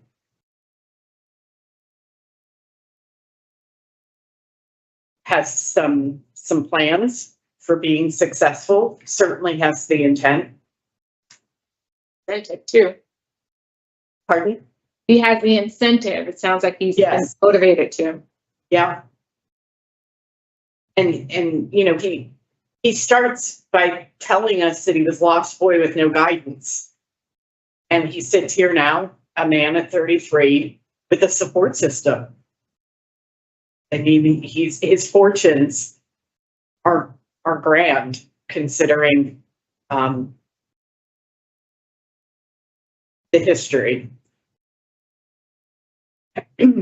So I think I'm willing to go out on a limb and grant Mr. Serrano what would amount to about a year of discretionary parole before he begins the 5 years on probation. And I honestly think it's also in the interest of public safety as well as to his benefit. He's got to get on the right path with his recovery, with his mental health needs, with his educational goals. And I think parole would help him do that and is his best chance at success. Thank you. Okay. Thank you, Ms. Turner.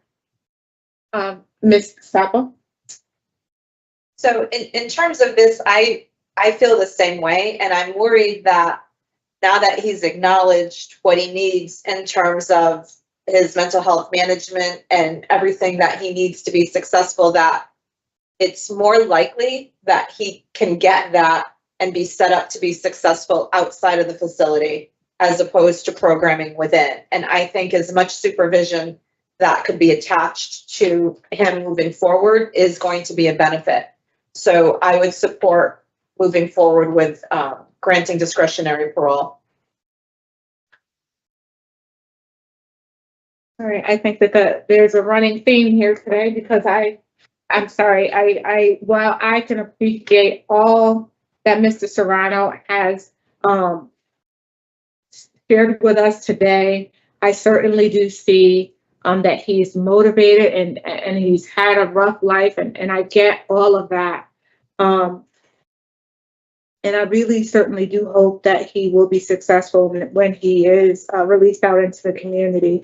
However, the fact that the nature of his crime is very serious, that he was on, he has 9 failed attempts in the DRs, and he received an outside charge just for conveying Suboxone into the facility. So for those reasons, I cannot support his discretionary parole, but I do certainly understand where the two of you are coming from in terms of your support for that release. And Madam Chair, I completely get where you're coming from as well, because as I said, I came in here with a denial.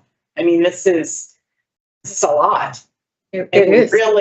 We're really putting our faith in what we've heard Mr. Serrano say today, that he wants and intends for himself. And you know, I'd like to encourage him that failure is not an option in this case. It's not.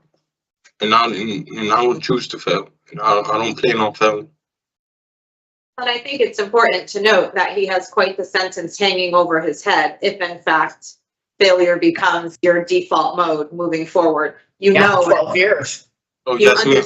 You understand. I understand, that. yes. Yes.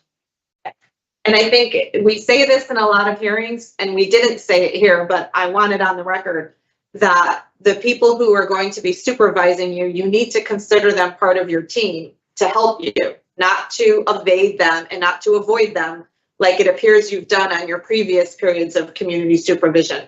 Your officer is there to help you, and I strongly encourage you to use every avenue available to you to be successful. Because if you don't want to be back there, it's in your hands, Mr. Serrano. Yes, ma'am. And I would add to that if you get another disciplinary infraction, because you're not eligible for parole until August, if you receive another disciplinary infraction, that means that you're coming back before the board and your grant today would be rescinded. I want you to understand that. No tickets. No DRs. No more DRs, because you got enough for the whole, anyway. So with regard to, so for conditions, I have domestic violence, no victim, mental health treatment. I have a stay away from the Grantmore Motor Lodge in Newington.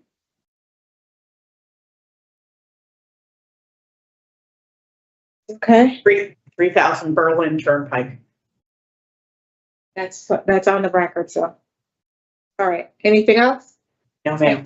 So with regard to Guillermo Serrano 3, 62212, I move to grant discretionary parole by majority decision on or after his earliest eligibility date, August 23rd, 25, with the following conditions in addition to standard parole conditions. You'll participate in domestic violence in the community. You are to have no contact with your victim. Her initials J.O. You will participate in mental health treatment, and you are to stay away from the Grantmore Motor Lodge that was referenced on the record. Is there a second? Second. All in favor? Aye. All those opposed? Aye. So again, this is a majority decision, sir. I've stated why I could not support your parole today. However, my colleagues are really going out on a limb for you, sir, and I really do hope that you take advantage of this opportunity and make good on your words. Yes, ma'am. Good luck. And I appreciate it. Thank you. This concludes the hearing for Guillermo Serrano, number 362212. All right, you're all set, sir. Thank you. Have a nice day. Good luck.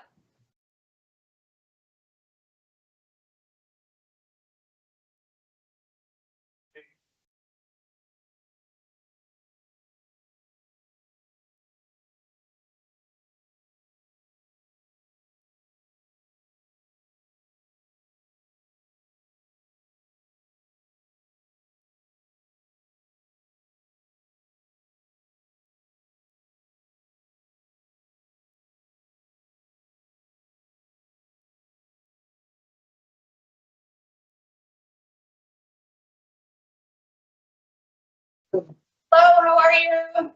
Oh, good on yourself? You're too far away. Is that Mr. Tomas? Yes. Okay, perfect. All right, you ready for your hearing today? Yes, I am. Mr. Tomas, yeah. Thank you. All right.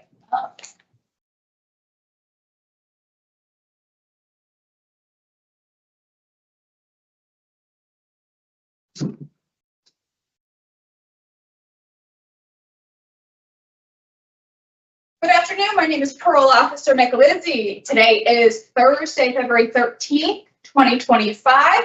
This is a hearing of the Connecticut Board of Pardons and Paroles.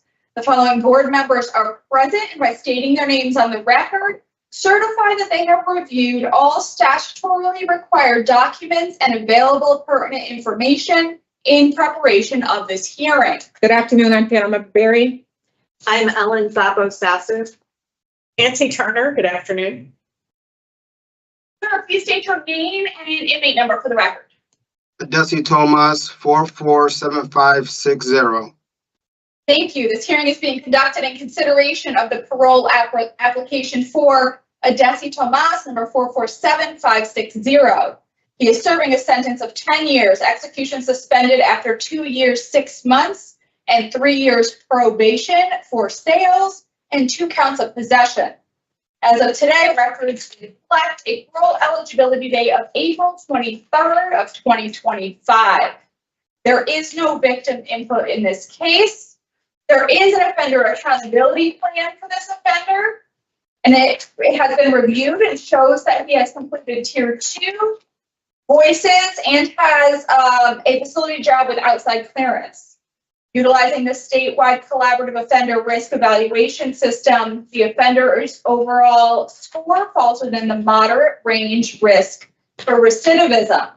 Mr. Tomas, this is your opportunity to express to the board why you believe you should be granted parole. You may begin, sir. Dear members of the Parole Board of Pardons and Parole, I want to express my gratitude for the opportunity to speak with you today. Thank you for considering my case. I fully understand the actions that led to my incarceration, and I accept complete responsibility for my poor decisions. I sincerely apologize to the victims and their families for the harm that I have caused due to my choices. I also wish to extend my apologies to my family who has suffered because of my actions during my time in prison. I am truly sorry for the pain I have caused them. I firmly believe that everything happens for a reason, and I feel that my time in jail has saved me from my addiction to opiates. After losing my job during the pandemic, my life became increasingly difficult, and I resorted to selling drugs to support my Percocet addiction. During my first month in jail, I experienced withdrawals and began attending Narcotics Anonymous meetings. I also enrolled in a OAP program, including voices in Tier 2. In Tier 2, I focused intently on the material presented, as it helped me understand the causes and effects of my drug use. I have lost family and friends to overdoses, and I do not want to face a similar fate. This program provided me with valuable insights that spurred my recovery, allowing me to understand myself better and pursue the real changes I need. My goal is to live a long life free from the grip of addiction. The Voices program deeply affected me by The Voices program deeply affected me by allowing me to view my crimes from the victim's perspective. It also made me realize the emotional damage and lasting pain my actions caused, not just in the pursuit of money, but also in the long-term suffering experienced by victims and their families. While in Cheshire Correctional Annex, I participated in a group initiated by another inmate called Man Up, which stands for Mental Awareness Nourishment Using Positive Principles. This self-reflect group focused on identifying the factors that led inner city men to commit crimes. This program has helped me greatly. If you grant me parole today, I plan to attend weekly Narcotics Anonymous meetings. I have also chosen a home group at a recovery community center located at 132 Grand Street in Waterbury, CT. I recognize that the overwhelming challenges to my sobriety lie ahead, and I understand that I need help with my opiate addiction to become a successful and productive member of society. First and foremost, I intend to enroll at Port in Cheshire on Rockville Street in Waterbury, Connecticut, and pursuing rig welding while actively seeking a part-time job to further my education and provide myself with skills and capabilities to enhance my chances of success. Thank you once again for your opportunity today. Thank you very much, Mr. Tomas, for that statement. You've covered a lot of ground in there. You did a great job with that. Why don't you have your GED? Just growing up being hard-headed, not listening to my mother, and I ended up dropping out of school. And I mean, but did you write that opening statement yourself? I had some help, but most of it was summed up by myself, and then people gave me a little insight to help me correct it. And I mean, but if you could write like that, I mean, what, you should be in school. You sound like a very intelligent young man. So, what's going to happen here, Mr. Tomas, is we're going to ask you some questions. When we're done, we'll deliberate and give you our decision, okay? Sure thing. Ms. Zappel. Sorry. Good afternoon, Mr. Tomas. Good afternoon. Do you know what the meaning is of when something is an irony? Sort of, yes. So it's hard for me to understand how you are actually a victim of the opioid epidemic that is just spiraling out of control in our country because of your pain pill addiction, which I read about and how it came to be. And then you actually turn around and you sell in the very community that has suffered at that point in time when the task force was tracking it, 93 opioid deaths to date that year that you were arrested. And then the next year, as you were headed to trial, Waterbury had already seen almost 65 deaths that year. And that's not even counting the overdoses. And you've referenced that you've lost friends and family to this scourge of addiction. So I have to assume, and I'm assuming here, that had to play a part in whatever light bulb moment you had as a young man that you need to break your cycle. So can you talk a little bit more about all of that and your role in selling drugs and how that came to be? Just once I was on Percocets and the pandemic hit and being addicted to Percocets, I couldn't support it with the job. So I seen how easy it was to sell drugs and get money. So I just decided to take the easy route out rather than continue looking for a job and doing everything the right way.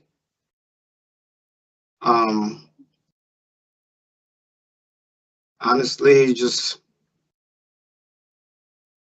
I really don't. I appreciate your honesty because that is that's how it read based on what we have here. So I understand that, but I want to focus on a couple of the positive things. Sure. You're almost 28. You have a long life in front of you if you choose to take control of it. Yes. We've sat here all morning, Mr. Tomas, and we've seen people far older than you who have repeated this cycle time and time again that are on their 4th or 5th incarceration. And they haven't been able to make that change. Why are you going to be different? Because first and foremost, I refuse to be a statistic. I don't want to repeat coming in and out, and I don't want to disappoint my family as much as I did already. I want to show them that I can do right. And not just my family, a lot of other people, and even like my old friends. One of my friends looked at me before I came in and said, they call me Dutch, for it's a family name, said, hey, you're about to go in. This is about to be our life. And then now, and I looked at him and I had a light bulb.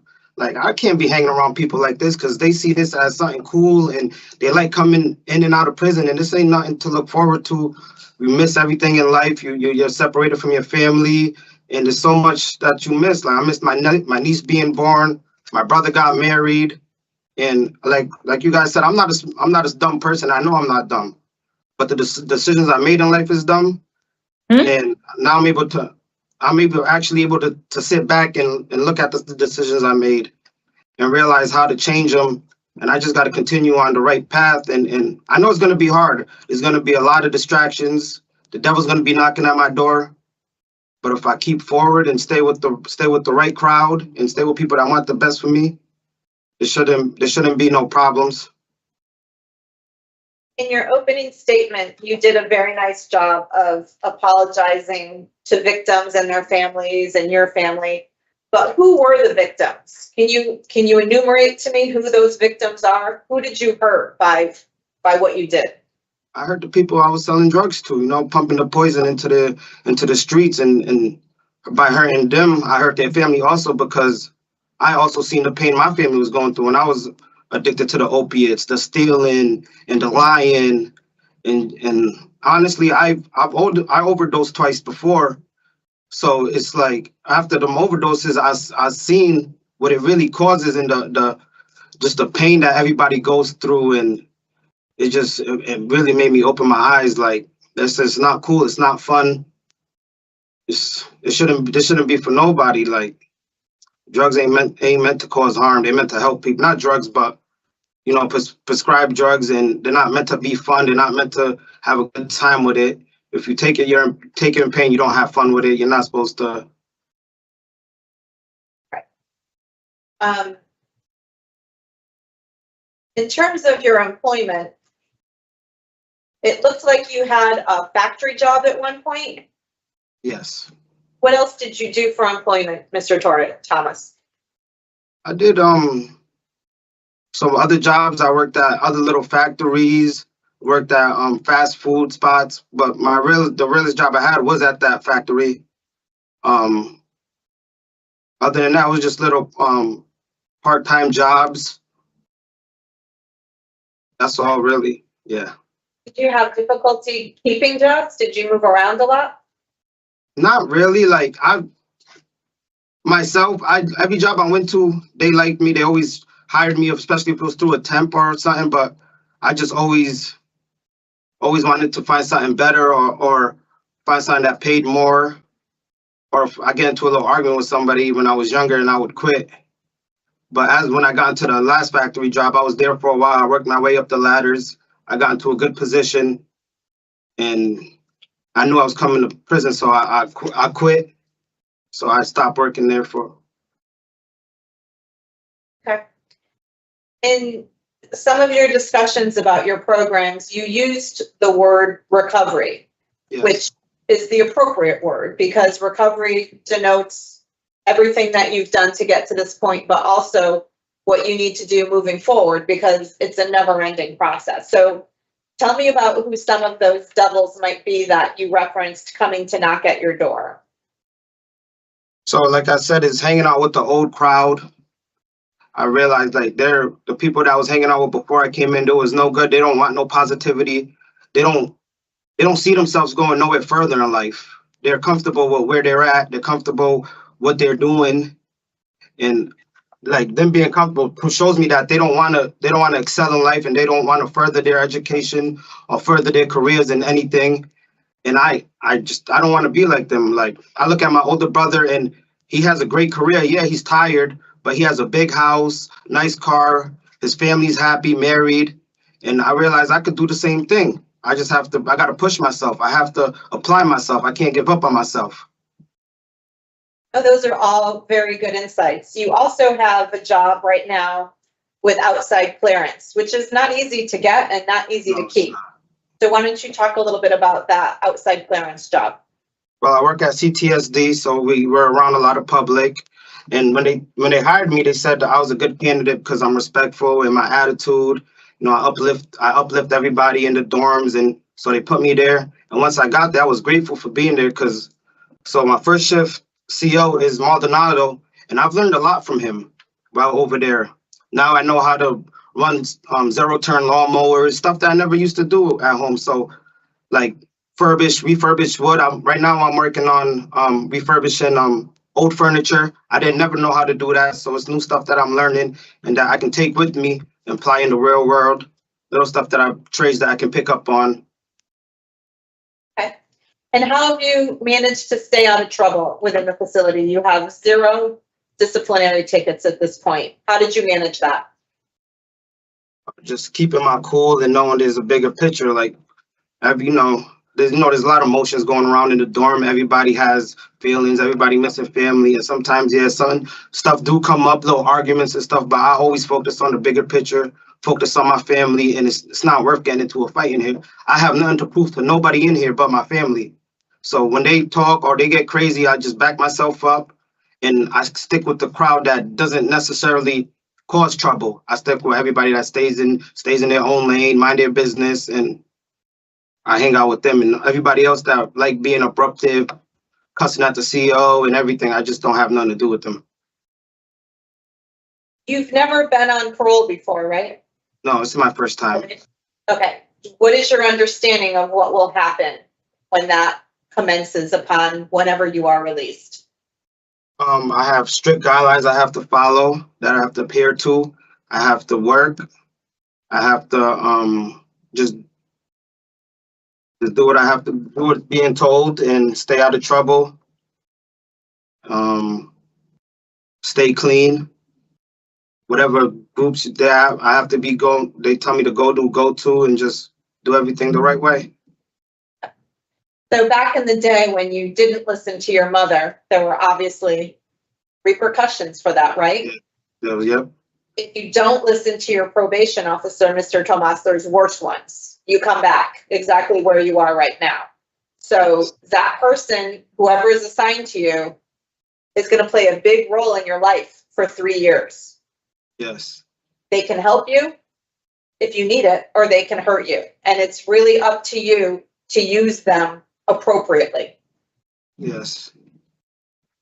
Thank you for talking to me. Thank you.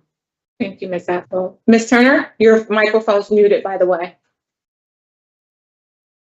I have no questions for Mr. Tomas. Thank you. So at this time, Mr. Tomas, we don't have any other questions for you. We're going to deliberate and give you our decision, okay? All right, thank you. So Mr. Tomas, I think for someone his age and what he's done in terms of his involvement with drug sales and possession has shown an incredible amount of insight for his age.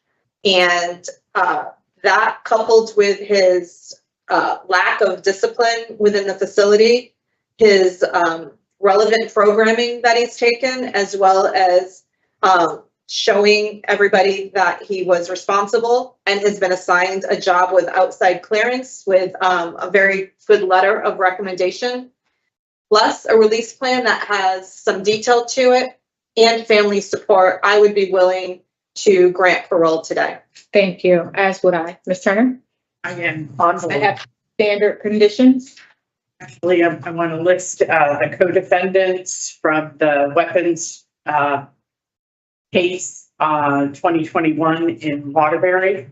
Can you tell me the names, please? Sure. Pedro Vera. Jose Cruz Goody. And Sebastian Oliveria. They were all arrested with him. So with regard to RDC Tomas 447560, I move to grant discretionary parole on or after your earliest eligibility date, which is April 23rd, 2025, with the following conditions in addition to the standard parole conditions. You are to have no contact with Pedro Vera, Jose Cruz Goody, or Sebastian Oliveira. Those are people that were arrested with you in your weapons of conviction. Is there a second? Second. All in favor? Aye. All right, congratulations, sir. You've been granted parole. Good luck to you. Thank you, guys. This concludes the hearing for Aderci Tomas, number 447560. All right, congratulations, sir. Thank you. Have a good day. You too.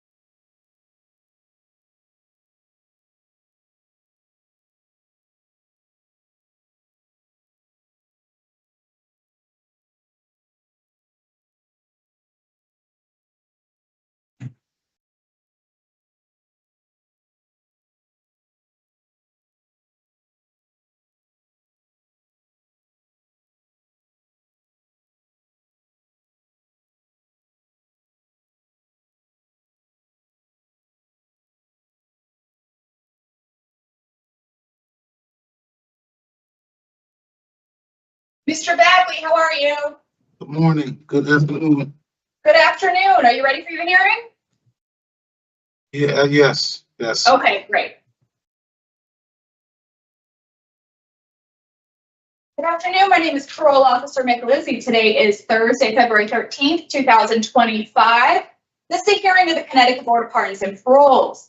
The following board members are present today and by stating their names on the record, certify that they've reviewed all statutorily required documents and pertinent information in preparation of this hearing. Good afternoon, I'm panel member Barry. I'm Ellen Zappa-Sasu. Nancy Turner, good afternoon. Sir, can you please state your name and inmate number for the record? My name is Shawn Bagley. My inmate number is 168462. Thank you. This is a hearing being conducted in consideration of the parole application for Shawn Bagley, number 168462. He is serving a sentence of 7 years, execution suspended after 30 months, and 3 years probation for possession with intent to sell, evading responsibility, and illegal operation of a motor vehicle without an IID. As of today, records reflect a parole eligibility date of February 19th of 2025. There is no victim input in this case. There is an offender accountability plan for the offender. It has been reviewed and shows that the offender has completed Tier 2 voices. He participated in the change unit at Cygolski, Addictive Lifestyles Transition Group, CCAR Recovery Coach Academy, and CCAR Ethical Considerations. Utilizing the statewide collaborative offender risk evaluation system, the offender's overall risk falls within the high range of risk for recidivism. Mr. Bagley, this is your opportunity to express to the board why you believe you should be granted parole. You may begin, sir.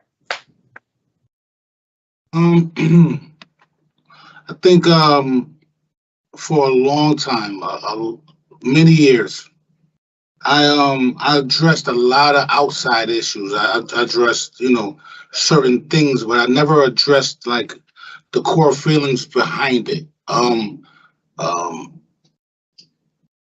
Being or a lot of trauma that I've been through, some of them is not my fault, but seeking the opportunity to get better is. I needed to, in the past, probably address a lot of things that I didn't. Again, trying to clean up the outside instead of dealing with the things that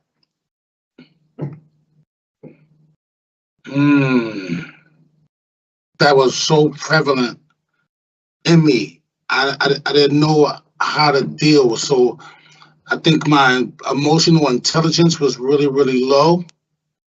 What I felt about myself is really, really bad. Feelings of inadequacy.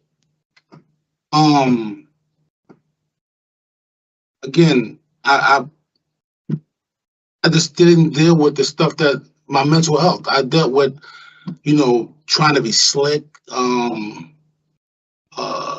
things like that,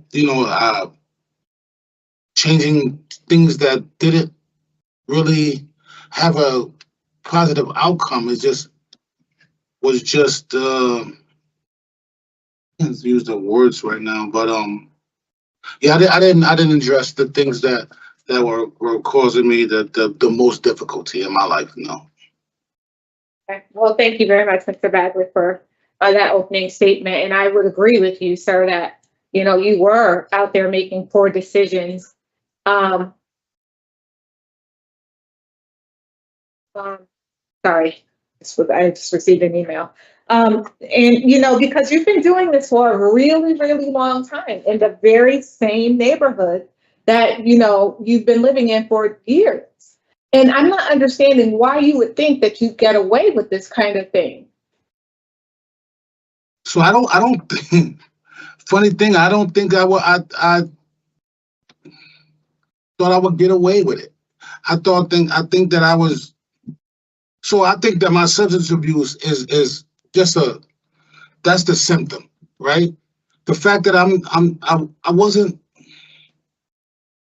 mentally, I think I had a lot of mental health. I didn't take care of my mental health.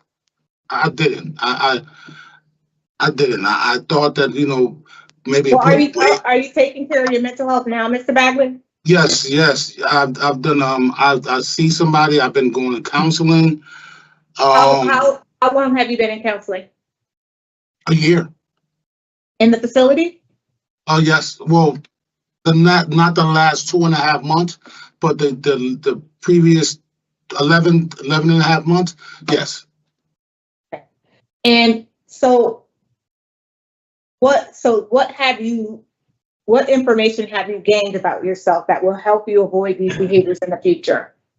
My emotional intelligence, like being able to sit with the feeling, right? The understanding that, okay, this is going on. I don't have to.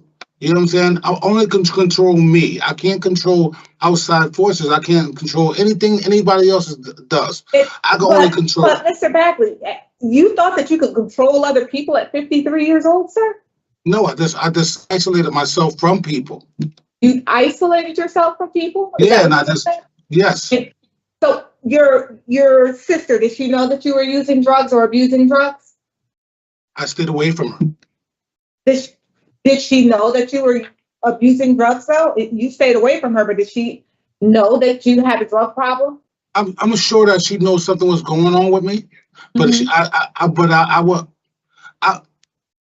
that's the funny thing is, people that I care about, I make sure that I don't be around them, because they don't allow that. They don't allow me to do whatever I choose, think I want to do.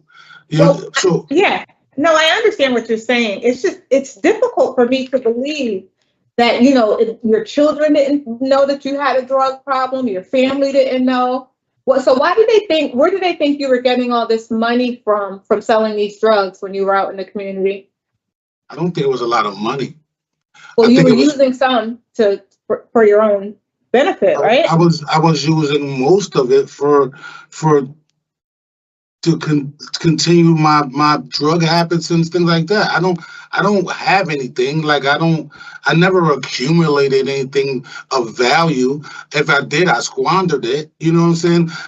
When people got tired of, seeing me in a certain way, people got away from me. They didn't stay. Like my children are I hate to say it, and even in this sentence, I try to not be around them so much that I'm gonna do this. I just tell them, pray for me, and I'm gonna do my best. I don't want to even keep dragging them in and out of these jails. When I come here, they come here. You understand? I got my youngest is 26, and he can't tell you he can't tell you years that I've been home being a father to him. No, you can't, because you've been, listen, my records indicate that you started in 1988 with your criminal behaviors, and you were released out into the community after serving 13 years for selling drugs. Is that right? In 2002, you were, go ahead. Not continually. Okay. So again, 13 years, yes. Collectively, yes. Yeah. But what I'm saying to that is, listen to this, Mr. Bagley. Okay. So you were in the prison. You were released from the prison in October of 2002. After that was your 13-year sentence. You came right back in 2006 for the same thing. You got parole. You were out on parole for 19 months or so, and you came right back in because you got a new charge in New York. And then you came back with a weapons charge back in 2020. And, and actually I was on that panel that we denied your discretionary parole the last time. And I just don't understand why the revolving door. You talked about your children and them not knowing you to be out of prison for, long periods of time. And I see why, because you're doing life in installments, sir. Wow, I'm glad you hit nail head on. I am. I'm doing life for the installments, but this it stops today. I hear you, but it stops today. I've done a lot of work. I've taken my own initiative to do better, to want better, to experience better, to be better, to be kind. I do a lot of things in my community, in here as well. I just don't understand how at 53 years old now, you're just now coming to this realization. How is it that you cannot get tickets in the facility, but you come right out and start using drugs? Because I didn't know, again, not addressing Turn things. it down just a little bit. Sorry, it's so loud. Sorry. All right, so again, not addressing the problem.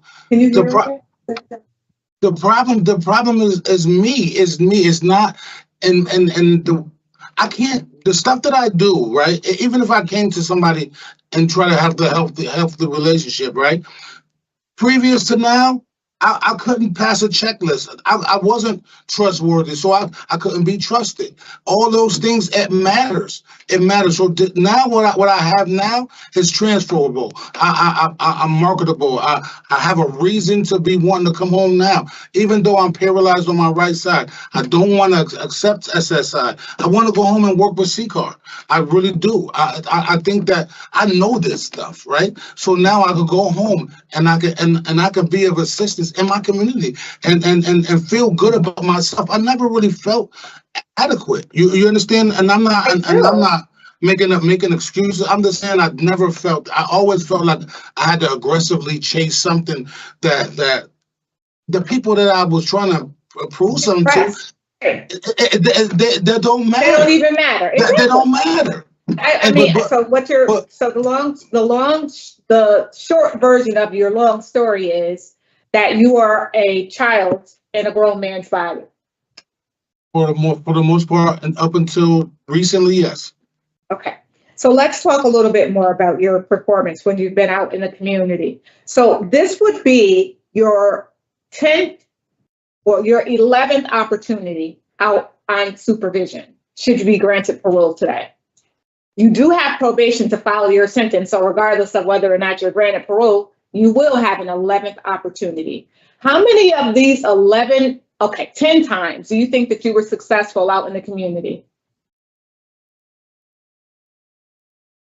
I think maybe once. You're close. You're close. I mean, the officer counted 3 successful. Okay, I misunderstood you, but you failed 7 of them. Please understand, you failed 7 times. You had at least 7 violations of probation. Okay, not completing. Actually, I didn't understand your question, is what I'm saying. I thought you said, like, as far as how I felt about my performance outside, but now I understand what your question was. And you keep coming back with more charges, though, sir. So they give you an opportunity. You go out and you come right back in. It doesn't bode well for us who are looking at your criminal history, the length of time. So, okay, here's long and short. You've been committing crimes since 1988. You've had 10 opportunities, failed 7. At 53 years old, you rate out high in terms of risk to recidivate. You overall have accumulated 14 disciplinary infractions throughout your total periods of incarceration. This is the first time that you have not had any. You've taken similar programs that you've taken now during prior incarcerations. I've never had CCAR a chance Well, to have CCAR is new. but that's a chance for me to have a career. You understand? This is totally different from times where I gotta go home and don't feel happy. This is something that I know. This is, and I could come home and plug that right into a career. At 53 years old, I could make myself a beacon of light. I could change this thing around, and I know I can, and I will. Well, I hope that you're being, I hope that you're successful, Mr. Bagley. I really, really do. But in terms of us as parole board members and figuring out whether we believe that you're suitable for early release, it's very difficult. I can't even talk. Oh my God. It's very difficult to say that you are suitable based on your history, sir, is what I'm trying to say to you. Like, I hear the CCAR is motivating for you, that you want to get out now and give back, but you haven't been able to do that in the past. And I'm not sure that there's anything that you can say to us today that would change our minds about this time is so different. This time is going to be so different. You know what I mean? And it's not because we don't see that you've done the work, sir. We've seen that you've done these programs, but you also have done similarly in the past. So it's very difficult to say, okay, this is the chance he needs, when you haven't been able to prove it in the past. That's all that I'm trying to say to you. No, a big stretch. I do. I'm not understanding of that. Okay, Mm-hmm. I do understand what you're saying. I know a lot of people in my life have walked away because they say, you know what, it's just the risk is too high. But what I'm saying is, I can't walk away on me. So I'm going to do what I need to do, and because I need to do it, not because I appreciate your words. But I need to do this. I need to do this because I don't want to, and not to go out on a certain way, but I want to have a legacy that somebody can say, that's my father. Yeah. That's my brother. Guess what? We want the same thing for you, Mr. Bagley. We want you to be successful. We want you to be successful. And I want to, we don't need the business in that facility. You see all those people there in those prisons. That's where people go when they cannot obey the law. We don't need the business. There's enough people in there. Okay. I understand. I do. I understand what you're saying, and I totally understand what you're saying. And you can't say it more than times I'll kick myself in the tail. You understand what I'm saying? This is something that I speak, like, I gotta go to sleep and wake up with the same thing every day. Yeah, you do. And this is my. I can't even. I want to be mad at you, but that's the truth. You only speaking the truth, right? So in that, I have to do better, right? Yeah, but you do. Not because you say it. Exactly. But because I need it. You want to do that. But I need it for me. Yeah. I need it to be adequate to say to put when I want to put my name in the hat. I want a solid chance that somebody could pull my name out, right? So not because I might be in favor, right? Yeah. Because I've done the work. You understand? And that's what I'm doing. I'm doing the work. I'm trying to put one foot in front of the next one. I can't tell you what I did before. I just said I screwed that up. But I can tell you now, right now. And if you look at my name, and that's my mother used to always tell me, if you put your name on top of that paper, it better be your best work. I'm doing my best work. Good. That's a good thing. I would start by not driving without a license. That's where I would start there, and then no drugs, and hopefully you will have a better chance. I'm gonna stay home. I know I'm gonna stay home. Okay. All right, Ms. Turner. Mr. Bagley, when did you get the requirement for the interlock device? November of that year of the accident. So I got 3 months left. You got it as a result of the accident?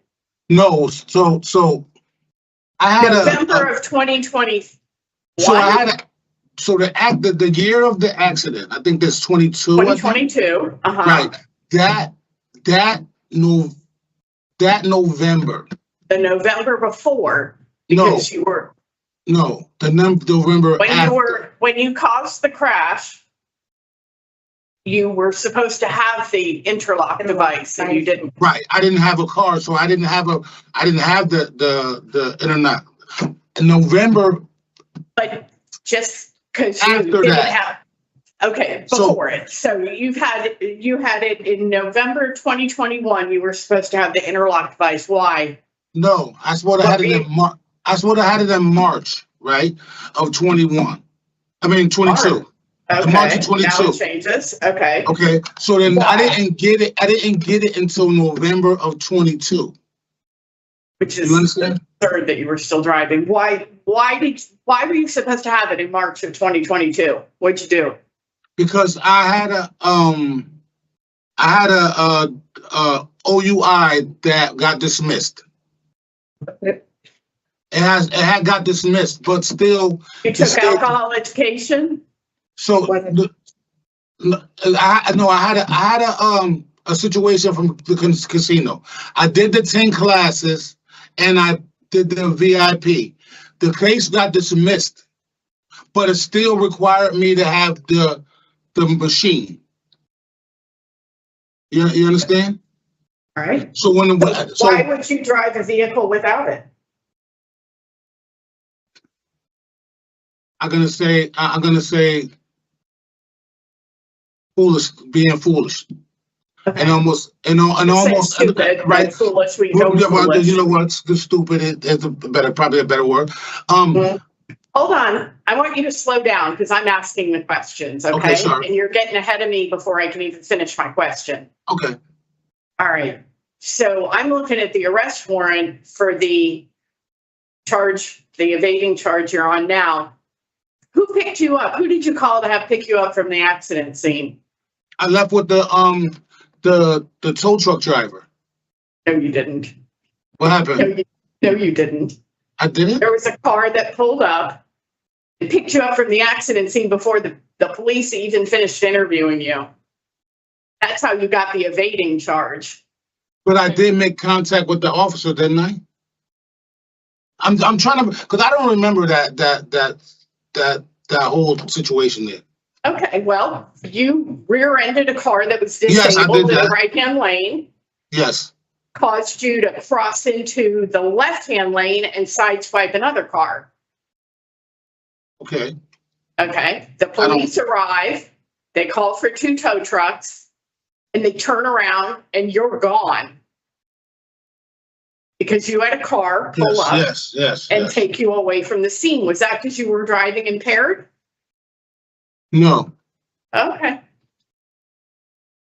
The reason that okay, now I got it. The reason that I left because I didn't have the machine. I didn't have the machine. Whose car was it? That was a friend of mine that's not my friend anymore. Oh, I'm sure they don't consider you a friend. I'm sure they don't. I'm just going to say this to you, Mr. Bagley. You've been approved by DOC for halfway house placement. I know you want to go live with your sister in Bridgeport. There were 6 convictions for driving on a suspended license from 1988 to 2022. You're looking like you've never heard this. For driving under the influence? No, driving on a suspended license. Okay, yes. I thought I didn't hear that. You're telling me that for a 24-year period, you never had a valid license. I did. You have no intention of abiding by our society. I did have my license. I'm not voting to grant you parole today. You have DOC can put you in a halfway house, and then you can go live with your sister and do your 3 years probation. But you, sir, are a risk to public safety. Thank you, madam. But so I can I say that I did have a driver's license. I did have a valid license. Sorry. Thank you. Thank you, Ms. Turner. Ms. Sacco? Yes, Mr. Bagley, I just have one question. In terms of the programming that you took, Tier 2 and the addictive lifestyles, and then having access to CCAR, So are those the motivations that you're referencing about wanting to go forward and have a career with CCAR to help others? What about those programs motivated you during this incarceration? Well, first I entered the change unit first, and when I entered the change unit,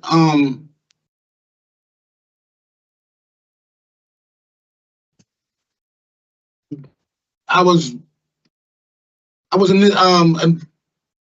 put into where I could get some counseling, and then when I started having the counseling, it kind of opened my eyes and some other doors to some more stuff. That's how I got into lifestyles. Lifestyles was a way to understand that all the stuff that I was involved in, like I can sell cars. I don't have to sell drugs. I can do other things, right? So and I started to see that I could do this. Like I don't know. Like I just not, and I'm not saying that I never seen another success story in my life. I'm not saying that. My brother played in the NBA. You understand? But I was shot in the head at 13. I was shot in the face. Like, so I did have some trauma there, but I just kind of didn't want to address this stuff. So when I started addressing stuff and start having somebody take a minute and say, listen, we could talk about that. And I did. I started dumping this stuff. And when I started dumping stuff, I started feeling lighter. I started feeling better about myself. I started feeling like I could do some stuff. And then CCAR was later on. Then they said, you know, you don't have to know all the answers. You know, all you got to do is ask the right questions and things like that. And then I was like, wow. So when I did that, and then the professional part came to me. They said, you know, you can make a living out of this, bro. And, you know, then I did the ethics and considerations, and now I have only the professional part to do. And I'm going to do that. You know what I'm saying? Because, I mean, it's just, it seems like I was rehearsing for this thing all my life. It's like life's credits. And this is what I could do. I know I could do this. I know I could do this. I know I could do it. I know I'm going to do it. Like, it's not contingent on anything. I'm going to do it because I'm going to do it. I'm doing it for myself. Okay. Well, there's a saying that I think sums up a lot here, and it's, people who ignore history are doomed to repeat it. And, you know, you have 53 years under your belt, but only you can decide what the next 50 years look like, Mr. Bagley. If that, like, you know, maybe 20 I got left. I didn't take care of myself. I you know, like all together, collectively, I didn't take care of myself. Like I didn't eat apples and drink water. You know, I'm using drugs and you know, so I mean, getting shot, being in places that people get shot at, right? I didn't get shot at the church. I got shot at a you know, in hallways and places that seedy things happen to seedy people. You understand what I'm saying? I understand that, but at the time that these things would happen, no, I had no clue. I would say that I was a victim.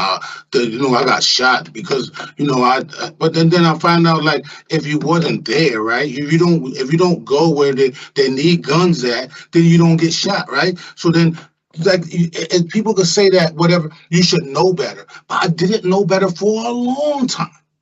You know, I thought I had something to prove with bravado. Like, I'm from Father Panic Village, you know, you know, those conversations, you know, but other people was having different conversations. I wasn't going and moving towards those conversations. I was moving where I needed. I thought I needed the bravado. Like, I mean, I thought that was going to take me.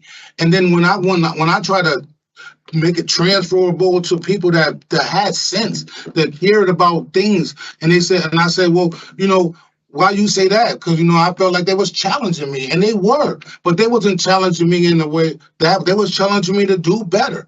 And now, Yes.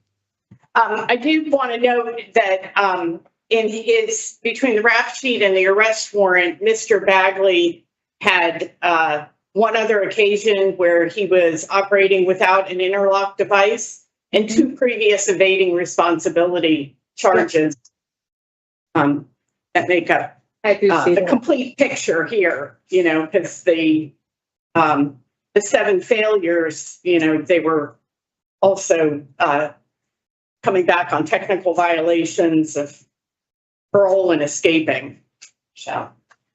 What you talking about, like in 1990? What are you talking about in 1990? She said escape, and that happened in 1990. You remember that? That's great. No, I do, because I was reminded of that just recently when we did a level thing, and it was like, well, you had that. Okay. And that was right before. That makes sense. All right. So, I'm sorry. Okay, thank you. So, Mr. Bagley, we're done with our questions for you. I think that we've all expressed our concerns. We're happy to hear that you had a change of heart and that you really do want to do better, because you're only harming yourself. So, you don't have to speak anymore. We're all done with our questions. We're going to deliberate and we'll give you our decision shortly, okay? So, for me, I cannot support Mr. Bagley's discretionary parole. I think that I've explained to him what we're working with here, his rating high, his failed community releases, and his overall his criminal history is dating back for years. It's too much to support parole. So it's a denial for me. Ms. Turner, I heard you say that it's a denial for you. Yes. Ms. Zacco.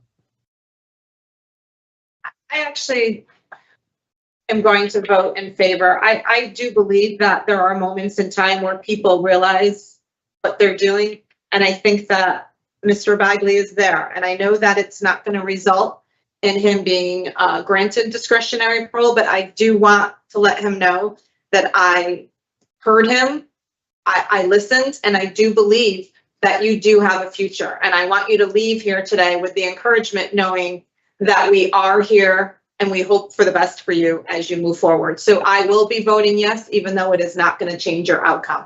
Thank you. Thank you, Ms. Zacco. So with regard to Shawn Bagley, 168462, I move to deny discretionary parole based on your criminal history, your poor performance out on community supervision, and what else did I say? Is there anything? Circumstances. Nature and circumstance of the offense. Okay. Is there a second? Second. All in favor? Aye. All those opposed? No. So the record will reflect that Ms. Zacco is in favor of your discretionary parole. So we wish you the best. You'll get this in writing shortly. All right. This concludes the hearing for Shawn Bagley, 168462.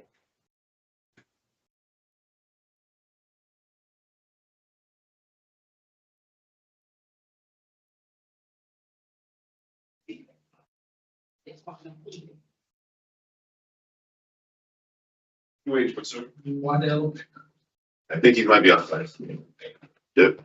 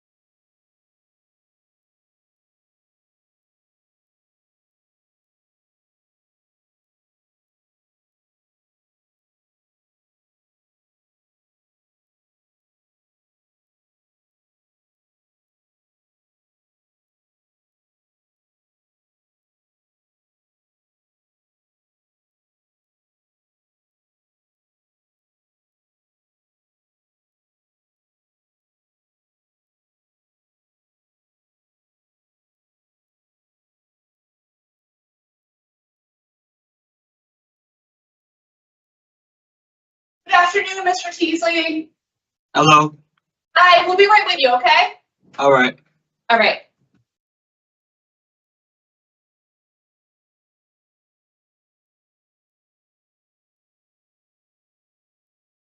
Ms. Barry, is this my turn?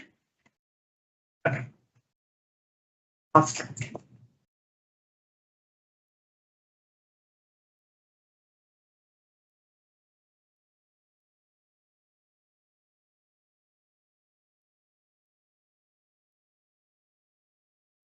His brother is like, what's?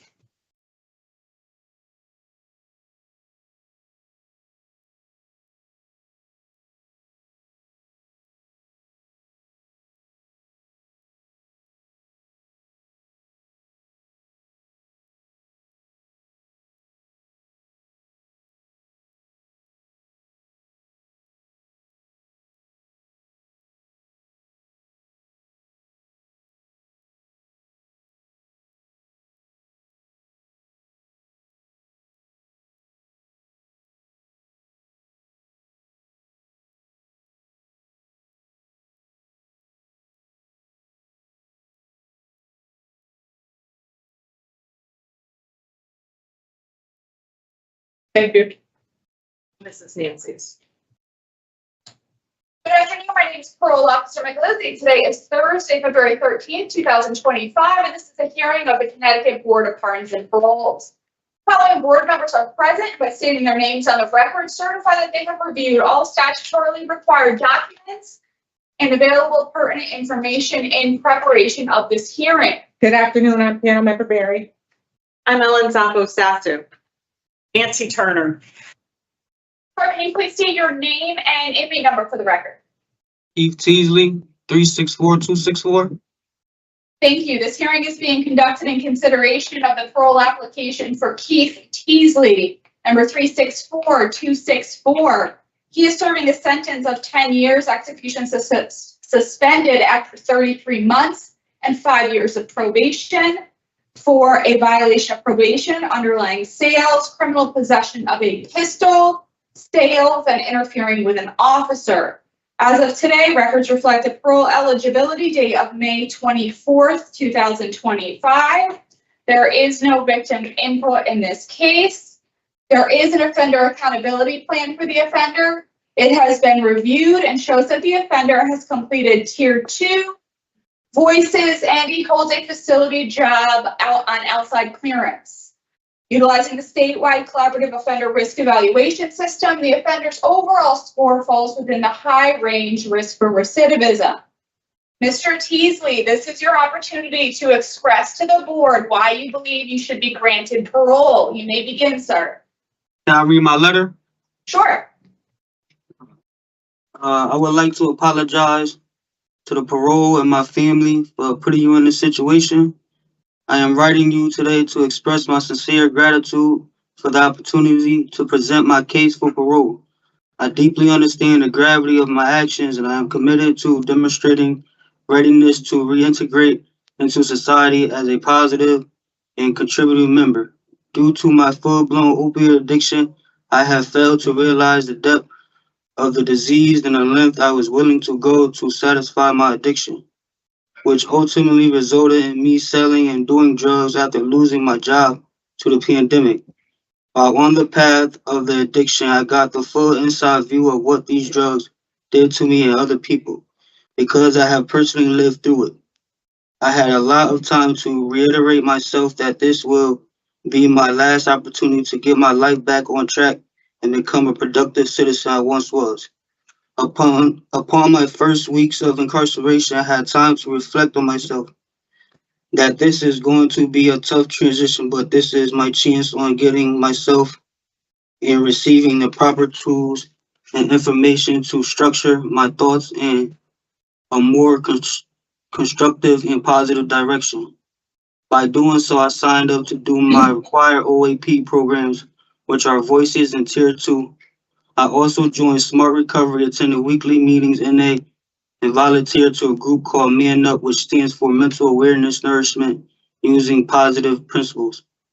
On completion of these programs, I received the information and knowledge that I was lacking to learn the causes and effects of me consuming drugs and dealing drugs. I also was able to express different points of views of crimes committed from the victim's perspective. Obtaining further information helped me realize that I was living life through impulsive behavior.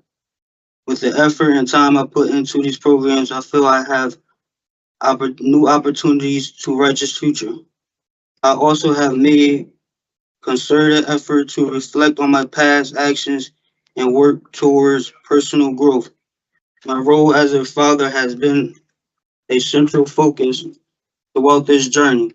I have consistently prioritized maintaining a strong, supportive relationship with my child, even from a distance. I believe that my commitment to being a good father is reflected in the positive letters and reports from those who have witnessed our interactions. By taking proactive steps to prepare for my return to society, I have participated in various rehabilitation programs and have engaged in community service within the facility. These experiences have not only provided me with valuable skills, but have also reinforced my commitment to contributing positively to the community upon my release. My eagerness to continue this trajectory has dedicated me to using my experience to support and uplift others, working towards a more inclusive and supportive community environment. I understand the responsibility that comes with this opportunity. I am committed to adhering to all conditions of parole. I am prepared to demonstrate my commitment through my actions and contributions, and I respectfully request the consideration for my release. Thank you for taking the time to review my case. I am hopeful for a chance to prove my readiness to make amends and contribute positively to society. Thank you very much, Mr. Teasley, for that statement. I'm just curious to know if someone helped you write that. No, I mean, I had a little help, but mostly. I just don't understand why you guys don't have your GED or your high school diploma. If you're able to write like that, to advocate for yourself, why can't you go to school and get your high school diploma? I don't know. I was just. It's sad. Moving It's too really fast. sad. So what we're going to do is ask you some questions, Mr. Teasley. Okay. When we're done with our questions, we'll deliberate and we will give you our decision, okay? All right. Best of luck to you, sir. Ms. Turner? Good afternoon, Mr. Teasley. Good afternoon. I appreciate you prepared that statement. Mm-hmm. I think that pretty much the exact same statement could have been given when you were up for discretionary parole in 2019. You were granted. Yes. And that was gun convictions, along with selling heroin. Yes.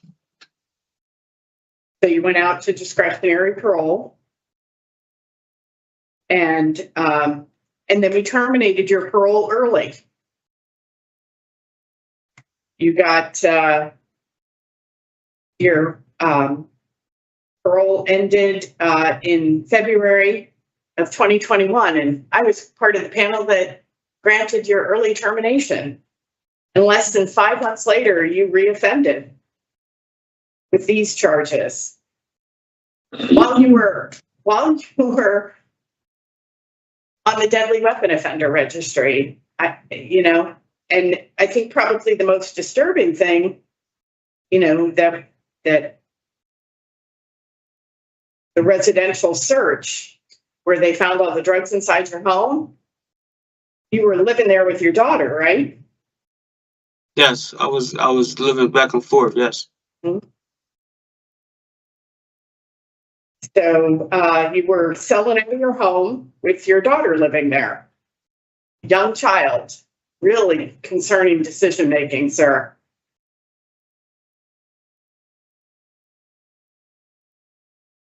And I know that, you know, a lot of people did lose their jobs during COVID, but there was also a lot of work available during COVID if people were willing to do it. Yes. I did keep my job. I lost it, but I was working during the pandemic.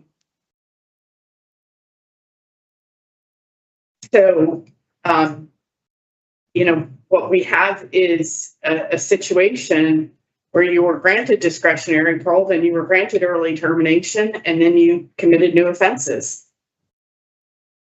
And, you know, you're out there peddling poison to your community. You don't use heroin yourself, do you? I use crack cocaine sometimes. So you were willing to, in the middle of the opioid epidemic, to put other people's lives at risk in order to line your own pockets and feed your child. Very concerning choices, sir. You want to go live with your mother in Bridgeport? Yes. What will you do for employment?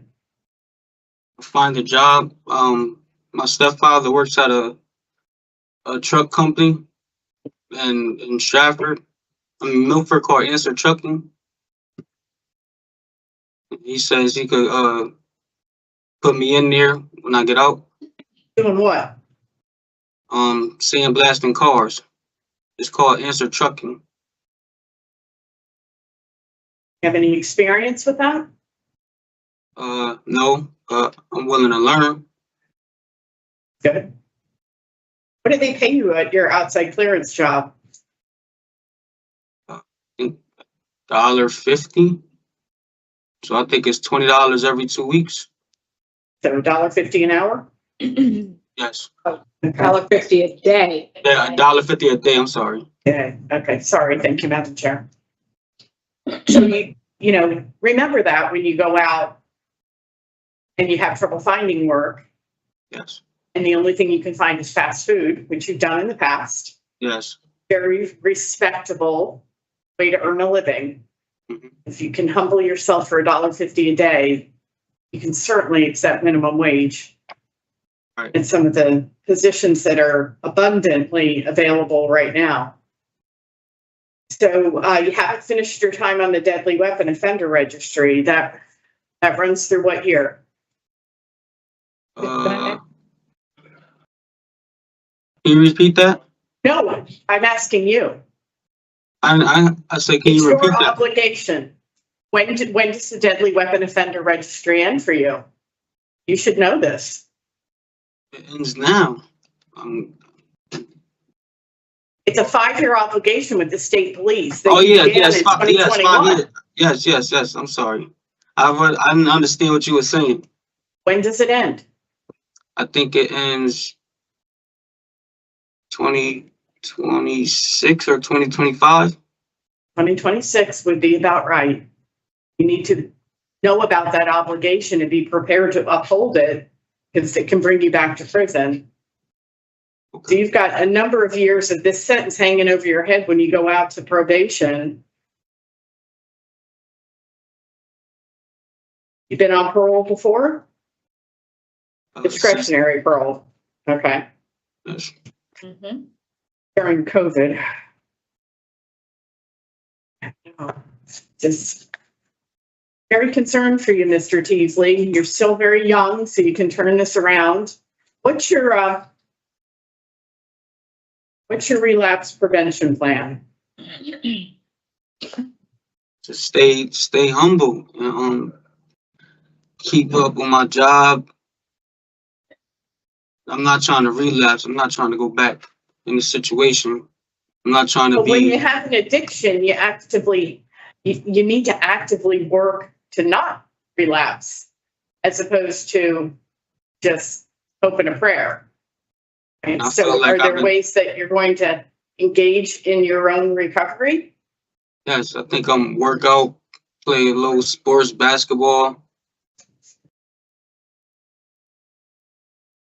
I'm not trying to relapse, and I think that I've been down long enough to sober to not relapse. I read that part of your plan was to go to NA meetings. I'm not hearing that from you today. Is that still part of your plan? Yes, Maybe use that to build a recovery network? yes. When I go out, Anybody in your family or your support system living in recovery? no, they don't do drugs. My mother do drugs. So you're in need of people in your life who know the struggle of addiction. Right. And you get that through a recovery community. Right. And they're people that you can call when you're thinking, pick up, one time old heart. And that's the stinking thinking that leads you back into using. So it's really important that you have people you're connected to that can help you. Yes. Especially when you're struggling, if you're starting to feel stressed. What are your triggers for using? I really don't have any triggers for using. It's just sometimes I get bored or I get stressed out. When I get stressed out, those are triggers, sir. Yes. Boredom and stress are triggers. Yes. But they're also part of life. Yes. So you need to learn how to cope with them in healthy ways so that you don't just resort to drug use. Now when I stress, I just work out or I read books. Yeah, but when you're back in the community, the stresses are going to be different. That's why I think I'd rather stay in programs. I'd rather keep up with programs, keep myself in programs. Well, that's what meetings can be on an ongoing basis. Some people engage in the recovery community through NA and AA for decades. Yes. You ever heard of 90 and 90? No, I never heard of 90 and 90. It's the idea that you would, in the first 90 days that you're out, you would go to 90 meetings. Okay. Sometimes multiple in one day. Right. You got to see what the different meetings are like in different parts of the state, around your community, to find ones that you're most comfortable with. They're different. Do you know that there are different kinds of meetings? Yes, it's all kinds of meetings. I just need to put myself in a couple. I'm talking about some meetings are focused on doing the steps of NA.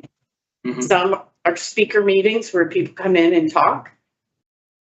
And they're all male meetings for men to share with each other in a safe space. So you got to try them all out, see what really speaks to you, what's most helpful. Yes. A lot of people coming out set that as a goal for themselves, 90 and 90. I have no more questions, Madam Chair. Thank you. Thank you. Thank you, Ms. Turner. Ms. Zappo? Yes. So one of my questions is in terms of our role in evaluating offender change. And you seem motivated. You have a job with outside clearance. You've remained discipline-free. But I have to say that I was concerned as well as my colleague when I saw that there were guns and bullets and drug paraphernalia all within a household where your daughter was living.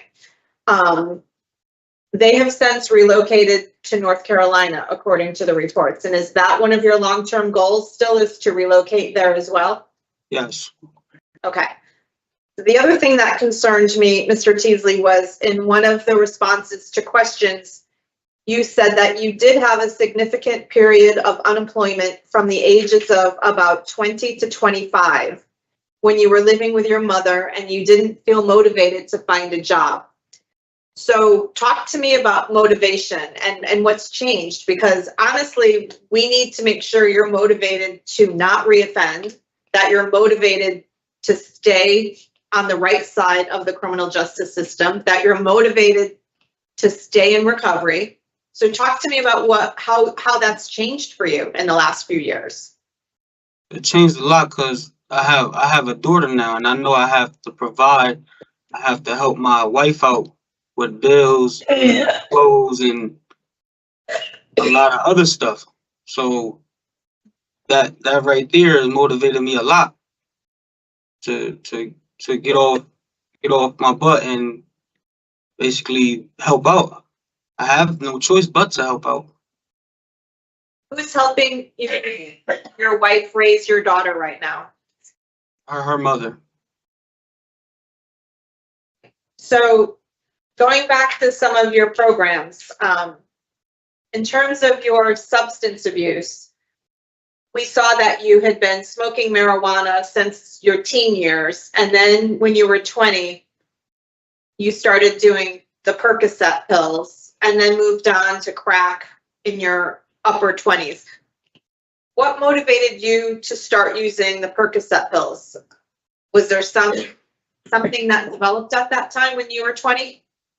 No, I started using them after I got shot. Okay. And what happened with that? You were shot in Bridgeport? Yes.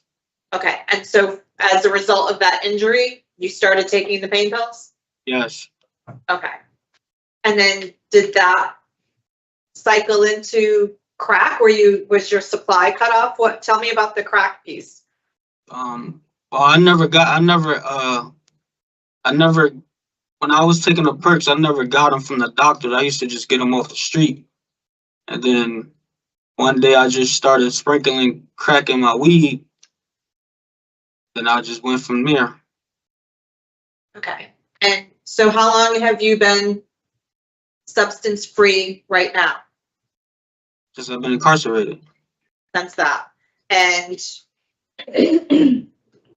so how are you going to maintain that? I mean, we've talked about the support systems, but do you feel that do you have the cravings still? Do you still feel those triggers are coming upon you? No, because I wasn't doing it. It wasn't an everyday thing for me when I was doing it.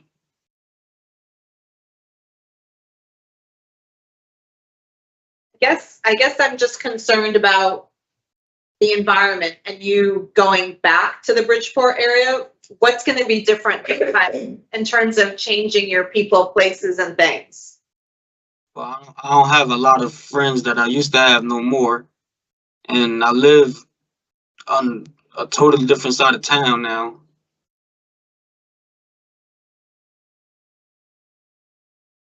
So I have that, sure. Thank you, Ms. Apple. Mr. Teasley, I saw that you were on the deadly weapon offender registry through September of 2024. Is that right? I'm trying to look it up right now. Yes. That's what I saw on his rap sheet, that he completed on 9/26/24. That's what I saw too. I'm not sure. That's what I saw. And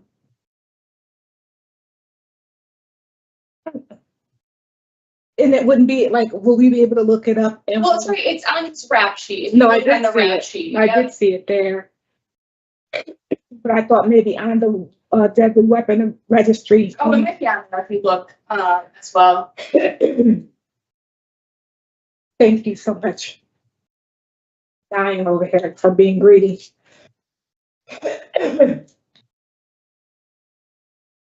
Okay. Thank you. So, Mr. Teasley, give us a few minutes to talk about your case. We'll give you our decision shortly, okay? All right, thank you. Ms. Turner? Turner. Well, I've pointed out a bunch of my concerns already with his struggle to turn his life around. My records, my read seemed to indicate a daily use of Percocet and a daily use of marijuana, but he's telling us something different today. I think they may say that stuff because of their charges. You know, a lot of people say that they were using their drugs to sell the drugs. I mean, that they were He abusing told the drugs. Officer Michelisi while he was in the interview that he Right. started smoking every day. Yeah, me too. So, Yeah, I read that too. I encourage that he wants more for himself. I'm pleased for them that he still has supports in his corner. I expected more of a relapse prevention plan. I felt like I was actually explaining it to him rather than him having a focus and prioritizing his own recovery. He will, he's eligible in May and end of sentence next August. I'm going to stick with what I came in with, which is that I'm not be voting Mr. Teasley to discretionary parole today. It's just too much criminal history and nature and circumstances, as well as his performance on community release. Yeah, he was on probation when he committed this offense. Ms. Apple? I understand the concerns. I would say that I think that there is some emerging offender change, and I would encourage Mr. Teasley to continue with programming and taking advantage of everything that he can while he is still within the facility. And your vote? Deny. Okay. Okay. So, Ms. Turner, if I heard you correctly, you said nature and circumstance, poor performance on community supervision, and I know you said one other. I didn't write it down. Criminal history. Okay, it's criminal history. Okay. All right. And we will not have a return. With regard to Keith Teasley, 364264, I move to deny discretionary parole based on the nature and circumstances of his offense, his poor performance on community supervision, and also his criminal history. He will not receive a new hearing. Is there a second? Second. All in favor? Aye. So, Mr. Teasley, you'll receive this in writing, sir. We couldn't support your parole today, but we do wish you the best. Good luck. All right. The hearing for Keith Teasley, number 364264. All right, you're all set, sir.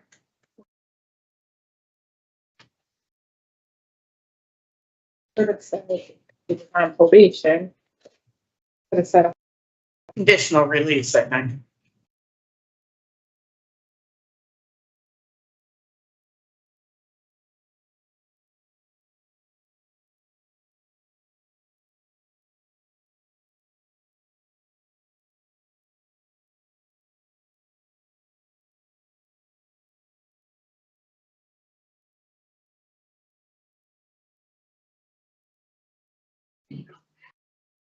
Yeah.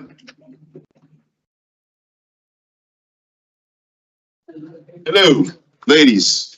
Question. I know you guys are supposed to be done by 2:00. You still have 3 more left after him. So how? Yes. Yes, we do. Is there any way we can keep going and finish them, or do you guys? Yeah, that's what I'm trying to find out. Yeah, you can, that's fine. Yeah. If we could finish them out, that would be awesome. Okay. All right. Thank you so much. I appreciate it.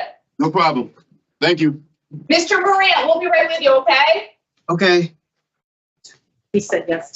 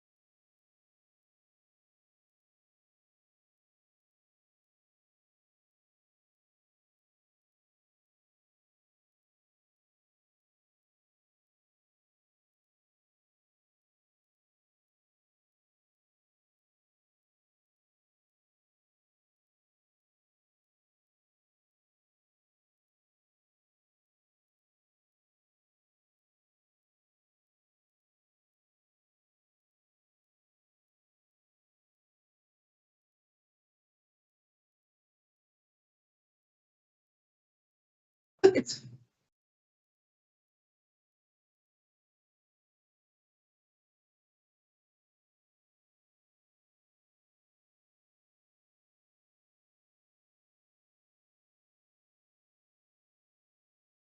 afternoon. My name is Paroles Officer Michaelizzi. Today is Thursday, February 13th, 2025, and it's the hearing of the Connecticut Board of Pardons and Paroles.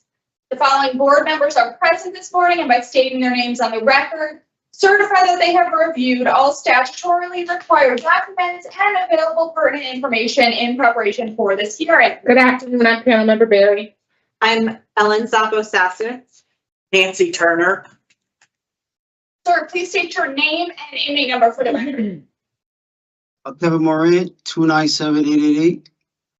Thank you. This hearing is being conducted in consideration of the parole application for Kevin Morrant, 97888. He is serving a sentence of 3 years flat for possession with intent to sell, interfering, tampering with evidence, engaging police in a pursuit, and possession. As of today, records reflect a parole eligibility date of March 3rd of 25. There is no victim input in this case. There is an offender accountability plan for the offender. It has been reviewed and shows that the offender has completed Tier 2 voices, and he holds a facility job in the annex as a cart server. Utilizing statewide collaborative offender risk evaluation system, the offender's overall risk falls within the very high range for recidivism. Mr. Morrant, this is your opportunity to express to the board why you believe you should be granted parole. You may begin, sir. Good morning. Dear members of the Board of Parole, I'm respectfully asking for the consideration of my release on parole. I understand the seriousness of my actions that led to my incarceration, and I take full responsibility for the harm that I caused. During my time in custody, I made a significant effort to reflect on my past, address the underlying issues that contributed to my mistakes, and prepare myself for successful reintegration into society.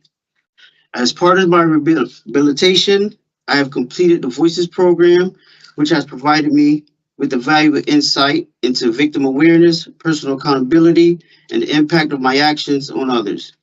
This program has helped me develop greater empathy and understanding of the consequences of my behavior.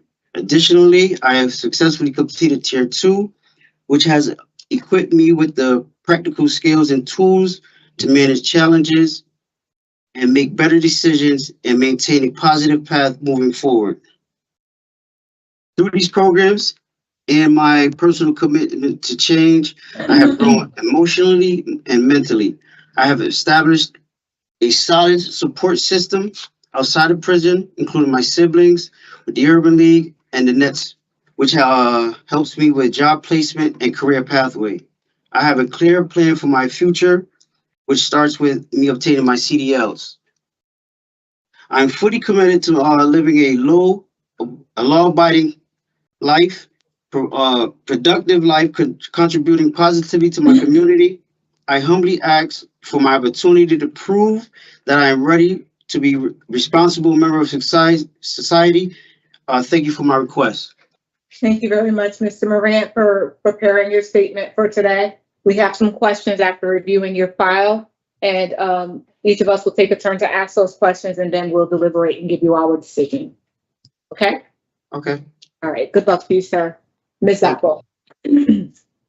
So, Mr. Morrant, I guess one of my questions is, you're turning 42, and some of the things that I read about with the police report, you know, the drug use, the drug sales, but, you know, to me, it's also, you ran from officers, you told one of the drivers of one of the cars to keep going when the police officers were trying to stop you. This is behavior that I would expect from someone much younger. And I think it speaks to mindset in terms of where you were at this point in your life. Tell me about what's going on that you just engage in these behaviors as opposed to trying to find a job and being productive?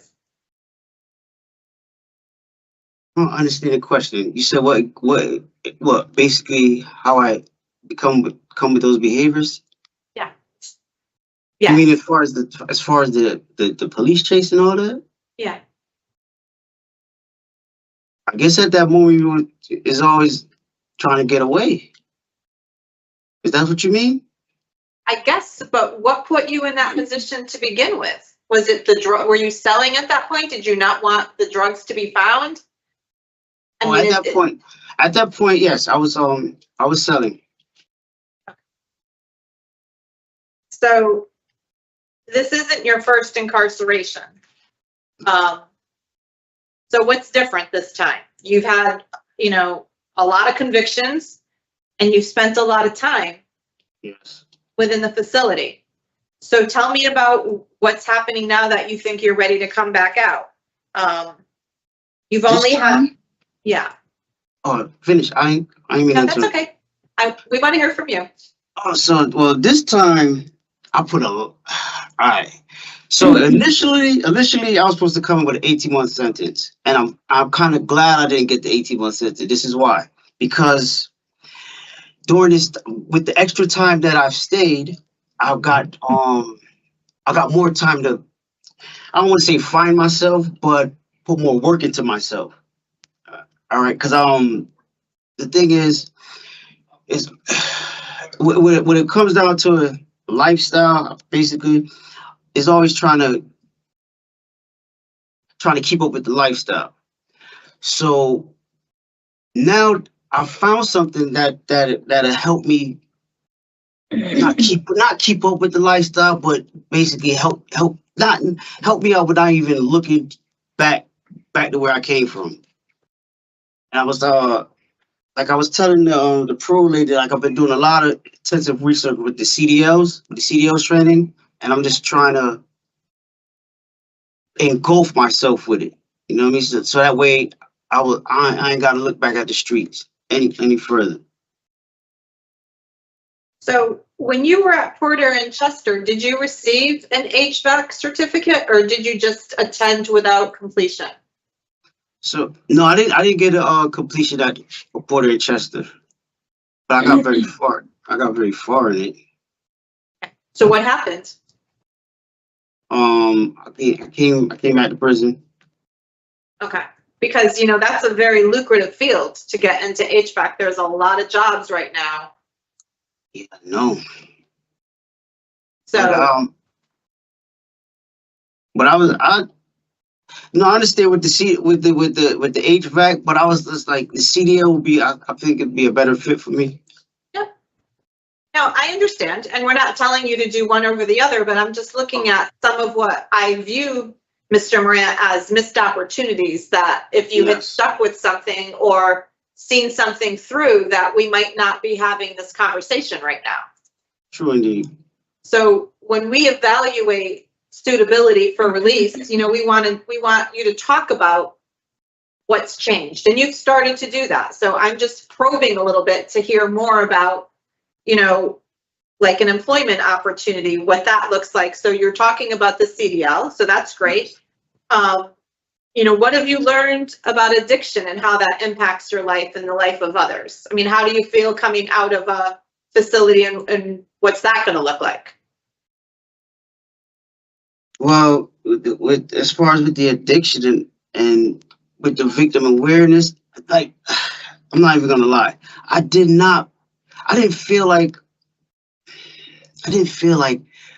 it was victims beyond the person that we deal with, but it's a domino effect as far as community, even the parents, children, their spouses. It's a whole domino effect. So before, I didn't know anything about that, and I was like, when I did take the class, I was like, well, maybe it is. I did get a change of heart on that, because before I was like, no, it can't. I felt like it wasn't victims, but then as I took the class further on, I kind of felt differently about it. Had you taken similar programs before when you were incarcerated? The Voices program, yeah. Cause I didn't feel like, I'm not saying that I didn't feel like, I was unaware of the victims being in, like, as far as family, their kids, and stuff of that nature. So have you received your GED yet? You got that, right? Yes. Okay. And in terms of your drug usage, it was concerning to see that you said you'd been smoking marijuana since you were 12. All right. And then when did you start experimenting with the PCP and the ecstasy? About what age was that? Maybe like 17, maybe 17, 18 around there. And that's continued for the next 20 plus years? No. Okay. Where was the divide between using and selling? When were you doing just one, or were you doing both? No, I was doing, you mean the selling? And the using. So the using, I guess you could say it's a little bit of both. And what did you learn in tier 2 more than what you said in your opening statement? Can you give me some additional detail about that? About the tier 2? Yes. That there's a lot of struggle when it comes to addiction. And then is a lot of challenges that come with that. So that's why I don't want to, I'm about to stay, I'm staying completely away. So you have 2 daughters, or 2 children, I'm sorry. Do you have relationships with them? Yes. Okay. And what are their thoughts about your latest incarceration? Well, so my daughter, she's hopeful because I talk to her every week, and I told her that this is the last go around, because I've been doing this a long time as far as with her and her brother. So she's hopeful because I think she believes me this time when I say I'm done with everything. Are they in the area? Yeah, I ain't hear to that. Are they here in Connecticut? Yes. Do they live in Middletown? My daughter does. Yeah. So, for her, I have to assume that knowing that your father is known by the entire Middletown Police Department as someone who they have frequent dealings with is not something that she likes. No. Okay. So your release plan was that you wanted to go to Hartford. Yes. Is that in order to create a little bit of separation from the Middletown area? Complete separation. Okay. And what about Career Connect? What have you done in addition to the CDL work? Are you gonna, because you can't, that doesn't happen right away, as you know. So what's the plan in between for work? So in between for work, well, I got a cousin that's gonna help me out as far as with work. And as far as the truck driving school, I got in contact with a Mr. Dawson from the Nets, Dawson Campbell, I believe. So he knows my situation. So he was he told my family as soon as I get home to give him a contact and he'll come see me. Okay. There had been some reference in one of the earlier reports that you had some gang affiliation. Is that true? That was a long time ago. Yes. Okay, so that's a chapter that we can say that's entirely closed, right? Yeah, that's done. That's completed. No. Okay. So I'm going to let my colleagues ask you some questions, but I just want to end with you understanding that your actions within the community where you lived and where your daughter now lives, that spurred a lot of community complaints. And it's what we call quality of life, that you actually impacted a lot of people. They saw drug dealing, they saw all of this stuff happening. And the police put a lot of effort and resources into responding to those quality of life complaints. So when you go through these classes and you think about victims, Mr. Morrant, it's not just the immediate people, it's this very much this larger circle as well. And that's the cycle that we're hoping gets broken here. That's Thank you.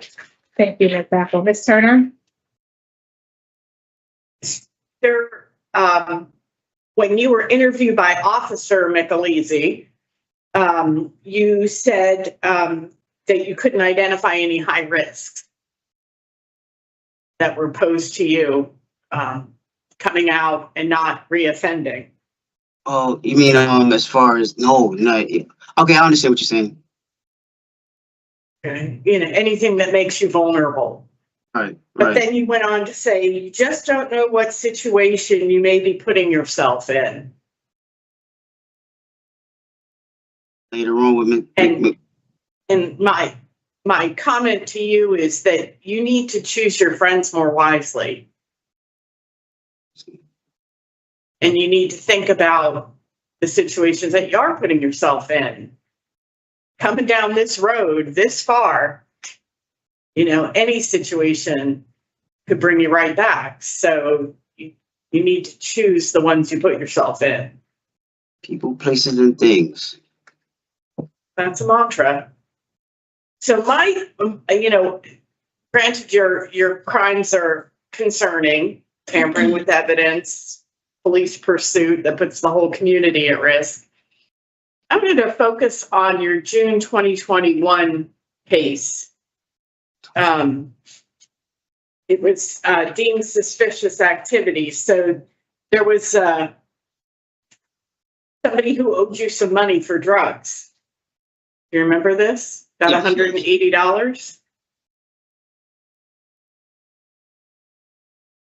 You were told that they didn't have the money, but they would get it for you by the end of the month. Do you remember what your response was? I don't remember my response. No, I'm gonna be honest with you. I don't. Okay.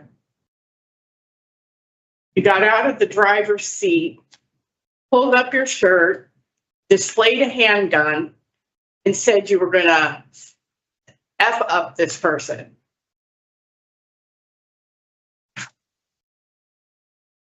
Over $180, you're going to threaten somebody's life? I never had a gun. I never had a gun. I don't play with guns at all. Well, that would make you a very unusual drug dealer. I don't play with guns. I have no more questions for Mr. Morrant. Thank you, Madam Chair. Thank you, Ms. Turner. So, Mr. Morrant, give us a few minutes to talk about your case, sir. We will give you our decision shortly. Okay? Okay. Thank you. Ms. Apple. So Mr. Morrant has remained discipline-free while he's been in for this period of incarceration. He does rate out as very high for risk of returning. His charges are serious. He is serving a flat sentence, and it would, if discretionary parole was granted, it would give him a period of 6 months of supervision. He has a release plan for Hartford to a family member. He is looking at career options for jobs, including a CDL, where he's made contact with a potential training program. So, I mean, it's this is a difficult one in terms of splitting it down the middle in terms of offender change and public safety, because as I said, these are some very concerning charges at his age. I do believe that he is doing the work in the programs. He's been successful within the facility, which is a structured environment. He appears to have some community support, but I think at this point, I need to hear from my colleagues as to where they believe this is going, because I'm still on the fence. Ms. Sasha, I have an end of sentence date in 2026. So I'm sorry. If he was 18 granted months. in March, 18 months. would have a year and 4 months. Yes, thank you, Ms. Turner. Okay, sure. What are your thoughts Just in about, case that informed your decision making. Ms. Turner, what is your position? I share my colleagues' challenge with this. I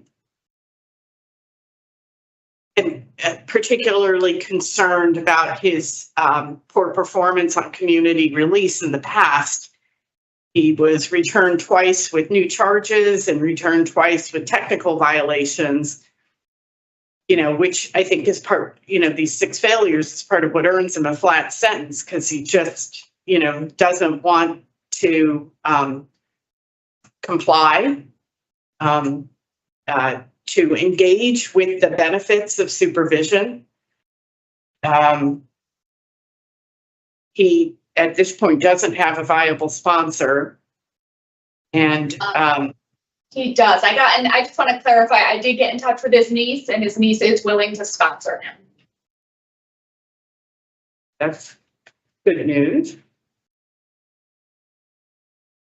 His niece is also a truck driver. Mm-hmm. I did see that.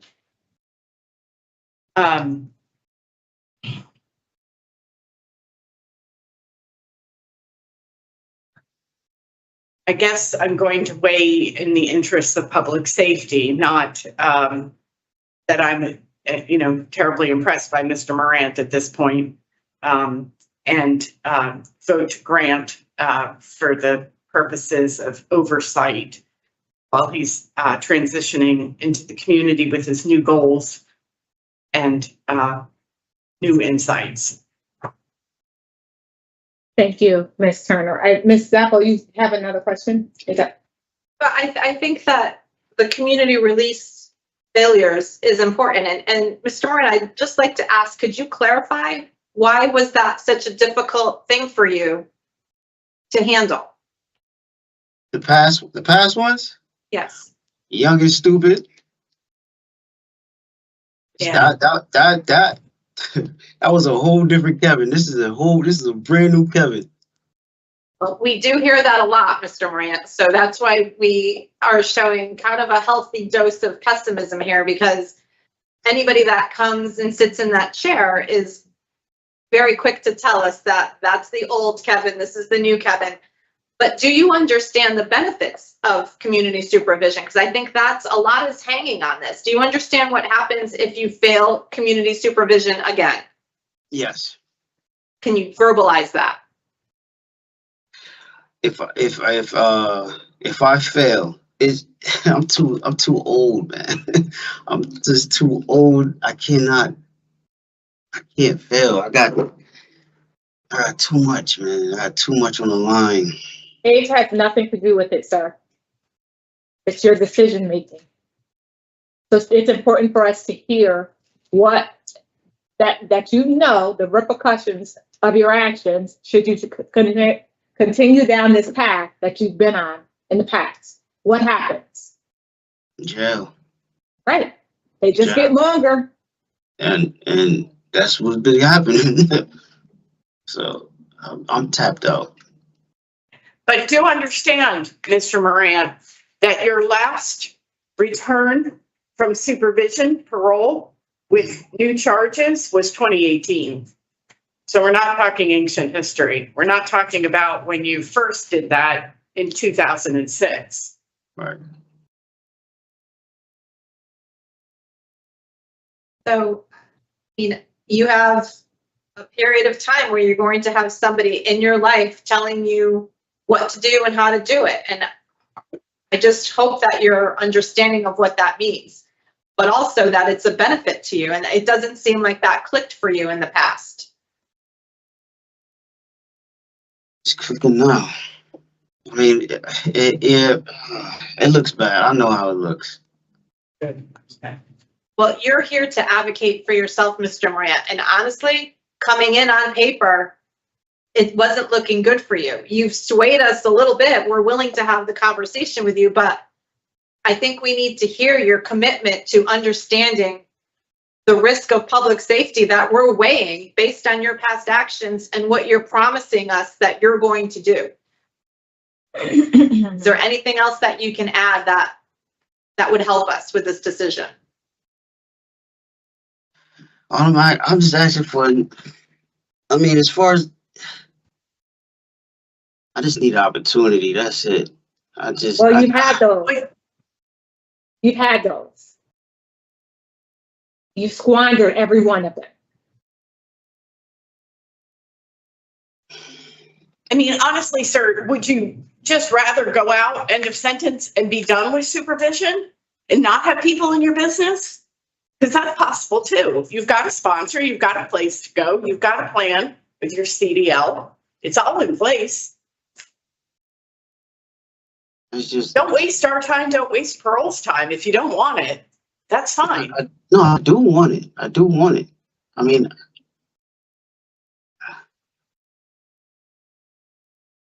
I do. I think, Mr. Morrant, what my colleague is trying to say to you is that you have the choice of sitting here for until your end of sentence and then walking out that door and never having to deal with anyone, or under supervision, you're going to have somebody that you're accountable to, never mind your family and everybody else. You're going to have somebody that you're accountable to for 18 plus months, and you've never been successful in the past doing that. So can you talk to us about why you think you can handle that now at the ripe old age of almost 42?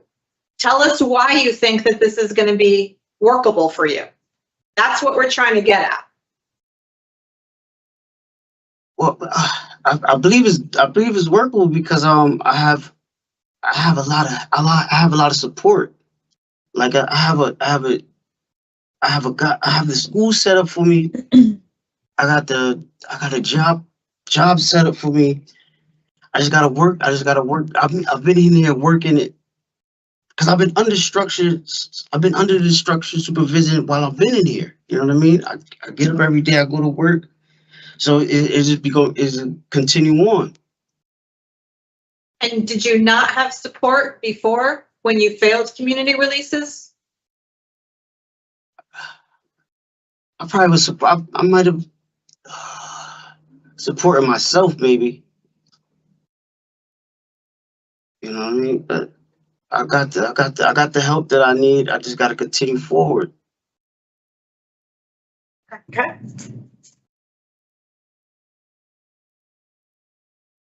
Does that help with your decision, Ms. It does. What's your vote? I'm willing to go out on a limb for Mr. Morrant, but he needs to understand that at this age, this is probably the last chance that he's going to get from a panel that he might see in the future. That's absolutely the truth. Okay. So condition, no driving, no co-defendant? No driving. There is a co-defendant. The Condra Lee Perry. Yeah. Well, anything else? Nothing that I think that we should impose at this time, but I would strongly recommend to Mr. Morrant that he seeks additional services when he is out in the community in order to help himself. With regard to Kevin Morrant, 297-888, I move to grant discretionary parole on or after March 3rd, 2025, with the following conditions. In addition to the standard parole conditions, you're not to operate a motor vehicle without a parole officer's permission, and also no contact with your co-defendant, Condra Lee Perry. Is she related to you, sir? No. All right, is there a second? Second. All in favor? Aye. All right, so Mr. Morrant, you're getting we voted to parole you, sir, so I'm really hoping that you take advantage of this opportunity and not I'm not squander gonna it fail again. you. I am not gonna fail. I hope am not not. gonna fail. I am not gonna fail. I'm telling you. I've been working on this plan for about a year. I am not gonna fail. Good luck to you, sir. Thank Thank you. you. Thank you so much. Hearing for Kevin Morrant, number 297888. All right, you're all set, sir. Congratulations. Thank you. Thank you. Oh my God.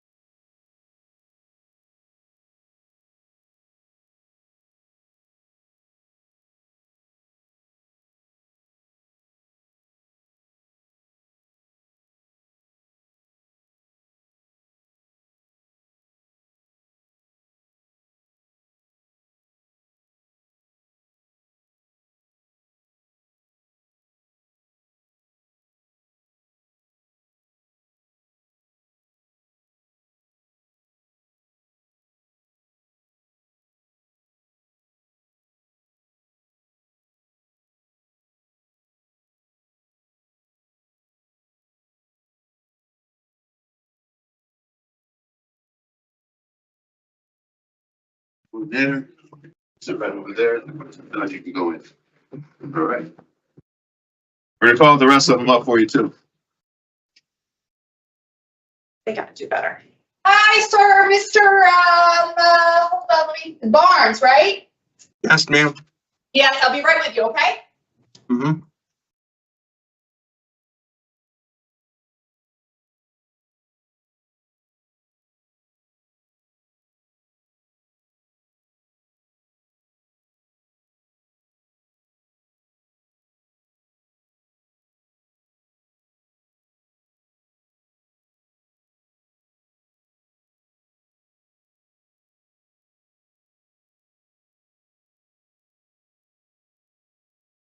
Good afternoon. My name is Parole Officer Michaelizzi. Today is Thursday, February 13th, 2025, and this is a hearing of the Connecticut Board of Pardons and Paroles. The following board members are present this morning and by stating their names on the record, certify that they reviewed all statutorily required documents and available for information in preparation of this hearing. Good afternoon. I'm panel member Carey. I'm Ellen Sapo Sasso. Nancy Turner. Sir, can you please state your name and inmate number for the record? Kendren Barnes, 236338. Thank you. This hearing is being conducted in consideration of the parole application for Kendren Barnes, number 236338. He is serving a sentence of 2.5 years flat for 2 counts of robbery third. As of today, records reflect an eligibility date of June 17th of 25. There is no victim input in this case. There is an offender accountability plan for the offender. It has been reviewed and shows that Mr. Barnes has not completed any programs. I did. This, what was that? I just tier 2. I'm on tier 2 waiting list, and I just completed a mental health group with my counselor, and I'm doing a mentor for the chronic. You're a mentor for chronic discipline? Yes. Oh, okay. I didn't know that. All right. So he has done mental health groups. He's on the waiting list for tier 2, like he said, and he is a mentor for chronic discipline. So utilizing the statewide collaborative offender risk evaluation system, the offender's overall score falls within the very high range risk for recidivism.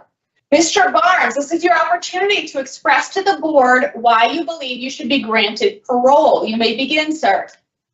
I've been granted parole because I've been sitting down in jail, had time to think about my actions. I apologize for my actions, the way I carry myself out in the community, and I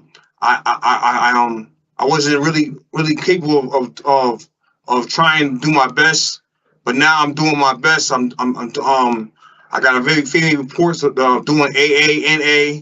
I'm trying to apply for a drug program, inpatient, long term.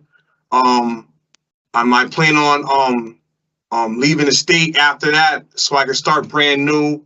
I'm trying to get my GED as I'm on the list right now for that too. I really do have a real bad drug problem in the street when I did my crime.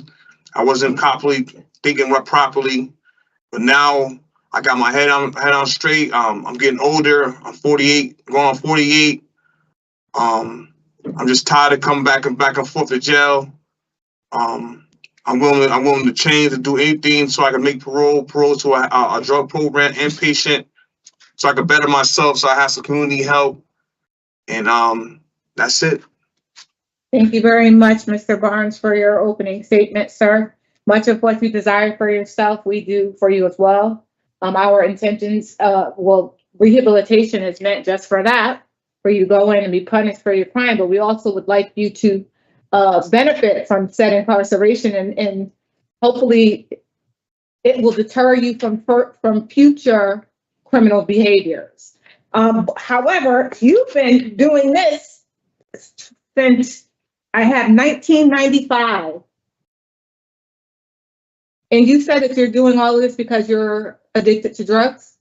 Back then I wasn't.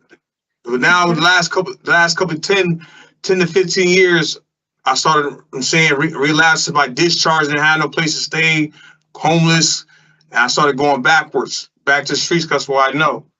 But Do you think that maybe you are what's the word, institutionalized, sir? Because it's stable there in the facility. You have 3 meals, some place to sleep. And somewhat yeah, but somewhat no. Because my intention wasn't to come back to jail. I just fell into a trap of depression, nowhere to go, lack of community help, coming on discharge. Every time I discharge, I'm always on the streets. I had a place to look, homelessness.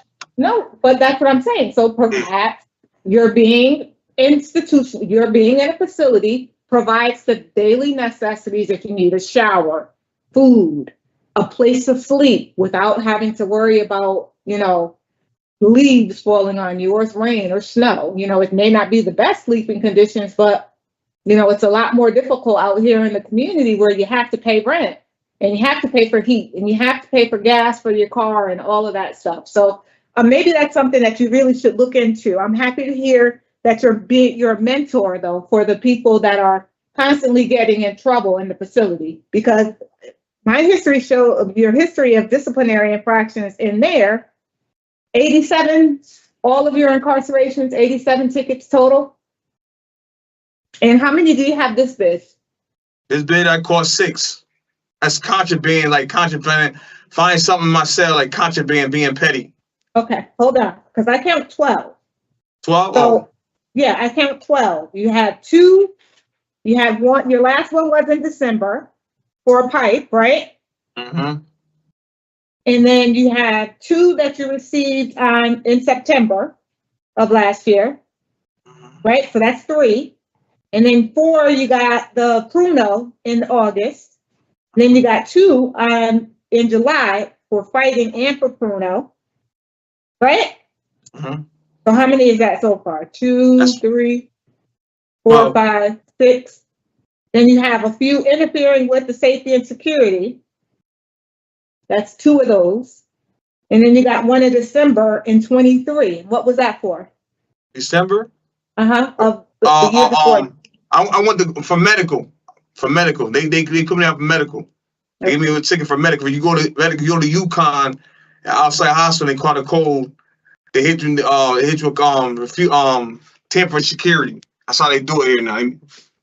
Mr. Barnes, tell me what it is that you think that you need for you to be successful when you go back out in the community, because you don't behave in the facility and you can't be compliant when you're out in the community.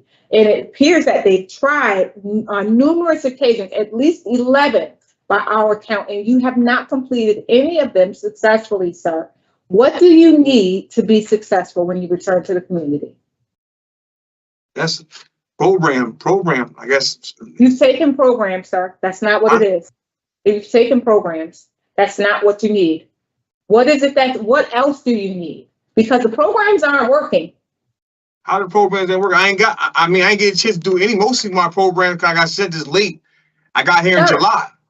Okay, you may have come there in July, but yet and still, you already have a ticket just 2 months ago. Yeah, but I'm trying to tell you, I just came in the cell and he found contraband under my bunk, and it's not mine. I just moved in the cell, so I can't fight the ticket. I can't refuse it because they found it under my bed, and they ain't never said we have to clean our cells when we first move in. So when I got here, I caught a ticket for that. So what about the one in September? Was that contraband that was under your mattress too? The unknown meds? No, meds. That right there, she saw a pill. I chew my meds. I don't use no water or nothing. And she seen a little piece of a pill under my tongue, and I'm not taking no type of narcotics. I'm taking mental health meds. So I chew my meds all the time. And that's right there was like a little problem. She was overdoing her job. So I couldn't. I try to argue with that, but I'm not trying to stay in seg all that time just to fight the ticket. So Mr. Barnes, do you know? Okay, so what if everyone that they gave medication to had just a little piece of their daily meds under their tongue, and they took it out and they decided to sell it, and another person got high off of it? Like they have to have some kind of protocol for giving the medication. You know what I mean? She sent me to the box 3 times. That lady sent me to the box 3 times. That same officer with that same ticket. It's a different ticket, but she's that same medication lady. Yeah. She sent me SAG 3 times. Yeah. She had something against me. I'm just trying to tell you, the first time she said she seen a little pill. Next time she said I was cuffing my meds, and it wasn't me. She was after another guy, and they went and searched my cell, and that's when they found contraband. Okay. They ain't find no medication. So Mr. Barnes, tell me what happens when you're out on parole and your parole officer finds some contraband on your person. How do you handle that? I'll tell him what I had it for. Explain why I had it in my pocket and what I was doing with it. And what if he doesn't believe you, or she doesn't believe you, and he still wants to remand you back to custody? What happens then? I go back to jail. I mean, I'm guilty of that. If I had it in my pocket, yeah, I'm guilty. Because I ain't followed my parole. I ain't following the parole rules. I'm on parole. So Mr. Barnes, can I be honest with you, sir? I'm happy to see that you have an adequate release plan. It looks like your dad's going to provide some type of employment for you. You were talking about going to the Liberation House in Stamford. So that's a potential job. It looks like you want to be released to a halfway house. Why can't you live with your dad? I could live with my dad, but I just some people in jail, they said when you wanted to go straight to your family house, they kind of deny you because they feel you can get rehabilitated. Oh, okay. I'm saying because it's just, I mean, like I ain't showing them I want more program out in the world, I want more help. I need more help in the world. Well, I hate to say that, it comes a point where you've run out of times, you've run out of opportunities. Like, it's difficult for me to say I would support your discretionary parole based on your record, sir.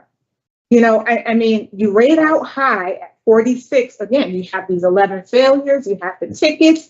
It's all working against you instead of for you, sir. Yeah, but I'm saying, but some of my tickets is from being in an environment. I got a less crimer, and the other guys have got time.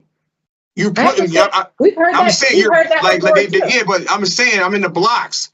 Dudes are facing time who got robbery, all that. I ain't had that much time. So I'm just telling you, that's a threat too. When you put me in a cell like that, who got 60, 80 years, and I only got 18 months, and they stressing my bid, that's a threat. That's put myself inside harm's way.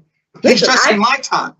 I understand. So only thing I can do is defend myself. They're not, ain't no officer, ain't no warden, ain't nobody gonna jump in front of my cell and say, take a help me out like that. Mr. Haines, Mr. Barnes, I understand exactly what you're saying, sir. It's it's a dog eat dog kind of world in that facility, but prison's not supposed to, it's not made to be easy, sir.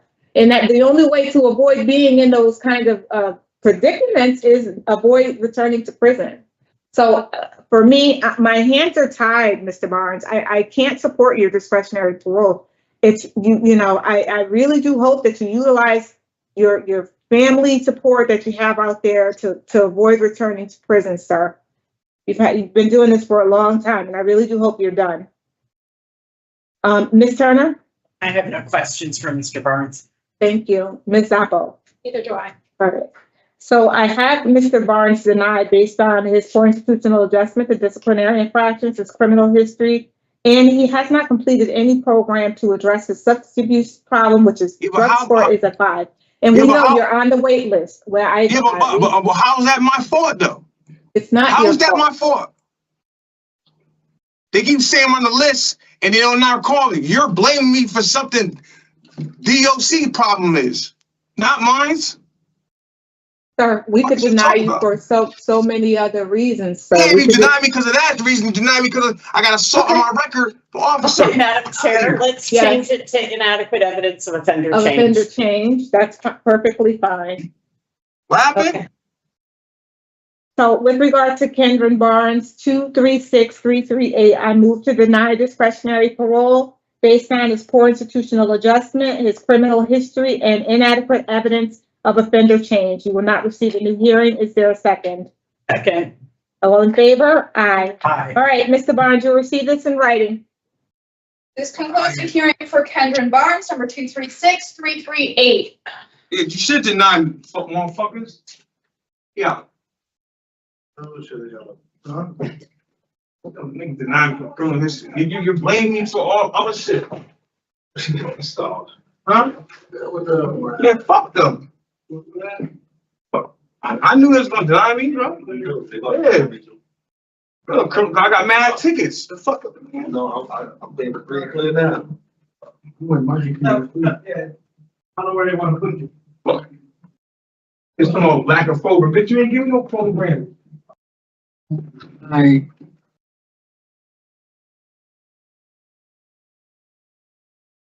Hi, this is Alfredo Cuellar, correct? Yes. Okay, we'll be right with you. Hold on one second. Well, how would you, I'm sorry, how would you like to be, what pronouns do you use? Miss Cuellar, we'll be right with you, okay? Thank you. Yep.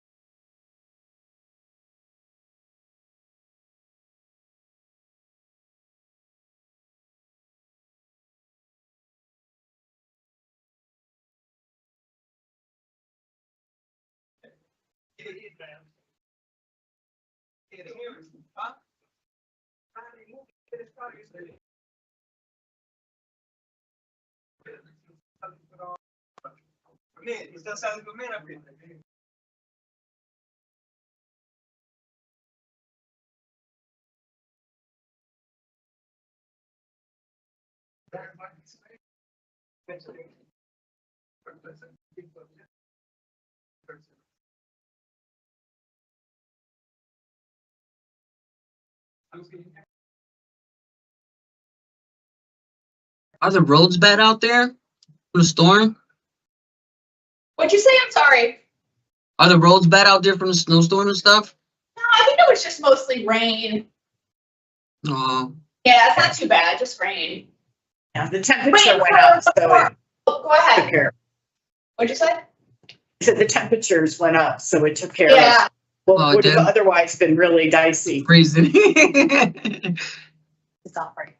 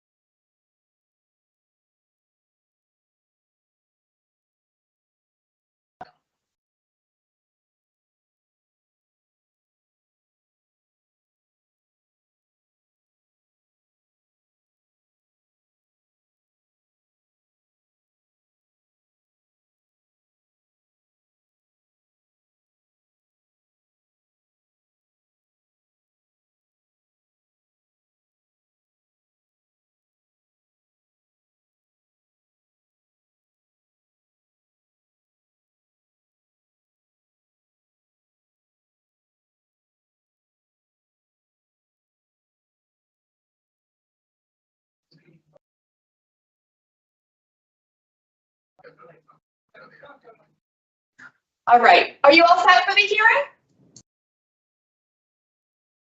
Ms. Cuellar, are you all set for the hearing? Yeah, I'm ready. Okay, great. All right, good afternoon. My name is Parole Officer Michelizzi. Today is Thursday, February 13th, 2025, and this is a hearing of the Connecticut Board of Pardons and Paroles. The following board members are present today, and by stating their names on the record, certify that they have reviewed all statutorily required documents and available pertinent information in preparation of this hearing. Good afternoon, I'm panel member Barry. I'm Ellen Zappo-Sasser. Nancy Turner, good afternoon. I'm Ms. Cuellar. Nice to meet you guys. Can you please state your name and inmate number for the record? Alfredo Cuellar, 265-423. Thank you. This hearing is being conducted in consideration of the parole application for Alfredo Cuellar, number 265423. She is serving a sentence of 2.5 years and 2.5 years of special parole for criminal possession of a firearm. As of today, records reflect a parole eligibility date that is past October 5th of 24. There is no victim input in this case. There is an offender accountability plan for the offender. It has been reviewed and shows that the offender has completed no programming. Utilizing the statewide collaborative offender risk evaluation system, the offender's overall score falls within the very high range risk for recidivism. Ms. Cuellar, this is your opportunity to express to the board why you believe you should be granted parole. You may begin. First and foremost, God bless y'all. Second,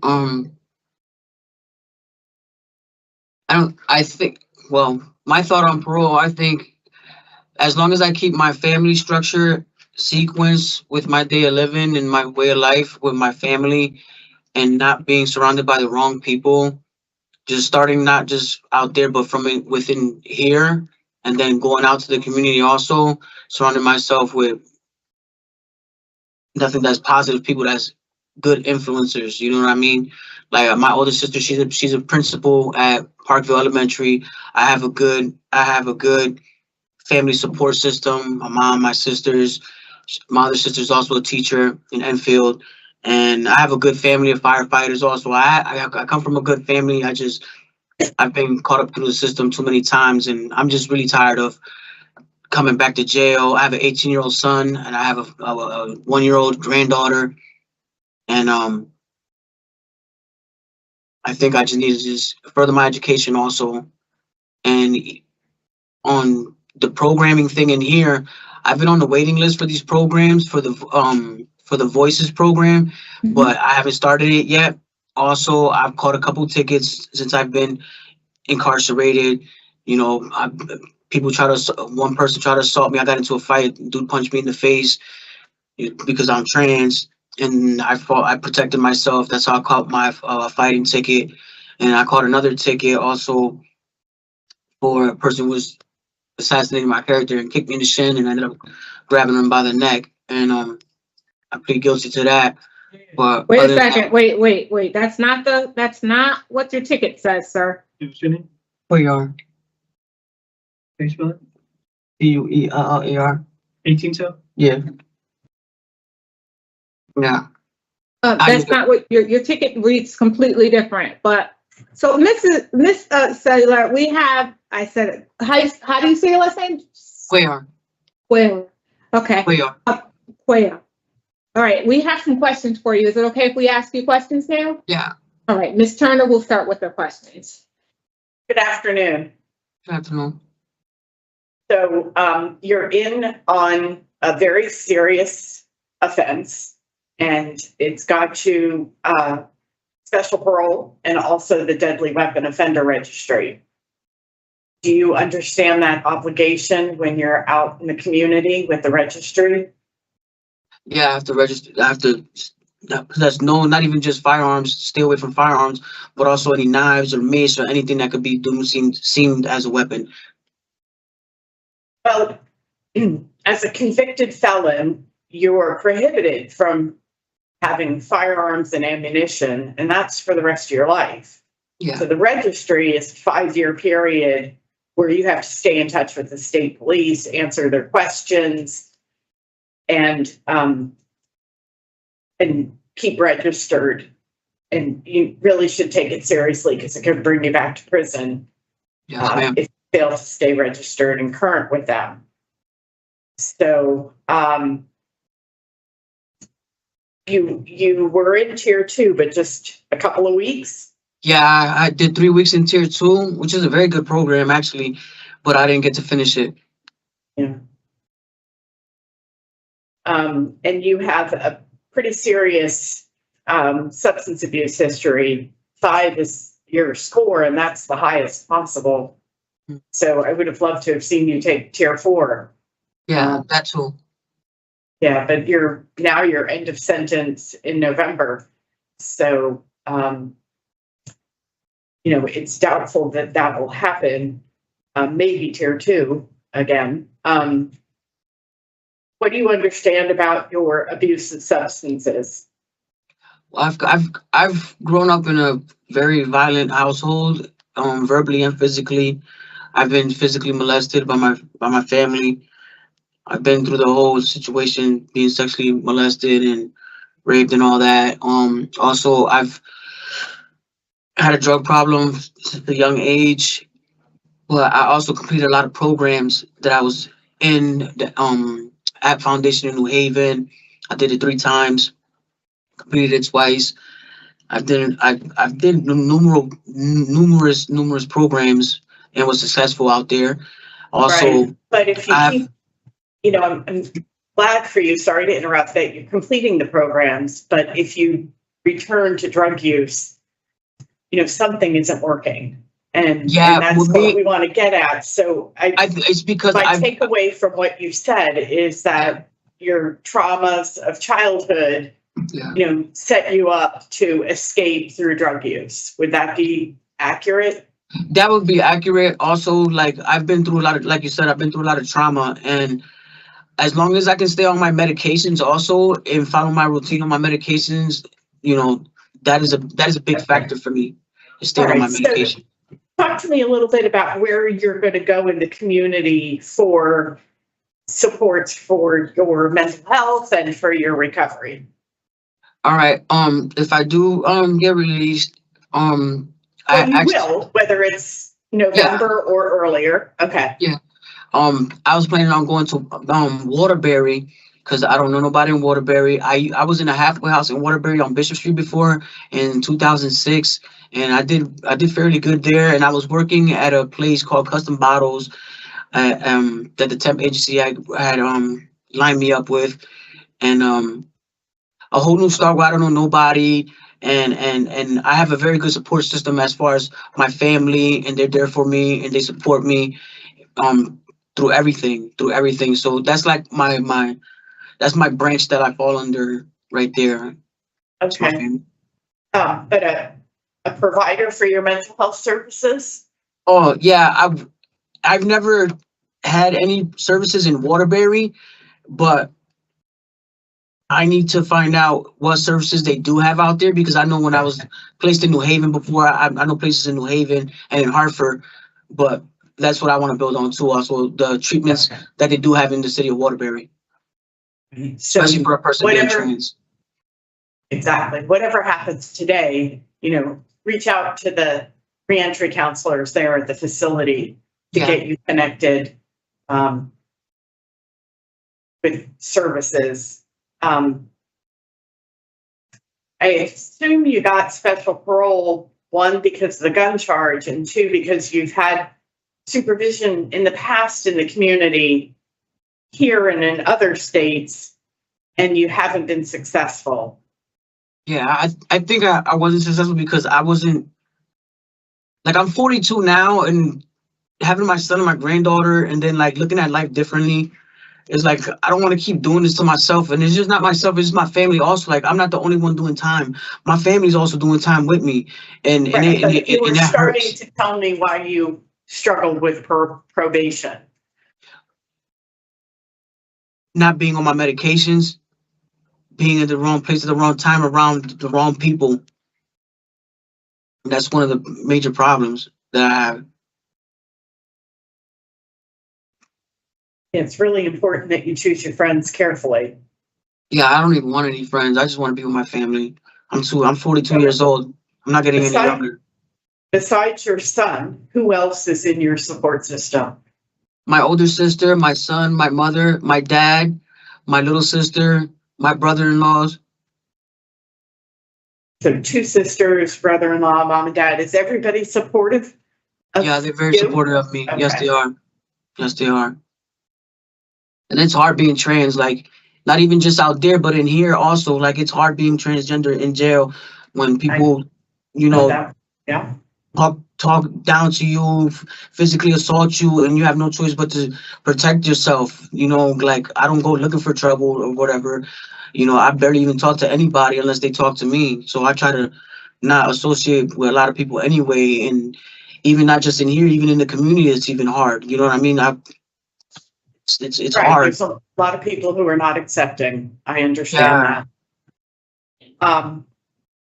And that's an emotional roller coaster for me also, being on hormone treatments, being on medications, and then trying to live a certain way and provide for my child and help my mom. It's a lot, but it can be done. Okay? There's people in worse situations than I am, so I'm grateful for the opportunities that I do still have, and that I do still have a chance at life, whether I'm in here or out there. You know what I mean? Because I have a very supportive family. I believe in God, and I know that change doesn't come overnight, but it also doesn't come if you don't want it. If you want it, it'll come. You have to. Life is about changes. Period. Life is nothing but changes. And once a person realizes that through living for so long and through trials and tribulations, I think a person starts to realize that when they're just tired of doing the same thing and coming back and forth. Like I'm tired. Like I'm really tired. I just lost a brother. They just killed my brother a year and on September 11th. Yeah. I think you've hit a point where you want more for your life. Yes, I do. This I just lost cycle my that brother. you've been- I just lost this my. They cycle just that killed my. you've been on. I'm They just sorry killed for my your brother. losses. Yeah, like I've been through a lot. I'm going to keep last year and a us half. focused on the questions that we have to determine what we're going to decide today. So, I'm sorry. Thank you, ma'am. you, no need to apologize. You, were in possession of a firearm. Why? Because the area I was staying in, and Where'd you get the gun? off a dope dealer. So here's my concern. You didn't know how to use the gun, did you? You didn't train with it? No. Okay. But do you I just had it in understand? I know that I understand the risks that can happen and that come with possessing a firearm, period, possessing any type of firearm or weapon, and the lifestyle that brings and the attention that it brings and the consequences that eventually end up coming if you're living that life and holding something like that, whether it's for protection or to harm anybody. Especially when you don't have any training. Because course. every You can hurt firearm yourself. handles differently. Yeah. And in this case, you let's say you hit your target and fortunately nobody else was injured. Yeah. When you think back on that situation 4 years ago, do you think there was any other way you could have handled it?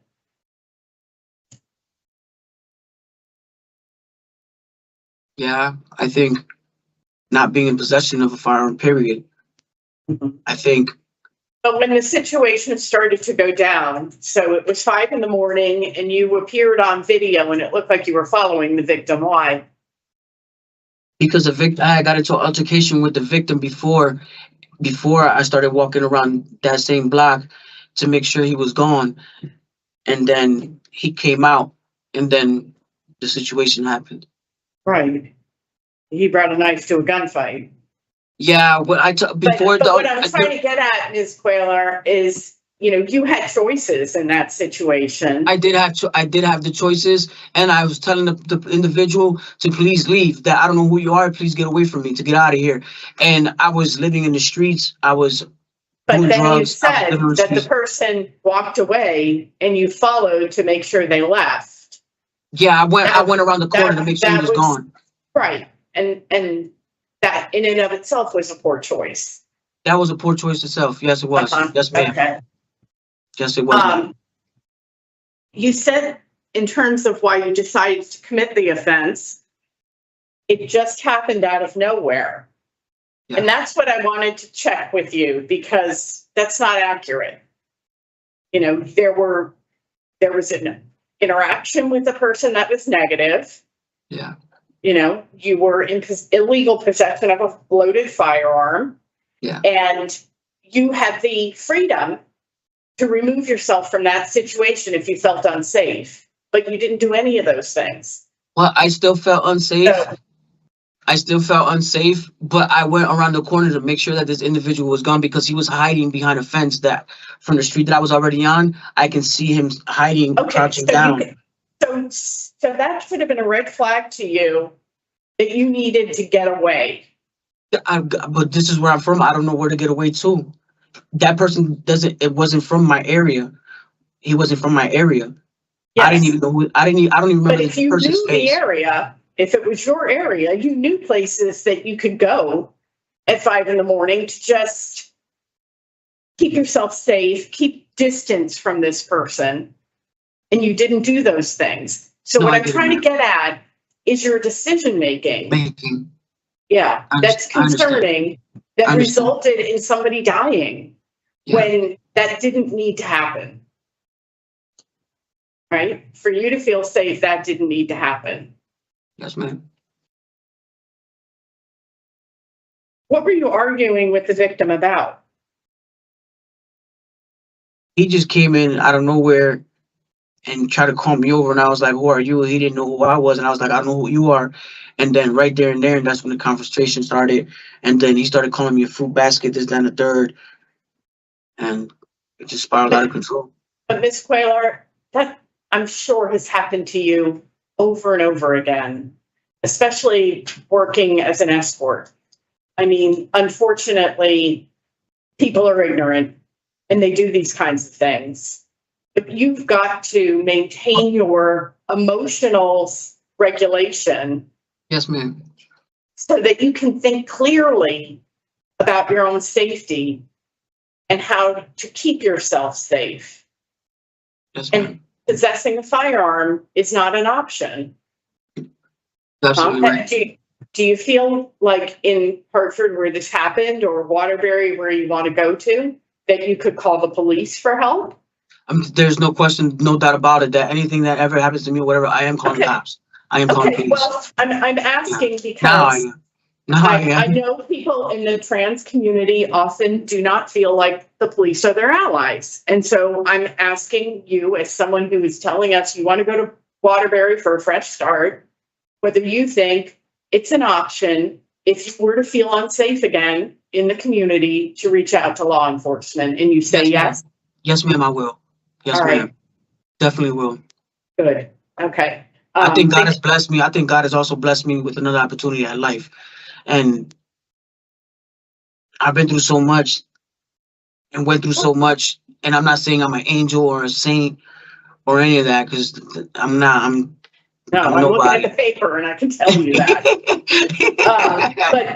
But tell me, what were the federal charges that were brought in 2022? What were your federal charges that you were on probation for? I was in 2010, I was sentenced to possession of a firearm and crossing state lines, affecting interstate commerce. Okay, so you have a history with guns. Yeah, that was the last time besides this part. Okay, it needs to end, sir. Yeah, I know. Now, excuse me. All right, thanks for talking with me. I really wish you much success going forward. Thank you. God bless you. Thank you. Thank you, Ms. Garner. Ms. Apple. Yes, Ms. Cuellar, I just need a clarification because I'm concerned about some of your opening statements where you related to us that you had had a difficult upbringing with some abuse and other types of trauma. and yet you're identifying your family as your main source of support. Without going into any personal details, because I don't need that, was there another part of your family that you are now not connected to? Where was this abuse that occurred, and how have you come beyond that? Well, the abuse started when I was 7, and it was with my brothers, but the abuse happened to my brothers and at a young age, so they thought it was, I guess, okay for them to do the same thing with me that they went through. And took me a long time to figure that out and to have forgiveness, to forgive them for something that they didn't know that was right or wrong, because they were children too. But I've dealt with that my whole entire life, and like just recently, probably in the past, like I'll say about 13 years is where I found the compassion and the forgiveness to forgive them for something that they didn't know that they were doing was wrong to me and was never brought about or talked about. And I've lived with that my whole entire life, and just with full of rage and living out there and doing drugs and full of rage and anger and depression and anxiety, living with that. And it's never been talked about with my families. And then when I actually sat down finally and found out that it happened to them, and they was just acting out as young kids do and thinking that is right. And we all were victims. I wasn't just a victim, they were victims also. So there I found the compassion, and I thank God for that, because I had a lot of anger inside, a lot of anger in asking why. But that doesn't portray me to be the person who I am today, being transgender. That doesn't mean that's why I'm transgender. I was born in my mind and my body and soul and spirit. I think I'm a female, and I know I'm a female, but I lived the life of a man also. I lived a very tragic life, a very traumatic life. But I found the power in God to forgive myself, but also to forgive them, because it wasn't their fault, you know? So it takes a lot for a person that has been through that to acknowledge that, not just within myself, but in others, and to find forgiveness and to move on. Okay. That's So how you mentioned that one of your brothers unfortunately has died. Yeah. Is your other brother that was subjected to this level of abuse, is he still in your life? Yeah. And do the rest of your family know what had happened now? Yeah. Yeah. So they are We're best supporting friends. you. They all support me. They're there for me. We done talked about it. They've been hurt. I've been hurt. They've been through it. I've been through it. And now it's just like a whole, when you have like a kumbaya of just like everything there, and just coming to terms with everything and realizing that this person's not even at fault, or this person's not even at fault. And it was just like, oh my God, you know, like nobody was right or wrong. It was, we all were victims. We all were victims. Thank you. That's very clarifying for me. And then my last question is that, you know, you have had periods of incarceration and but outside of those periods, I think I was able to piece together that there were periods of time that you weren't in trouble, that you weren't involved with the criminal justice system. So it appears that you can do it. I am concerned about your drug and alcohol score without you getting appropriate programs, because that's key. And I think your release plan, definitely you need therapy and medication management, and you really need to work to set that up in order to be successful. Yes, ma'am. Yes, ma'am. And I totally agree with that. I totally agree with That's that. all I have, Madam Chair. Thank you, Ms. Apple. So we are done with our questions, and we are going to deliberate now. You can stay there and listen, but please don't interrupt, okay? Our question. All right. Thank you guys. Thank you guys. God bless you. Thank you. All right, Ms. Turner? Well, I've enjoyed hearing from Ms. Cuellar today, because on paper, it's a very different picture. It's challenging to be looking at a criminal history that goes back to 1999, spans 4 other states and federal convictions. So it really is time that things turned around. And I'd like to think that the support of parole, special parole, which is part of her sentence, will will make a difference. I'm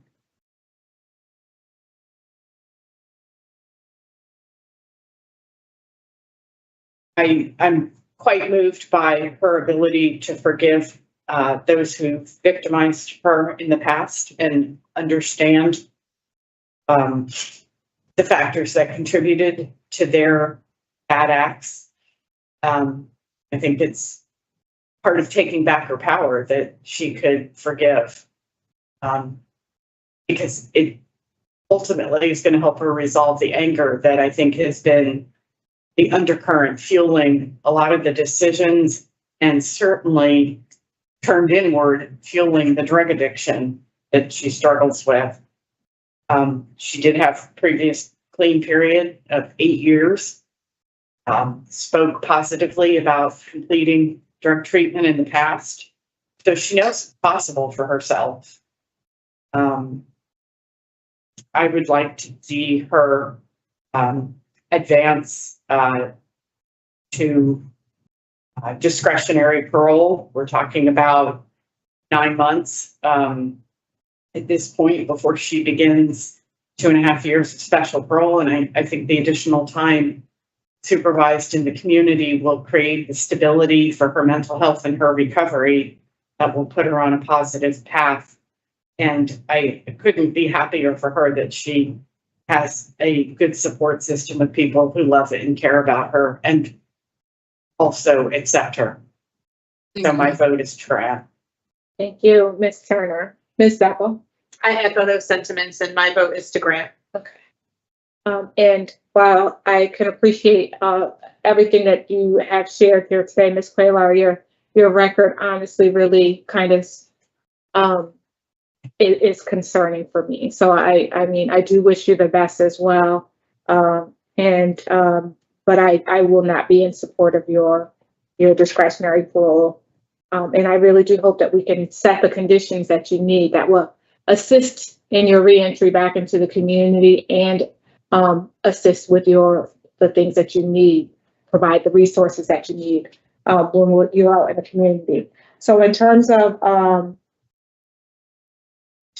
conditions, I had I listed a half of the house, no contact with the victim, mental health, evaluation and treatment, and is there anything else? No, but I misspoke. The victim survived the shooting. So thank you for that. You know, I think Shamroy did this. Who interviewed you, Ms. Cuellar? It was a male guy. Shamroy? Yeah. Shamroy? Yeah. Did he die? I'm sure. Was it mental health with medication compliance or just mental health evaluation? I just have evaluation.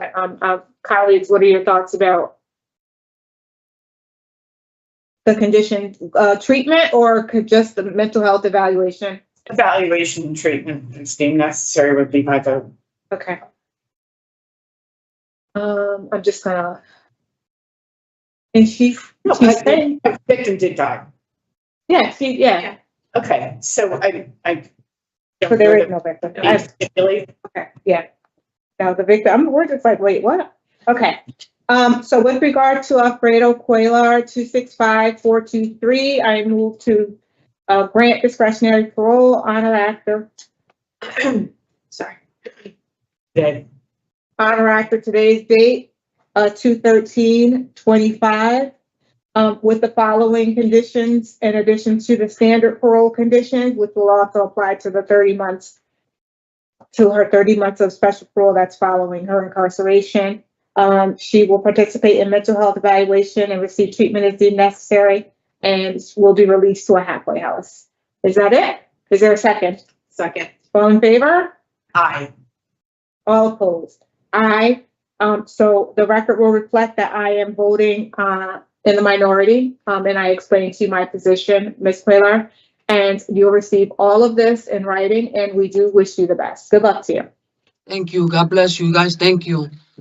Thank you. The hearing for Alfredo Cuellar, number 265-423.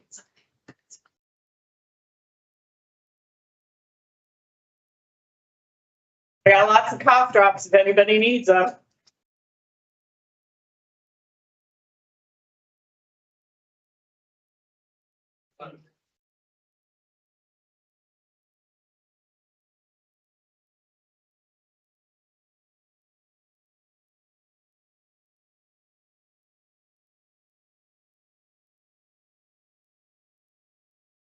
Ms. Berry? Yes. So, I noted your objection, criminal history. What else were you citing? Her tickets are definitely of concern. And the fact that she was on probation, was, but we didn't talk about that. So her criminal history and, Mr. Ferraro? How's it going? Yeah, good. Have a seat. We'll be right with you. All right, all right. All right. Got it.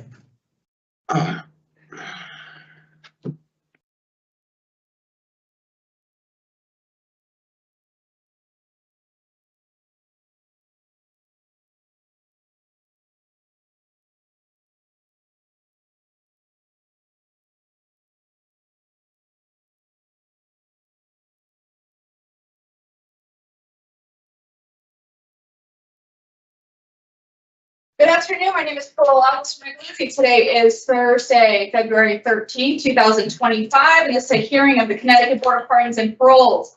Following board members are present this morning and present today, and by stating their names on the record, certify that they have reviewed all statutorily required documents and available for information in preparation of this hearing. good afternoon. I'm panel member Berry. Good I'm afternoon. Ellen Sapo Sasser. Nancy Turner. Good afternoon. Please state your name and inmate number for the record. Peter Ferraro, 3388889. This hearing is being conducted in consideration of the parole application for Peter Ferraro Jr., number 338889. He is serving a sentence of 6 years flat for 2 counts of harassment second, 2 counts failure to appear first, violation of probation, robbery first, conspiracy to commit burglary third, illegal possession of a weapon in a motor vehicle, interfering with an officer, carrying a dangerous weapon, illegal operation of motor vehicle under the influence, and weapon in a correctional institution.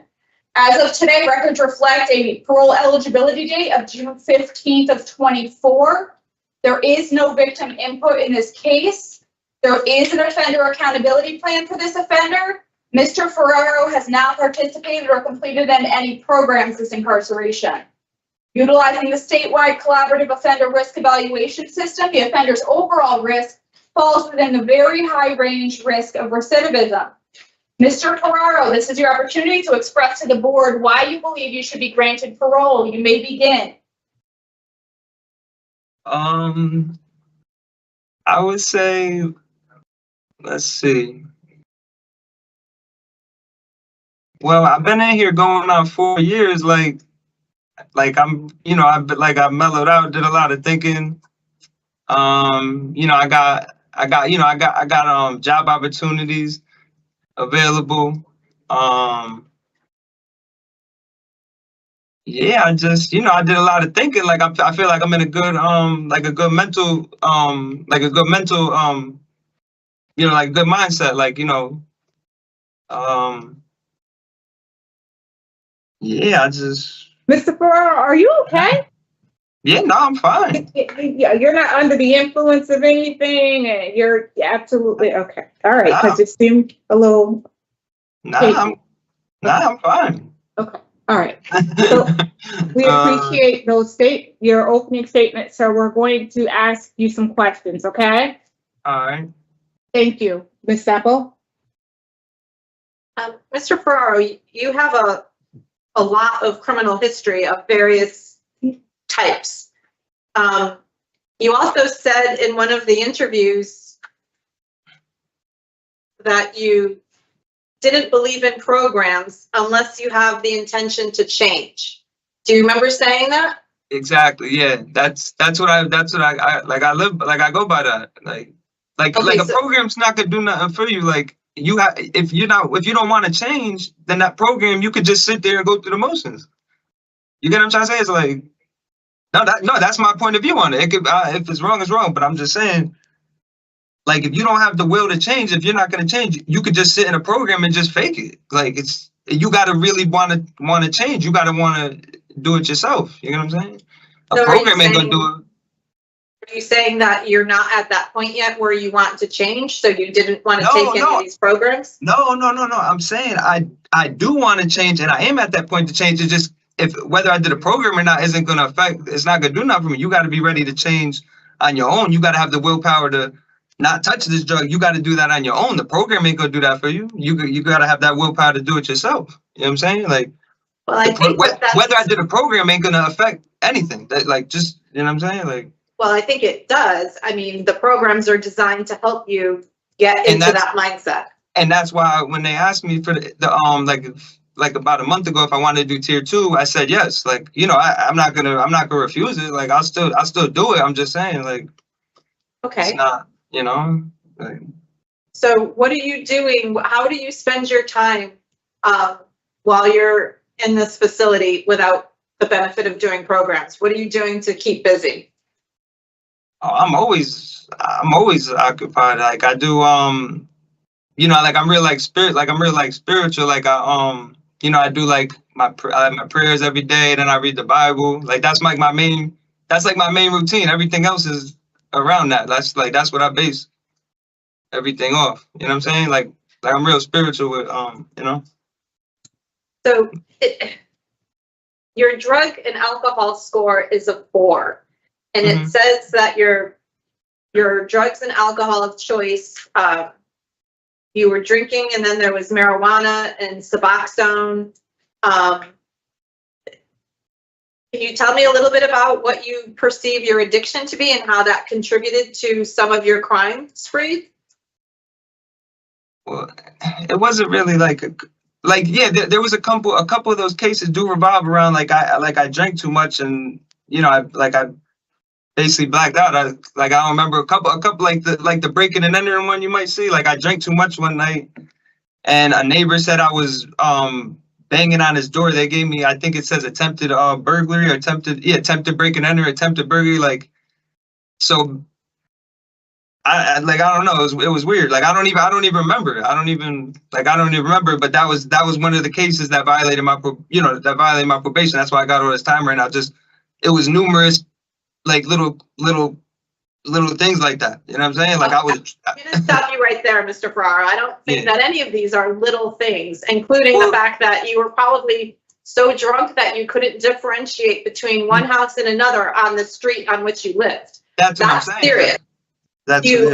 You also threatened someone at the train station, and you took a wallet at knife point. You have a very interesting history, but there's interfering, and there's weapons, and there's drugs, and there's harassment, and more weapons, and burglaries.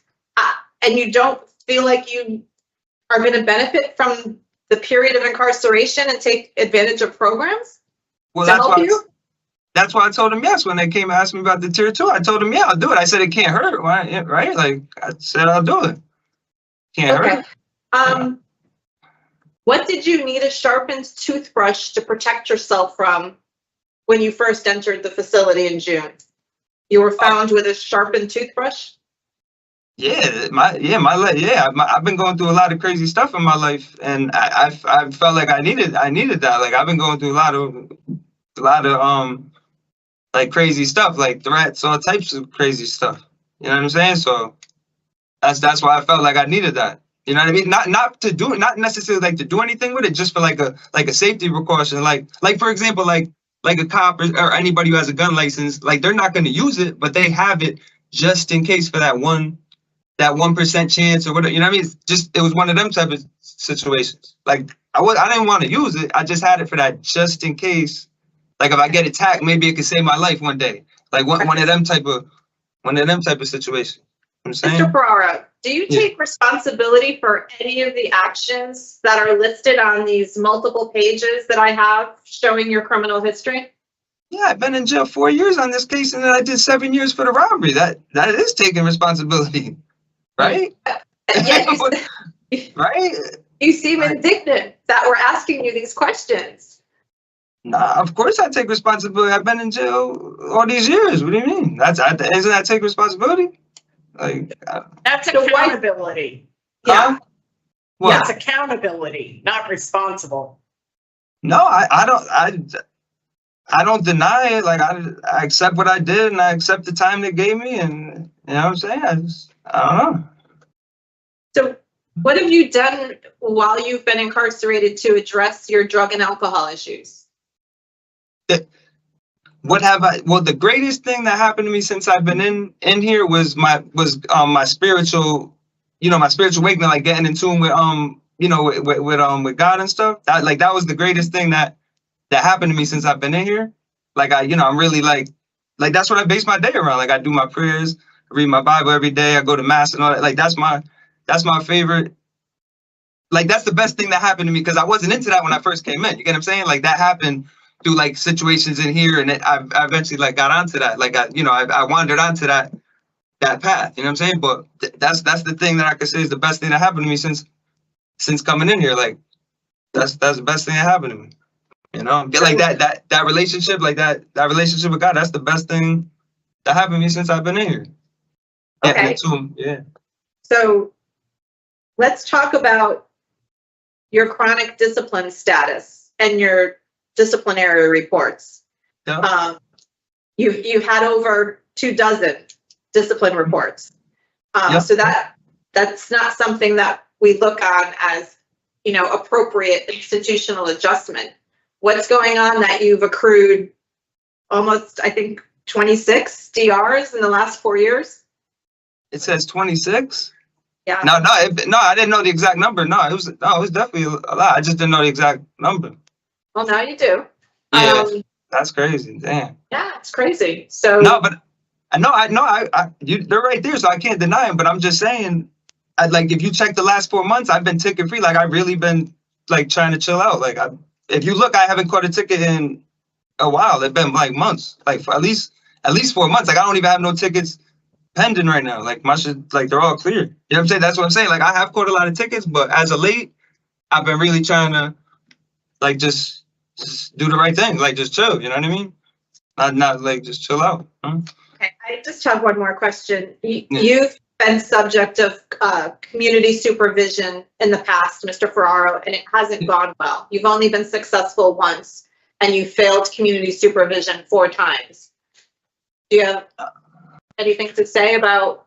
Yeah, I do. One thing I got to say about that, I never went on the run. Like I would go on the run for, like, say I violated, like caught a case or something, I'd turn myself in after like a couple days. I never went on the run for extended period of time. I always had a good report as far as reporting. You know what I'm saying? Like I never went on the run for like extended period of time. I always turned myself in after like 2 days. You know what I'm saying? Like when I was in that situation, I never went on the run or nothing like that. Okay. You know what I'm saying? Yeah. Right. Do you, when you are eventually released from this facility, what is your release plan? I'm just kind of curious. Well, the main thing is stay. I told you I'm really like, I do my prayers and my Bible every day. I definitely got to keep that up. Because I don't want to like get out and then forget about him. You know what I'm saying? There's 24 hours in a day. There's plenty of time to still do that. You know what I'm saying? Because I do my reading, my prayer. You know what I'm saying? So I can still. There's plenty of time to do that in jail or in the world. I'm not worried about that. But then just a job is the main. A job is the main thing. You know what I'm saying? A job is the main thing. Which if I was to get out or whatever, I got opportunities for a job. Like I already. I discussed that or whatever. But yes. So the job is the main thing, and then not neglecting God, like staying in tune with my prayers and my Bible. That's my biggest thing. Like I revolve everything around that. You know what I'm saying?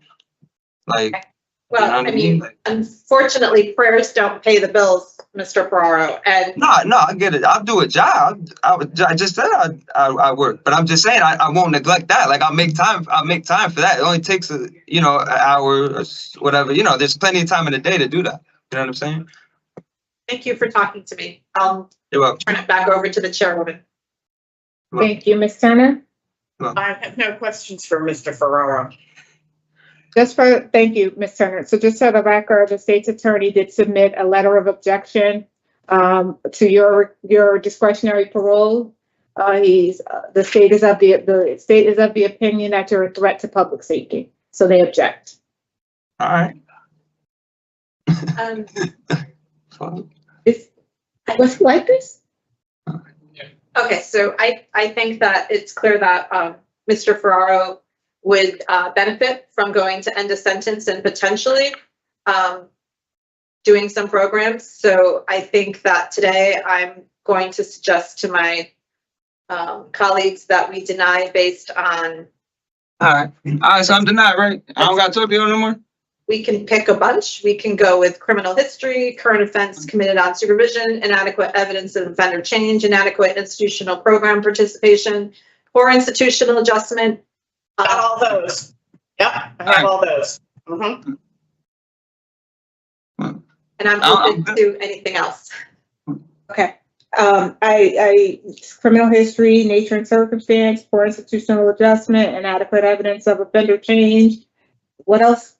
Okay, the way they're listed on mine, just to be clear, I started with criminal history, current offense committed on supervision, inadequate evidence of offender change, inadequate. I can't hear you. I'm sorry. Inadequate evidence of offender change. Yes. Inadequate institutional program participation. Yes. Ms. Turner said nature and circumstances of the offense, and I also noted poor institutional adjustment.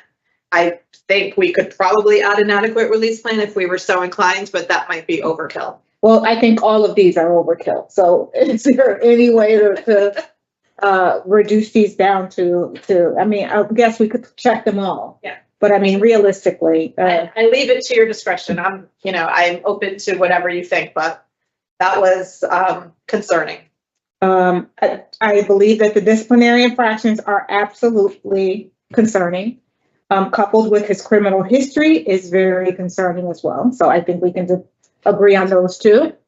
And inadequate evidence of offender change or program participation, I think that those, and also nature and circumstance, maybe. Do we want to narrow it down? You can go without nature and circumstance. I do think inadequate program participation is especially important given his comments about programming. Okay. So we'll do inadequate program participation and criminal history and poor institutional adjustment. Is that accurate? Did you want nature and circumstances? No, we're taking that one out. Okay, so 3. Just the 3. Okay. All right, so with regard to Peter Ferraro, 38889, I move to deny discretionary parole based on his criminal history, his poor institutional adjustment, and his inadequate program participation. We do not have a new hearing. Is there a second? Second. All in favor? Aye. Aye. This All in concludes, favor? Aye. Thank you. this concludes the hearing for Peter Ferraro, number 338889. Thank you. All right, Mr. Busey, we'll be right with you, okay? No problem.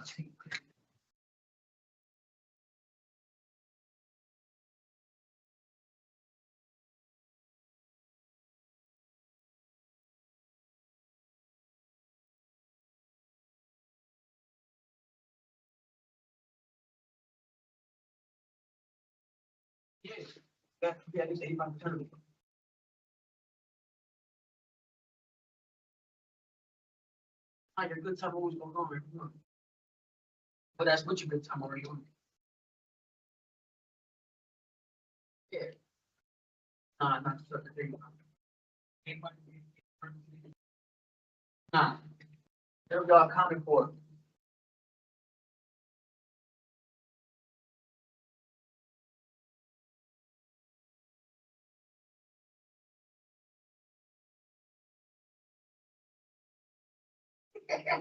Really? I like that.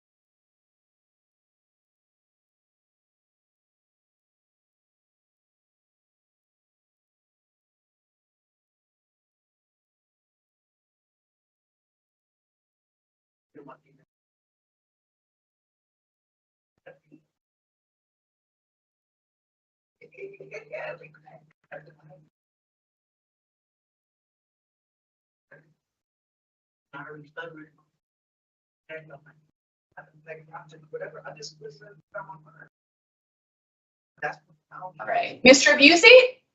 Yes, All right, are you ready to move forward? I am. All right, good afternoon. My name is Parole Officer Michelizzi. Today is February 13th, 2025. This is a jurisprudence hearing of the Connecticut Board of Pardons and Paroles.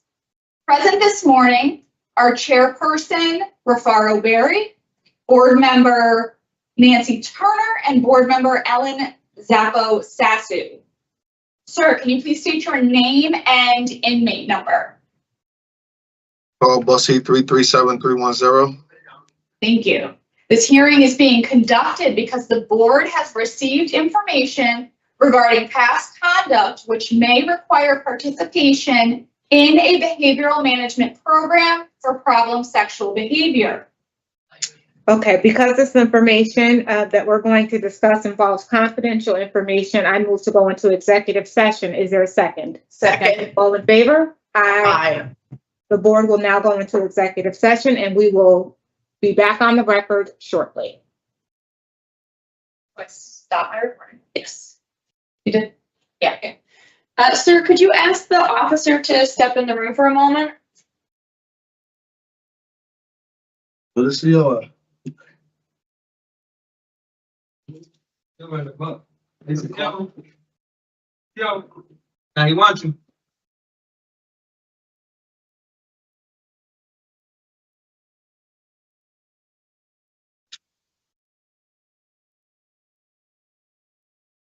What's in that office?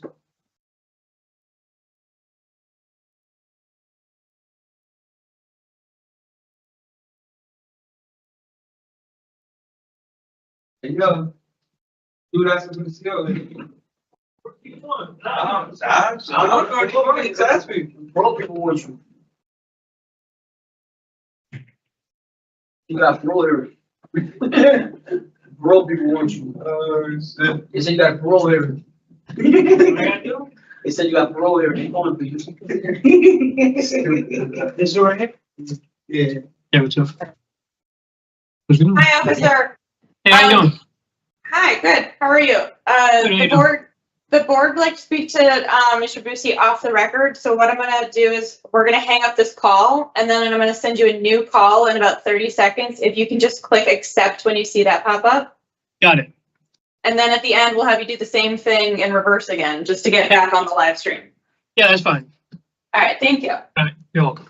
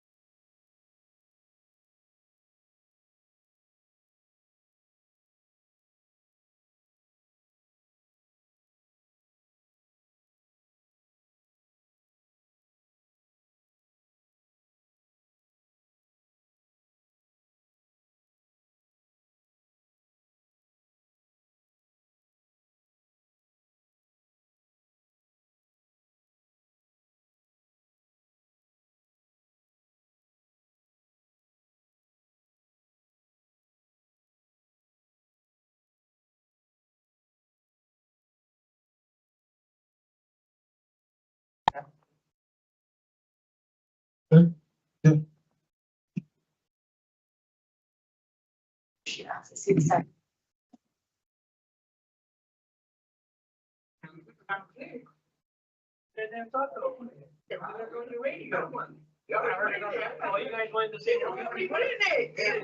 know you did. I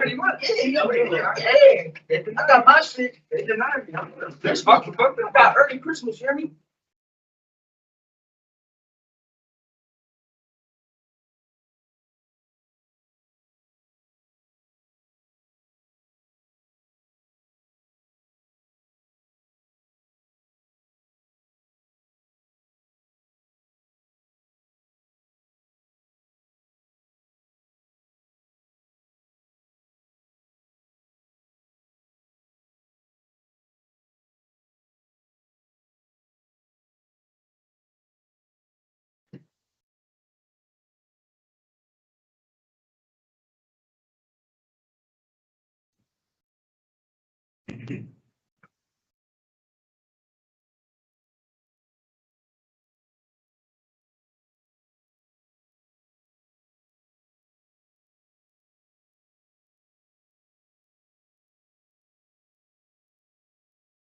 Okay, thank you. We are back on the record. We are no longer in executive session. So based on the testimony that Mr. Bussey has provided us, I think that I will vote to order the evaluation. Ms. Turner, what do you think? Favor of the evaluation as well. I think it's important. Okay. Agreed. Okay. So it's nine. All right, so Mr. Bussey, after reviewing your testimony, oh, wait, that's not right. Yes, after reviewing your all the information available there, there's a motion by the board to require a sexual behavior evaluation prior to the parole hearing. At that time, at the time of your parole hearing, the board may also decide to stipulate you to treatment as a condition of your release. You may also be assigned to the special management unit for supervision. Do I have a second? Second. All in favor? Aye. All right, so Mr. Bussey, you'll receive this in writing, sir, and it's your right to refuse to participate, but I just want to make clear that we will order the evaluation and someone will meet with you. If you decide not to do it, then that's your choice, but okay? All right, good luck to you, sir. Thank you for speaking with us. All right. Well, I do have a question.